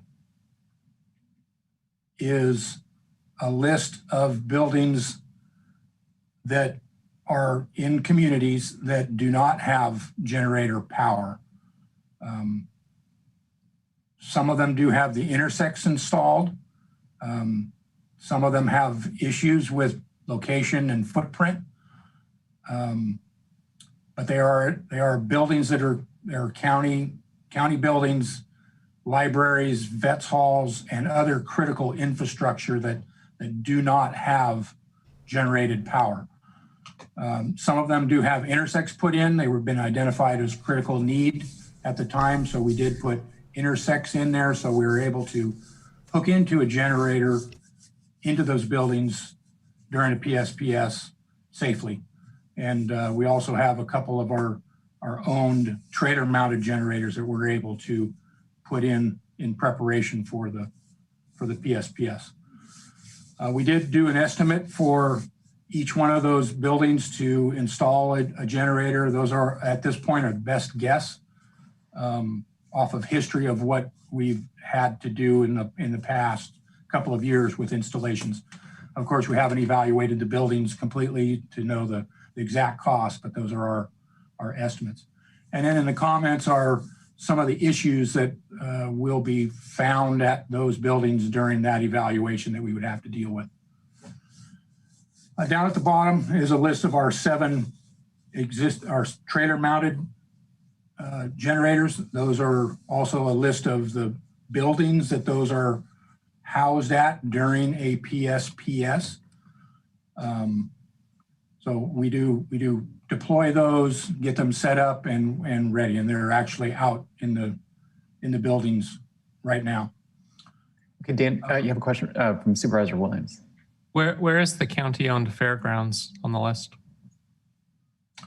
The fairgrounds was identified as this year as not needing a generator. I think, why is that? It doesn't have one, and as I understand it, it would actually take 2 because the water system is separate. And that may be a location in an emergency we would actually house people. Through the chair, Janelle Rao, Deputy CEO, we as facilities hadn't identified that as a potential. These that we have included in here are the result of a board directive to come back with potential community access points. Now, if it is this board's direction to consider, for example, the Boonville Fairgrounds, because of the complexities associated with how that's administered, typically those requests come through the fair administrator, the fair general manager. To my knowledge, the fair has not asked for or requested that the county pursue generator activities. The CSD has requested, and the Vets building may be the ideal candidate. I'd like to see one of the Boonville sites added. Yeah, I would support that too. I mean, Boonville seems like a pretty significant community, Anderson Valley. And, it seems like the fairgrounds would be the obvious site being so large compared to the Vets Hall. Supervisor McGordy? Just a question as to why so expensive? I mean, this is really major infrastructure costs when you're looking at spending $175,000 for a generator for the library. What drives the cost so high on these things? Engineering, code requirements, cost of the equipment, size of the machine that's needed for the building. How many kilowatts these things typically generate? Most of these are 100 kW or bigger. They're big. They're big. And you have fuel storage that you have to take into consideration. So you need a lot of footprint in order to put one in. Some of them are some of them you have natural gas that you're able to plumb into, but some sites don't have that. And I know people will also ask this question, although I realize it's not necessarily highly effective, but what about solar as a way of augmenting emergency power? What's kind of the conventional thinking right now?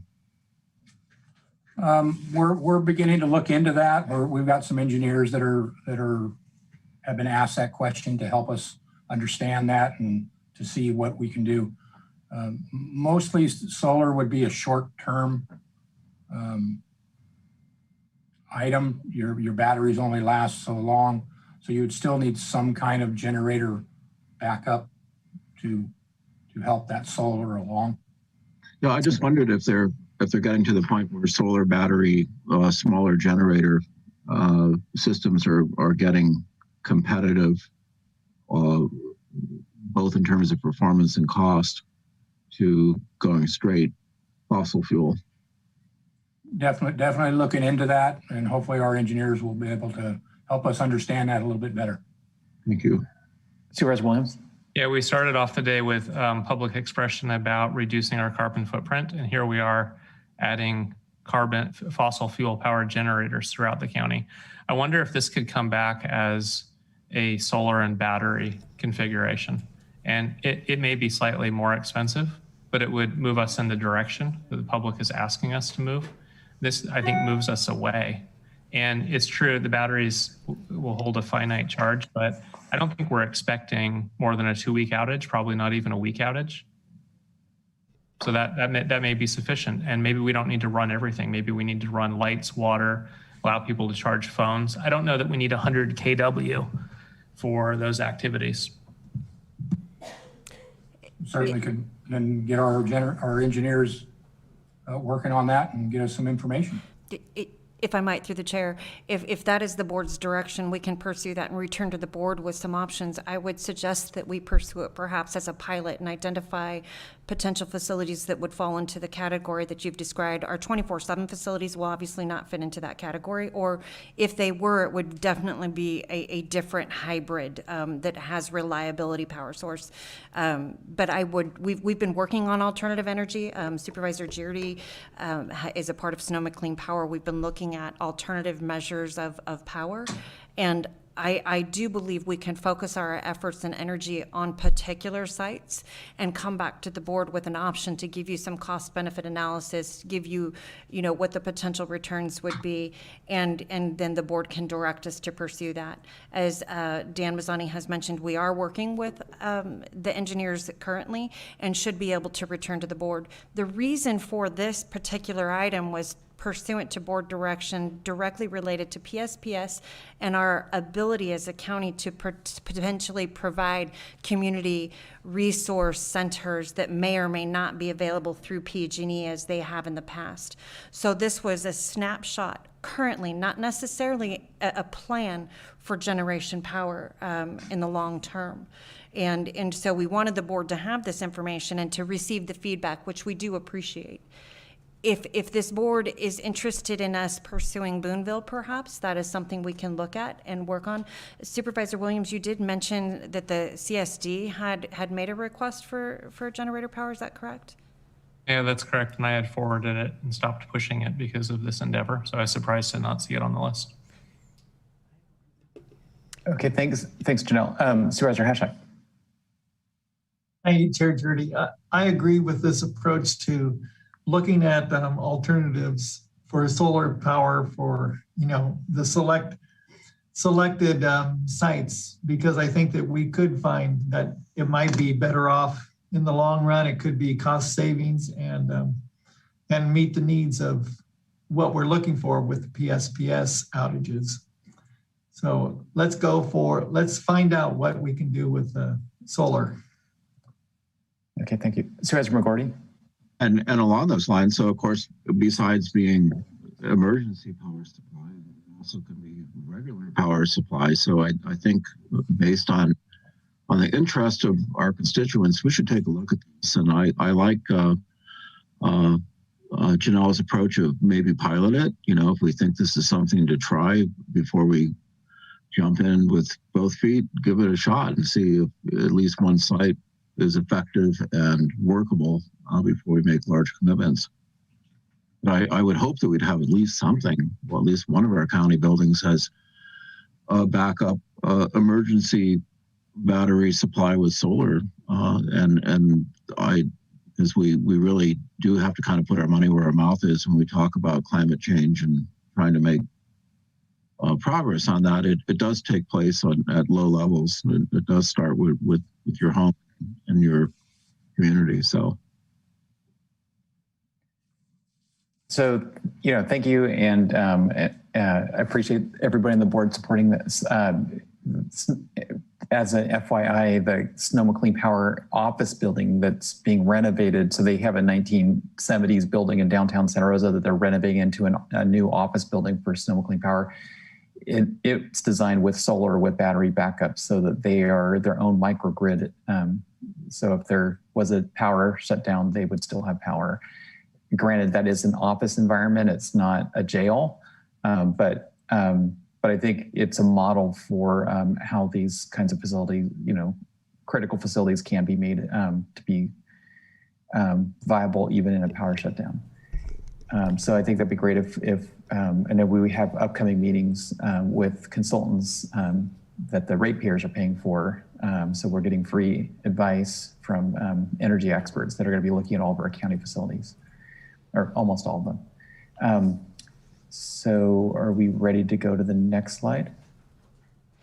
Yes, Janelle Rao, Deputy CEO. With that, I'll turn it over to Doug Anderson. I would mention that with the board's direction and to return with some options regarding solar, Doug Anderson will be talking about critical infrastructure and critical project needs that have yet been identified as funding sources. So you bear with us when we are juggling many critical priorities that have been identified with risks associated and liability to the county at the same time. Doug will be going through those, so I'll turn that over to him.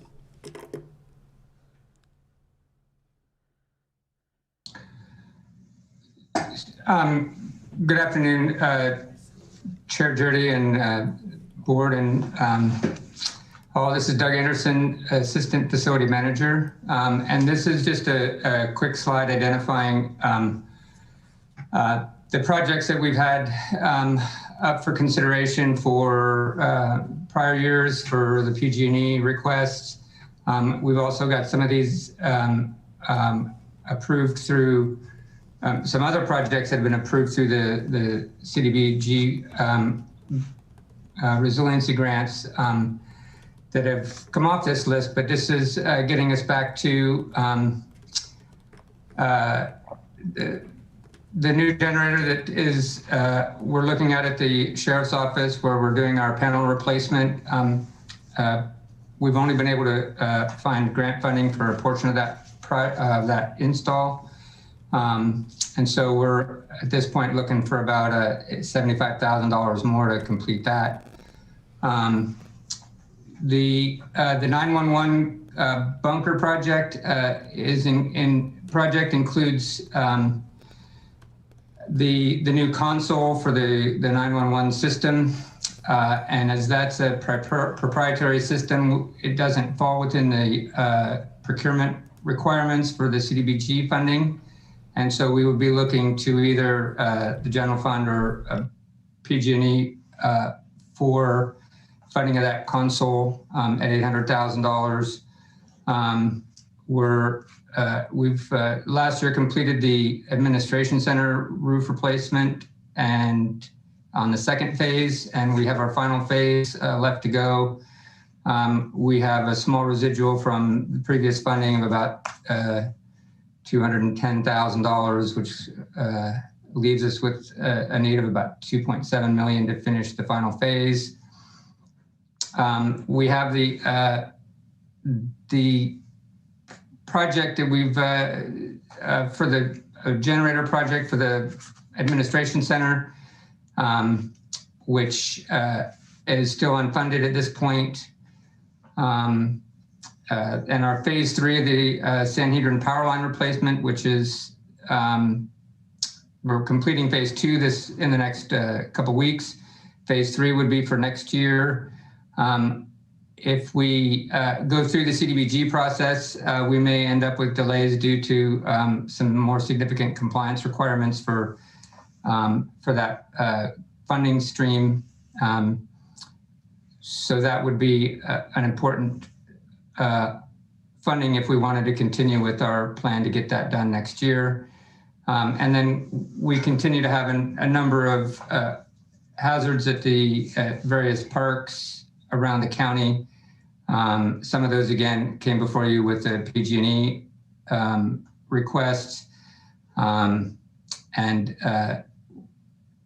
another area where we would be hopeful to get some funding from one source or another. Okay, any question on this slide? I do have a request from clerk of the board for a break. Do we have several more slides, or is this near the completion of this part of the agenda item? Assistant CEO Darcy Antle, yes, there's several more slides, but this is a good stopping point for a break because we transition to another topic. Okay. All right, thanks, Doug. Okay, so it's 3:45. Let's take a break and come back at 3:55.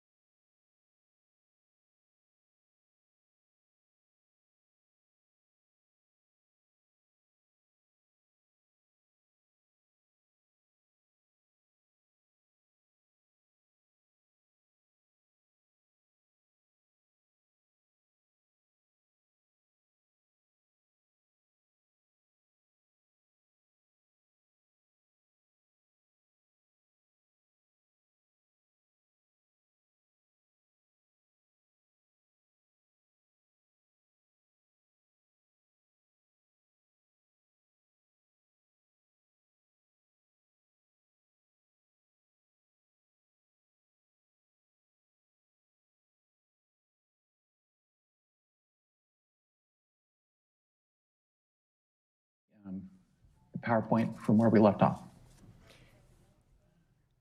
Chair Jurdy, Darcy Antle, Assistant CEO. When we talk about fiscal responsibility, I'm not quite sure our slide's coming. As a reminder, the general fund is the payer of last resort and must be managed with good stewardship and intention. There is a California state government code and county policy that follows the state code, but the county has never enforced the policy. And the policy puts personal responsibility on the official authorizing the obligation. And you can find this in the County of Mendocino Policy 1, Section 1.1, Sources of Authority and Priorities in a case of a conflict. Sarah Pierce, do you have, Chair Jurdy, Supervisor Williams has his hand up. Oh, sorry, I didn't see that. Supervisor Williams? Can we decide today to follow this?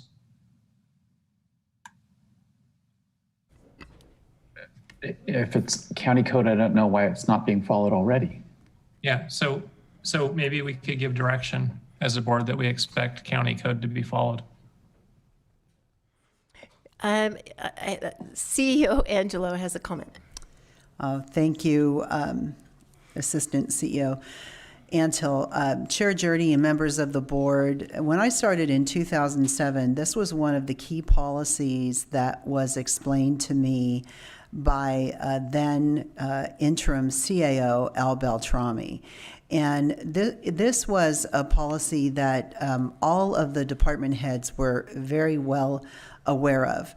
I can tell you, I've been here since 2007, and this policy has never been enforced.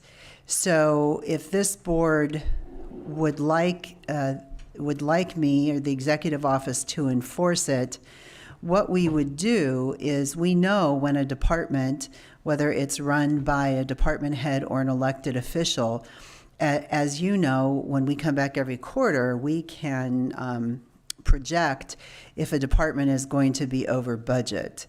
So when you think about that, we could take any department. Let's take Department of Transportation and say they're going to be $200,000 over budget. Then I would notify the DOT director at mid-year, most likely with a written letter, that they are projecting a $200,000 overage and attach this policy, which everybody is aware of, and that this makes the department head personally responsible for that $200,000 overage. So you can see that it's quite a drastic policy, and I understand why it's never been enforced. But if this board wants it enforced, what we could do is we could send it out again and notify the department heads. We could actually have them sign something. The department heads will sign. I don't know about the elected officials, but we could have them sign that they've received the policy, they're aware of it, and they understand it, and we could attempt to enforce it. Yeah, I let's guess do that's that. the best I could say we could do. I support that. Let's do it. Supervisor Hashak. Thank you, Chair Jurdy. So I guess that we're going to see, if a person goes over, they're going to have extenuating circumstances, such as an emergency. So how would that be dealt with? So I don't know if that question is for me, Chair Jurdy, Supervisor Hashak, or not. Yeah, I guess it is for you. I think that if we could have some type of adjudication process or some type of grievance process that could start with me and then go to the board. So for instance, I'll use Department of Transportation again, though I have to say Howard Deschel is really good about his budget. So it's not I'm just using him as an example. So say Howard is projected to be 200,000 over. So we've given him the notices throughout the year. He hasn't been able to bring it down. for whatever reason, and at the end of the year, I hand him a statement along with the auditor that he owes the county $200,000. He would have the right to grieve it or adjudicate it, and it would go from me most likely to the Board of Supervisors. And then you would make the decision whether whether the reason that he's $200,000 over is something that was unforeseen and nothing could be done about it, or whether you are going to hold him to the policy. I think this is an extremely drastic policy, and I have, as I said, I've never seen this county enforce this policy.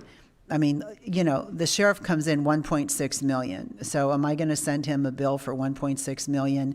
And when he says he won't pay it and he goes public, is this board going to say he's going to have to pay 1.6 million? I mean, I think it's the policy is a bit unrealistic, but it is on the books. And so we either need to decide if we're going to move forward with it or amend it in some way.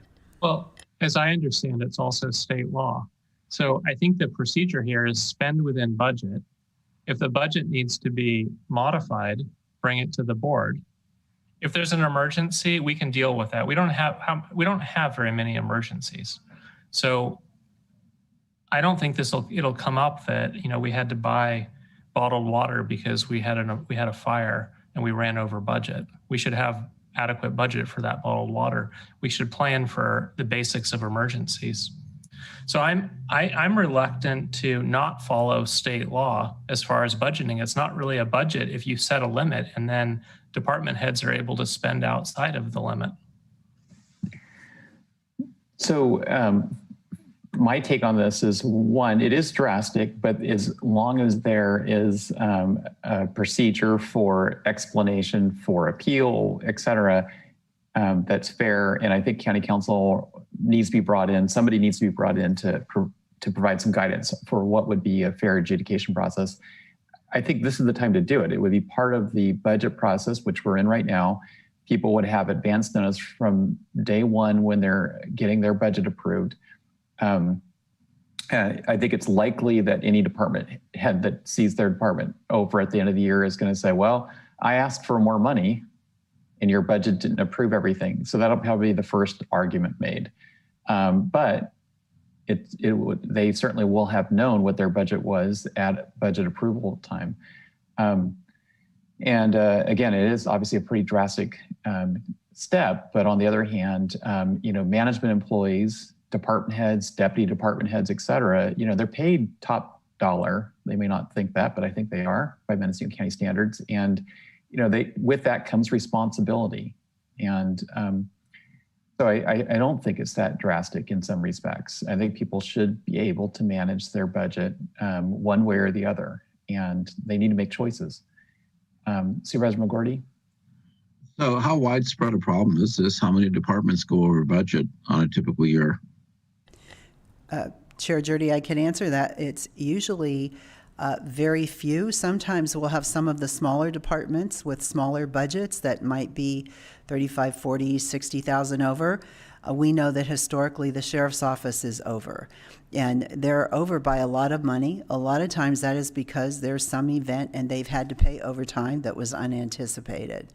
So not very many departments. And again, you have department heads and you have elected officials. So are you going to hold all of the department heads and elected officials to this policy? I thought I saw a hand raised in the chambers. Thank you, Mr. Chair. I just note, Supervisor Williams is correct. This is state law. This isn't just a question of county policy, and the county policy is largely echoing state law. What I would note is that I think where the rubber really meets the road on this is what is the expectation of the board in terms of when and how budget overages are addressed, right? Part of this is going to be taken up as part of the quarterly reports on the budget and the adjustments that have to be made at that time. But part of it is also just sort of establishing, I think, a process and an expectation for how you want the departments to be bringing those issues forward and how you want to be addressing those. To the extent I mean, this is, again, this is the law. This is the requirement by the statute. But really the question is, as the board, when are you going to be approving the budgetary changes or otherwise making adjustments? And when are you going to be when and how would you be holding department heads accountable for sort of failing to do that in an appropriate or timely manner? And I think it's not just a question of, is the department head on the hook if the budget doesn't get adjusted? I think the question is the board going to feel that it has to make the adjustment after the fact because there's been an expectation for so long that sort of this is how things are done and the adjustment will just be made at mid-year or third quarter or whenever the change needs to occur? So I understand the county council, you're putting that back to the board, but my point is, it seems to me that it doesn't have to be with the adoption of the budget, but shortly thereafter adoption of the budget, it seems to me that there needs to be a process that's approved by the board, which would set that expectation. But I think we would need some consultation from you and your office or outside counsel, whoever, that would help us establish that process, because it's pretty serious. I would concur with that, Mr. Chair, and I'm happy to assist. My point is just that it's not really a question of is this the policy or is this not the policy. The question is what is the process and what is the expectation of the board, and then having that sort of set out with enough certainty for the department heads to know. And that's certainly something my office is happy to work on and assist with. I think the key is going to be the messaging of that to the department heads and making sure everyone understands that this is the expectation for how you do it. Okay, thank you. Supervisor Williams? And I'd like to ask County Council, my understanding is this section does apply to elected department heads, because when we're talking about budget, those elected heads are viewed through the lens of county officers. Is that correct? If I respond through the chair, yes, that is correct. Elected department heads are county officers. They are subject to the budget restrictions set by the board. So given that this is the people's money, it's not our money, it's the people's money, and state law vests the authority to budget the people's money in the Board of Supervisors, I think it's a mistake to allow the overages, because the board is never in a position to say, no, you can't spend that money. It's already been spent. And I think we need to align with state law. We actually need to, I think it's a real mistake if we're not following state law and are allowing overages as a normal operating method. Okay, Supervisor Hashak. Thank you, Chair Jurdy. I'm just grappling with this, because what happens if you have a board, theoretically, that sets the budget and it's low for, it's really tight for a department or an elected official, and then that person really struggles to keep their budget in line, but can't because of extenuating circumstances. And then what happens? They're responsible for that budget. I think that maybe what we need is make sure that all department heads and elected officials are communicating clearly what their budget needs are throughout the year, and having regular meetings with the executive office or finance officer, whatever, to make sure that their budget's in alignment and is on track. Because that's really what we want. We want to be on track with what we're setting out as a goal. Okay, Supervisor Williams? Yeah, Supervisor Hashak, I feel like we're debating the policy. It's not for us to decide. This is state code. This is what we get to follow. We can't decide a department head has a tight budget and decides to run over. I don't think we have the liberty to make that decision. County Council can correct if I'm wrong. I think we have to live within the budgeting process. And it's basically, if you have $100 in your budget, you don't spend more than $100. If you need more, you come to the board, go through the process, the board will approve it. Supervisor Hashak. Yeah, and what I'd like to see is just make sure that we have a proper communication going on so that the budget is reflective of what's happening. So, you know, we haven't been following this in the past. I can understand, you know, that it is the law, but let's make sure that people are communicating properly with the parties so that we're not surprised at the end with $1 million bill for some department head.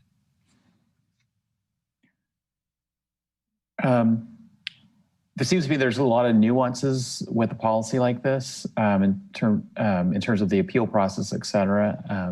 I think it would be helpful to get buy-in by the board into the end product for how we create that process.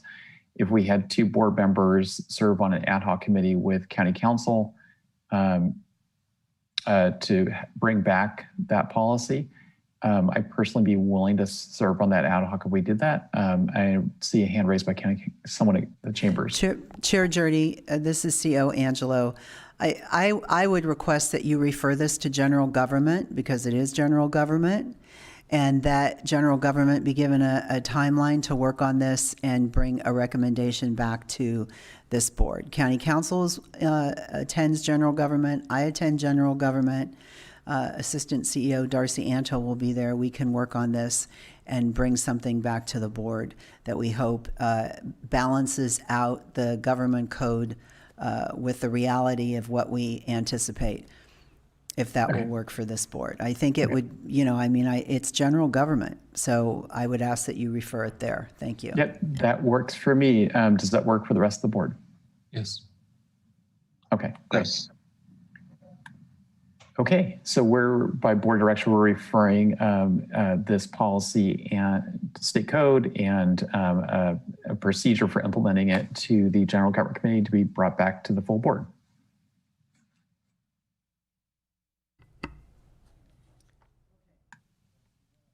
Thank you, Darcy Antle, Deputy CEO. So tomorrow morning, you will be looking at 5 different presentations from 5 departments. The district attorney will start us off, and then planning and building services, cannabis program manager, sheriff's office, and transportation. A couple of things we want to point out as we head into the new year. We will be conducting a fee hearing on July 13th. That'll have some fee adjustments and some deletions. It's important to note that the criminal fees by Assembly Bill 1869 will no longer be enforced after July 1. It's just taking us a bit longer to get in front of you all with a fee hearing to remove those fees. Now we will go. Sorry, just on that slide. Supervisor Hashak and I have heard from, or maybe it was Supervisor McGordy and I, we've heard from the Ag Department that they had some fees that needed to go back to the board, have not been revised in years. So do you know if those fees are in the July 13th hearing? Darcy Antle, Assistant CEO, they have not turned in their fees. Typically, our fee hearing is in July. Due to the time restraints of this board and the agendas, it's taking us a bit longer, so we're extended to July. But they did not submit their documents timely, and at this point, they have to come to the fiscal unit and then get to the auditor controller. Today, yeah, I don't know that we can make it, but we can try. I will look to Tim to see if we can make that push. Right now, it's just working with Tim Holman with the Executive Office. Right now, it's just working with the auditor to make sure that we have time to put in for a review. But at last recollection I had and last communication I had with the Ag Department, they were choosing not to bring forward, and that was in an email from the Ag Commissioner. I can go ahead and follow back up and see if maybe he has had a more opportunity to look at the more of his fees, and I can go ahead and see if he has those available, and we can bring those to the auditor for review if you'd like. Well, I would hope he would, because I might understand that they have not been raised in years, and that they were intending to bring those forward. So, okay, well, thanks. Thank you. Next slide, we are reimagining budget for the future. So we will begin reviewing funded core mandates. We will meet with the departments to get those core mandates so we can have something before this board. And I think that expectation was early calendar year of 2022. We want to align with the best practices, and we would use other counties and lean on our CSAC association to help us find those best practices to build a better, stronger budget. We would budget to the core funded mandated services, remaining revenues reviewed for their highest and best use to benefit the community. I believe at this point, CEO Angelo would like to make a comment. Thank you, Darcy.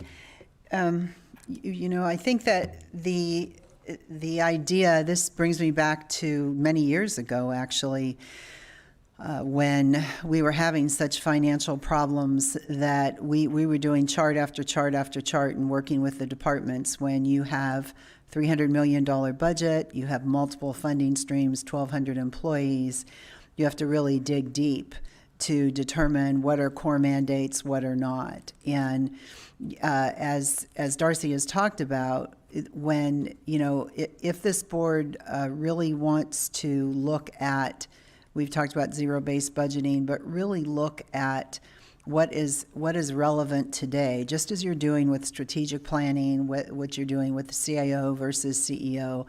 It really is what is relevant today. Then how we would approach it would be exactly what we have here. Very simple.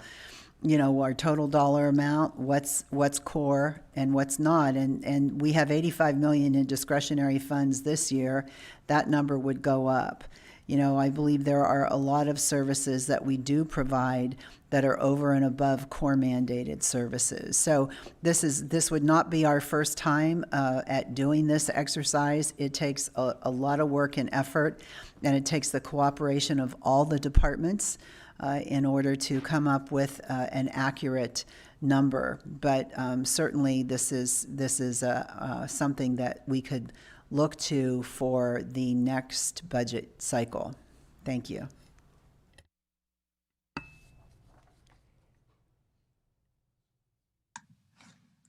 Darcy Antle, Assistant CEO. At this time, we'll have a brief update on the water agency and drought from Deputy CEO Steve Dunnicliffe.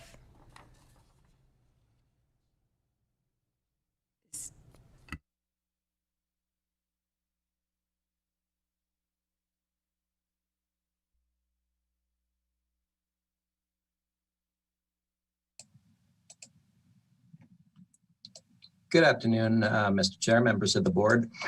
Steve Dunnicliffe, Deputy CEO, and just to kind of speak briefly to these points, a lot of which were discussed even earlier today. On April 20th of this year, the board declared the current drought emergency, making Mendocino County one of the first jurisdictions to recognize and declare the 2021 drought. With the board's declaration, all water users throughout the county are urged to reduce water usage by 20%, and all local water suppliers are requested to implement their water shortage contingency plans. Some water agencies own and sell water, and this enables more centralized control for drought response. Mendocino County's water agency does not control or sell water, so our water supply is not centralized in that same way. We rely on experts throughout the county operating water supplies and water systems within geographic areas. Customers of water systems have already begun seeing a shift from voluntary to mandatory restrictions, and with the Redwood Valley example, ag water is no longer available, and residential customers have been limited to 55 gallons per person per day. And the unfortunate reality seems to be that more residents will be relying on water trucked and stored on site. Earlier today, the board supported the reestablishment of the water agency as a standalone entity and use of contract assistance to more quickly develop response capacity for the drought. A contract with the Resource Conservation District, or RCD, is in place for public outreach related to the drought, and a contract scope is being pulled together for a drought response project manager. Additional water agency resources will be limited in their application to the existing drought, but they should better position the county, and actually they will better position the county for the future. And then as just kind of a final component here, as has been noted earlier this morning, Supervisors Haschak and McGorty have convened a drought task force, which is anticipated to meet twice a month. And this is going to provide a forum for countywide perspective on the drought impacts and response. And the first meeting of this task force has been scheduled to take place this Thursday, June 10th via Zoom. And that concludes my notes to the board on this slide. Any questions of Steve on the water agency? Okay, not seeing any. Okay, great, thanks. Darcy Antle, Deputy CEO. At this time, we have one more presentation for today. It's another item that we will believe will have a large impact on the county in the near future. You saw a presentation on this topic, CalAIM, prior. This will be a follow-up presented by Megan Van Sant, Senior Program Manager.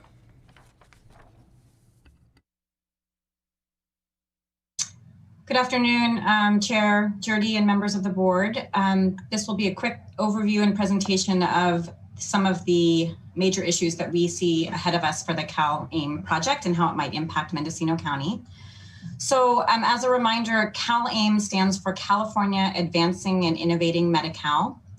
It's essentially it's a package of broad reforms to Medi-Cal in a variety of programs with a bunch of different timelines.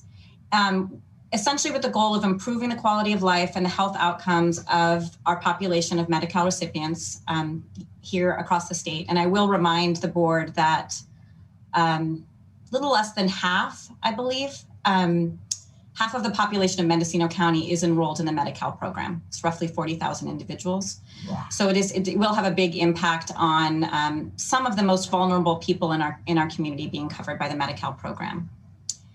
Next slide, please. So the primary goals of the CalAIM program are to, I'm just going to paraphrase what it stated before you through this presentation. The goal is to have a Medi-Cal program that is more client-centered, is less complex, and will improve health outcomes. So we can move to the next slide. What I'm trying to do in this presentation is focus on what the county needs to focus on from an operations standpoint, but also a fiscal standpoint in the next year, as well as in the next 5 years. So if we just focus on 2022, which is when this project will really kick into gear in January 2022, the impact that CalAIM will have in Mendocino County is primarily focused on our whole person care enrollees, but potentially hundreds of additional beneficiaries in addition to the 130 or so whole person care enrollees that we have in Mendocino County. That is going to come in the form of a new countywide enhanced care management benefit. And I'll explain that in a second. So the enhanced care management benefit will be available to whole person care enrollees, and we don't even know how many additional hundreds of beneficiaries in Mendocino County.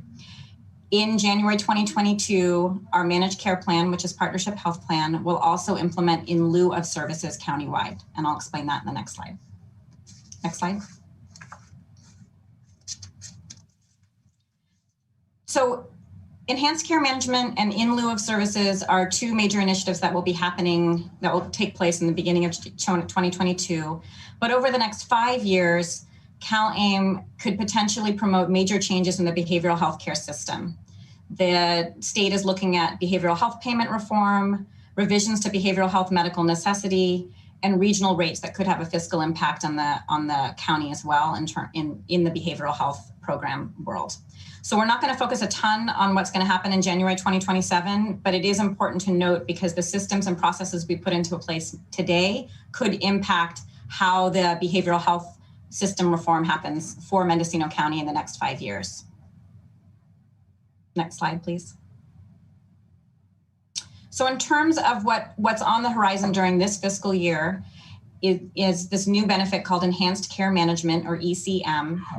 We've listed before you on the presentation the populations that this project will focus on. And I just want to draw your attention to these are populations that have had significant expense in terms of healthcare in our community, but also have a pretty significant overlap with law enforcement, with our jail system, with other kinds of our foster care system, adult protective services, IHSS perhaps. So these populations have impacted a lot of programs in the Health and Human Services Agency, and this benefit will be can be transformational to their care and to the impacts both fiscally for the county, but perhaps more importantly, the quality of life for these individuals as well. I do want to particularly highlight that children and youth with complex behavioral and developmental health needs, that's the first bullet point, that population will be incorporated into this new system in 2023.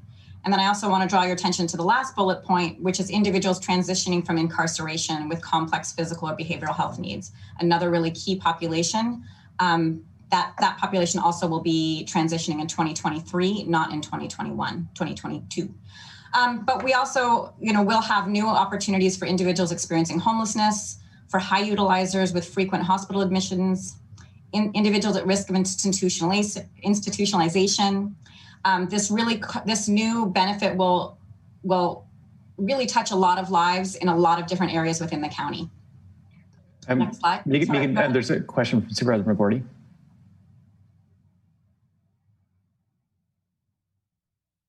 Supervisor McGordy, your audio is off. Megan, looking at that cohort, how many people do you think are in it? It's a really good question. So that's one of the huge unanswered questions. So originally the state felt that 1% of Medi-Cal beneficiaries would fall into those categories. And if you want to go to the slide before that, I think it'll be easier to see.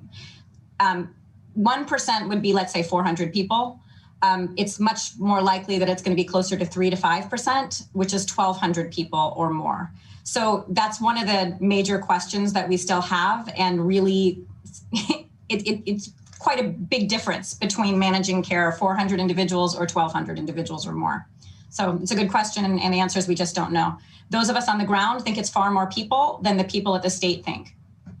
Megan, I have a question. If someone is in one of these cohorts and they're cycling in and out of the hospital emergency room or the jail, if they go into the jail, now they're a ward of the county, I believe, and at least I'm pretty sure that they're no longer eligible for Medi-Cal while they're in the jail, and the county general fund is paying for their medical services. I can't speak to who's paying for their medical services. I think that's correct, but it is true that they get disenrolled from Medi-Cal. It's a system failure that causes problems over and over and over again. So assuming that's correct, then if there was a reform to the system that diverted these people from entering back into the jail, maybe they're on ankle bracelets, I don't know what it is, but they're not being diverted back into the jail, but they're being kept out of the jail. And there's a better system outside of the jail that it seems like we could then use state funds, Medi-Cal funds, federal funds to address their issues and take them off the burden of the general fund. I mean, I think if your question is keeping people out of jail so just in a theoretical way, keeping people out of jail gives us the opportunity to address their healthcare needs through the Medi-Cal system as opposed to the jail health system. I think it's fair to say that there's much more offered outside the jail than there is inside the jail, and particularly with this new enhanced care management benefit, if that makes sense. Mm-hmm. I mean, that's true right now, and in this new scenario, it will be true, even more. Yeah, it's just we've been having a discussion about sort of uncontrolled costs and general fund burdens on, from departments, and it just seems like there's an opportunity here to address people's needs in a better way, and without using general fund dollars or using only nominal general fund dollars to leverage state or federal dollars. It looks like on the surface. Right. I mean, I guess, Chair Jody, I would say from my experience in working with full person care enrollees who we make a lot of progress with, and then for a variety of reasons or whatever, they end up in jail. A lot of that progress is undone. That is definitely true. And then when they get released, we need to start all over again. And a lot of work we've been able to do has to be completely restarted. However, what you're talking about would require really good coordination, communication, and being in the same kind of goal framework as the criminal justice system. And the healthcare system, social services system, and the criminal justice system have not always had that venue to all be on the same page. And there's also like laws about things. I mean, I can't speak to the criminal justice system, obviously, but there's like laws and rules that they have to follow. So I think what you're talking about is transformational change and would require really good communication with those two systems, the criminal justice system and the health and social services system. Okay. Supervisor McGorty? Well, isn't that one of the things that the county's received a grant on is a crisis response team approach of having mental health workers with the police to help evaluate people and hopefully keep them from going to jail and have a response that's de-escalated? Yeah, and I think that's certainly true for that is the intention. And so I'm speaking to programs I'm not managing, so just take this for yourself. But that is the intention for people with some people with serious mental illness that are interfacing with the criminal justice system. These populations before you are broader than that. It's people experiencing homelessness. It's people who are really physically unwell. Children and youth that could have developmental issues. So it's a broader population than the fairly narrow focus of people having a mental health crisis. And, people experiencing mental health issues don't always reach the level of crisis at that moment. So there's a lot to talk about here, but definitely the intention of having a better partnership between mental health services and criminal justice system is definitely one of the goals of the mobile crisis team for sure. There's just much more opportunity than just that as well. Okay, thank you. I hope I didn't totally derail your presentation. Yeah, no, it's okay. This is not about the criminal justice system, but you're bringing up issues that clearly the state has recognized because they are targeting individuals transitioning from incarceration. They know that this is a big issue. So there is this huge open door there of working more collaboratively with individuals leaving jail. What you're talking about, Supervisor Jurdy, is trying to avoid them going to jail in the first place, which is also an important goal. Not totally sure it's covered here, but that is something that could be worked on. Shall I carry on? Yeah, go ahead. Okay, so the two pieces that are going to be coming into place in January 2022 is the enhanced care management, which I just discussed, and another fairly broad category of service called in lieu of services. It's a confusing name. People often say ILOS. I'm just going to explain what the point of it really quickly is. The idea is if we provide certain services to Medi-Cal beneficiaries, those services can be provided in lieu of or in place of a higher level of institutionalization. So the idea is if we provide recuperative care, if we provide a day habilitation program, someone could stay out of a nursing home. Or if we provide medically tailored meals, they might be able to stay out of a nursing home. So actually housing, the recognition is that even housing, definitely we all know this, providing housing support can keep people out of the hospital, can keep people out of higher levels of care that are expensive and not as effective for the patient as well. So that's the other sort of slate of services that will be available if this is all pulled off the way it's supposed to in January 2022. Next slide. Supervisor Hashak. Yes, thank you. Megan, I guess my question is how this might affect Measure B funds. And do you have an idea what might be the most cost-effective way of dealing with certain issues? You're asking me questions way outside of my sphere, so I'll answer it anyway. So financially, I can't really speak to that of how it would impact Measure B financially, but I will say that the patients and the people in our community who were meant to be served by Measure B will benefit from enhanced care management and in lieu of services. So I don't see it replacing anything. I see it as a layer over the things that Measure B was meant to accomplish, an important layer over the things that Measure B was meant to accomplish. So one kind of metaphor that I use is that this kind of support, enhanced care management, in lieu of services are meant to be like icing over a cake, but you need the cake to be baked before you can put the icing over it. So the kinds of things that Measure B is doing and our behavioral health system overall is like the cake that we need to be really well baked so that we can put the icing over and really provide the service to transform lives. But ideally, you'd have a smaller cake. I think we need a pretty big cake, but you'd the cake has to be right sized for whatever the need is, I guess.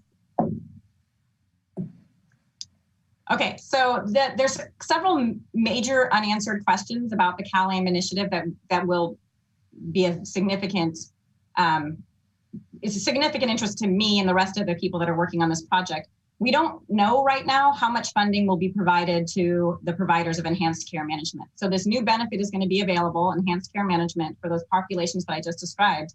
But we don't know if it's going to be kind of a token level of funding that will not enable us to do anything meaningful, or a robust amount of funding that will enable us to do something meaningful. We literally have no information about this funding piece at all. We also don't know, as Supervisor McGorty pointed out, how many Medi-Cal beneficiaries will be eligible for enhanced care management. We're getting closer to understanding who will be eligible and how many people that might be, but we're not there yet. We're also not clear yet on what role the county will play in managing or providing enhanced care management services. The benefit is provided through our managed care plan, which is Partnership Health Plan, but there's a variety of ways that the county can be involved in that process, and it's not totally clear to us yet what role the county will play and what role the county wants to play. And then finally, we don't yet know the impacts. I'm sorry, my computer just froze on me for a second. We don't yet know what impact CalAIM will have on the behavioral health care budget or operations in both the near term and the long term. But what I do want to point out here is on the slide I indicated the behavioral health care budget, but this will have an impact on the finances and operations of all areas of the Health and Human Services Agency. Public health, it can have an impact on that, that department, as well as some parts of social services. Again, I wanted to point out that many of the clients that will be served by the enhanced care management are foster kids. So that could have an impact in a positive way, probably, in that population served through social services, as well as adult protective services and some of the other populations served in adult services. So it will have some kind of impact operationally and financially on most areas served by Health and Human Services Agency. Next slide.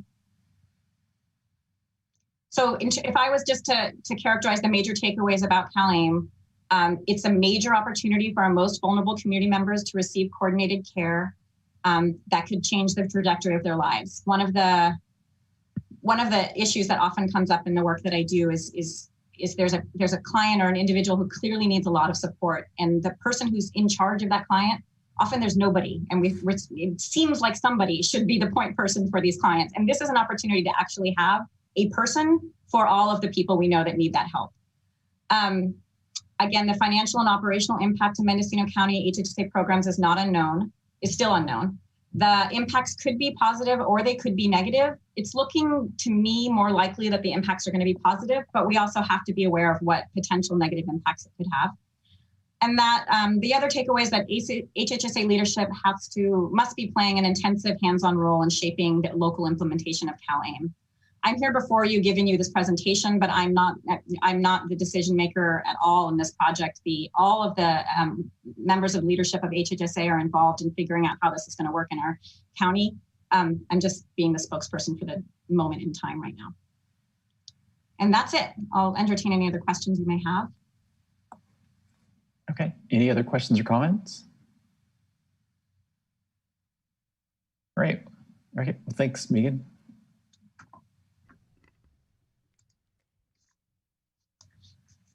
Chair Jurdy, Darcy Antle, Assistant CEO. That concludes our presentation for today.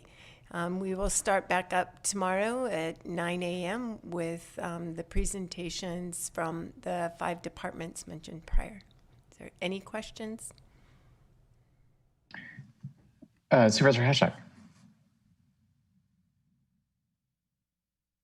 Thank you, Chair Jordan. Yeah, so we've all received a lot of communication about the Mendocino County Fire Safe Communities budget, and the reduction of that in the proposed budget. So I just, I know that Assistant CEO Antle has communicated with the board about different ideas about funding that fully. So to kind of, it seems like there's probably consensus among the board to fully fund, make sure that the Firewise Council is fully funded. How can you explain a little bit about that, and what some ideas are to fully fund the Firewise Council? Safe. I think this is a good time, and maybe we could also, if we come to some sort of consensus on that today, we could probably reiterate that tomorrow in advance of getting to that budget item. But go ahead, Deputy CEO Angela, can you run through some scenarios? Assistant CEO Darcy Antle, yes.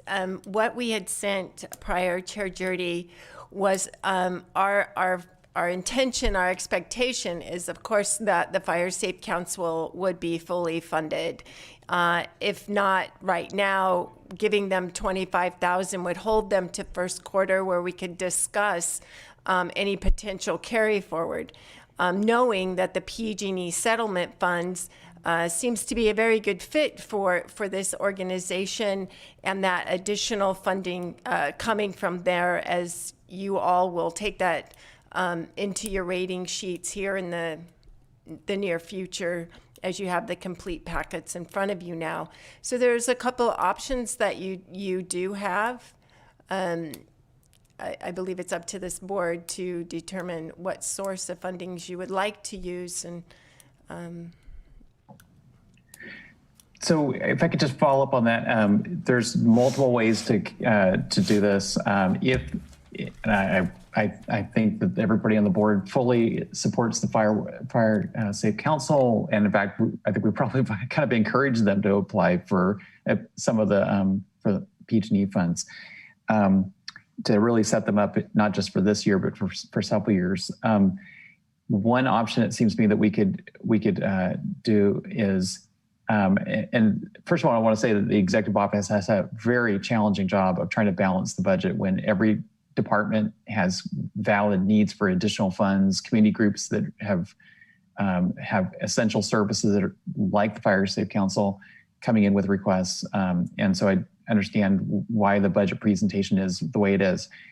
But for example, we could, in this budget, they're put in a request for $120,000 for their operating budget for the year.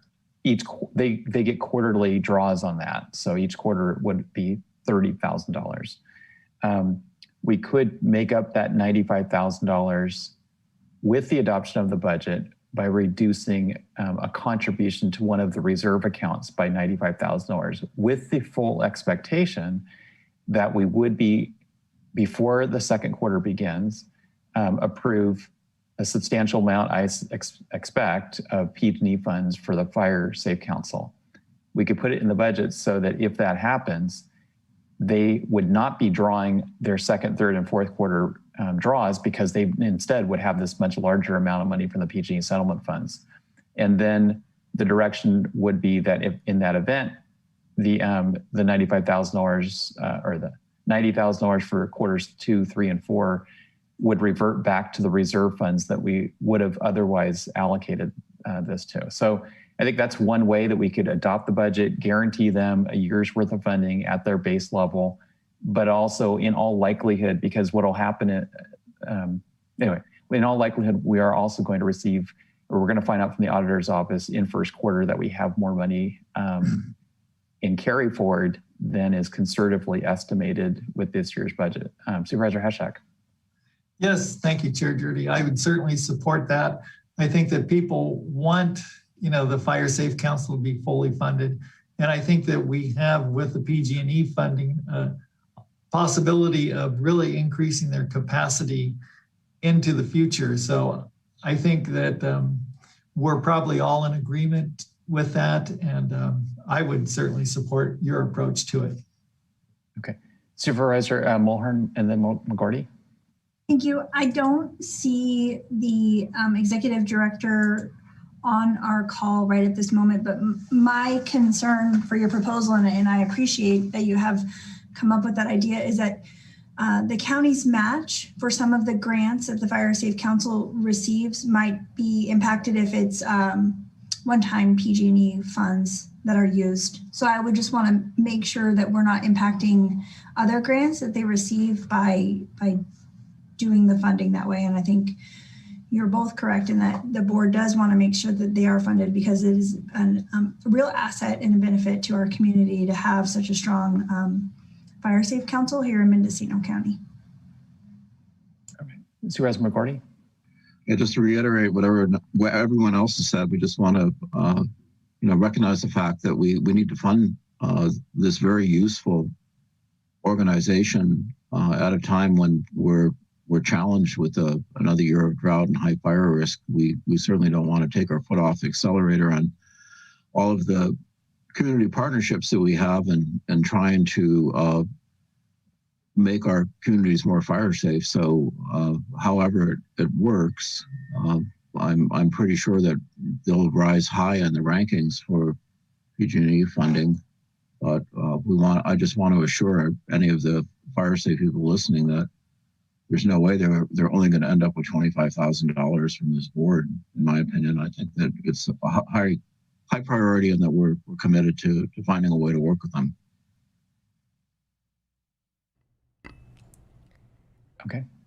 Through the chair, if I may, Darcy Antle, Assistant CEO, to the grant comment by Supervisor Mulhern, the county is engaged with Fire Safe Council right now for a grant, and the drawdown from the Fire Safe Council is for staff time as well as other contractors that they may have, and that grant is roughly $300,000.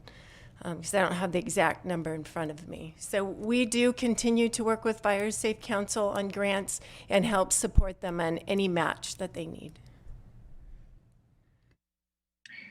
And I just want to make sure that full board knows the State Fire Safe Council, I think that's the official term, they sent in an inquiry to the county and to the local Mendocino County Fire Safe Council to see if there would be an interest in a 3-year grant from the state. It's not a proposal yet of the state, but there's a possibility that the state would be providing 3 years of grant operating dollars. It's not equal to their full budget, but it would be a supplement to their existing budget if that happens. So we did respond, and so that we're kind of in the queue if that does happen. So I think it's, as others have said, it's highly likely their budget is going to be increasing this year, not decreasing. I mean, I don't foresee a situation where their budget decreases. It's just a matter of how do we communicate that with our budget process. So anyway, so any other comments on that? It will undoubtedly come up again tomorrow during the budget discussions when we vote on the budget. But I do think we could, again, through this kind of conversation, we could kind of probably head off some of the public comments that are, kind of not really on point. So anyway, if that's it, we are going to be adjourned and resume here at 9 a.m. tomorrow.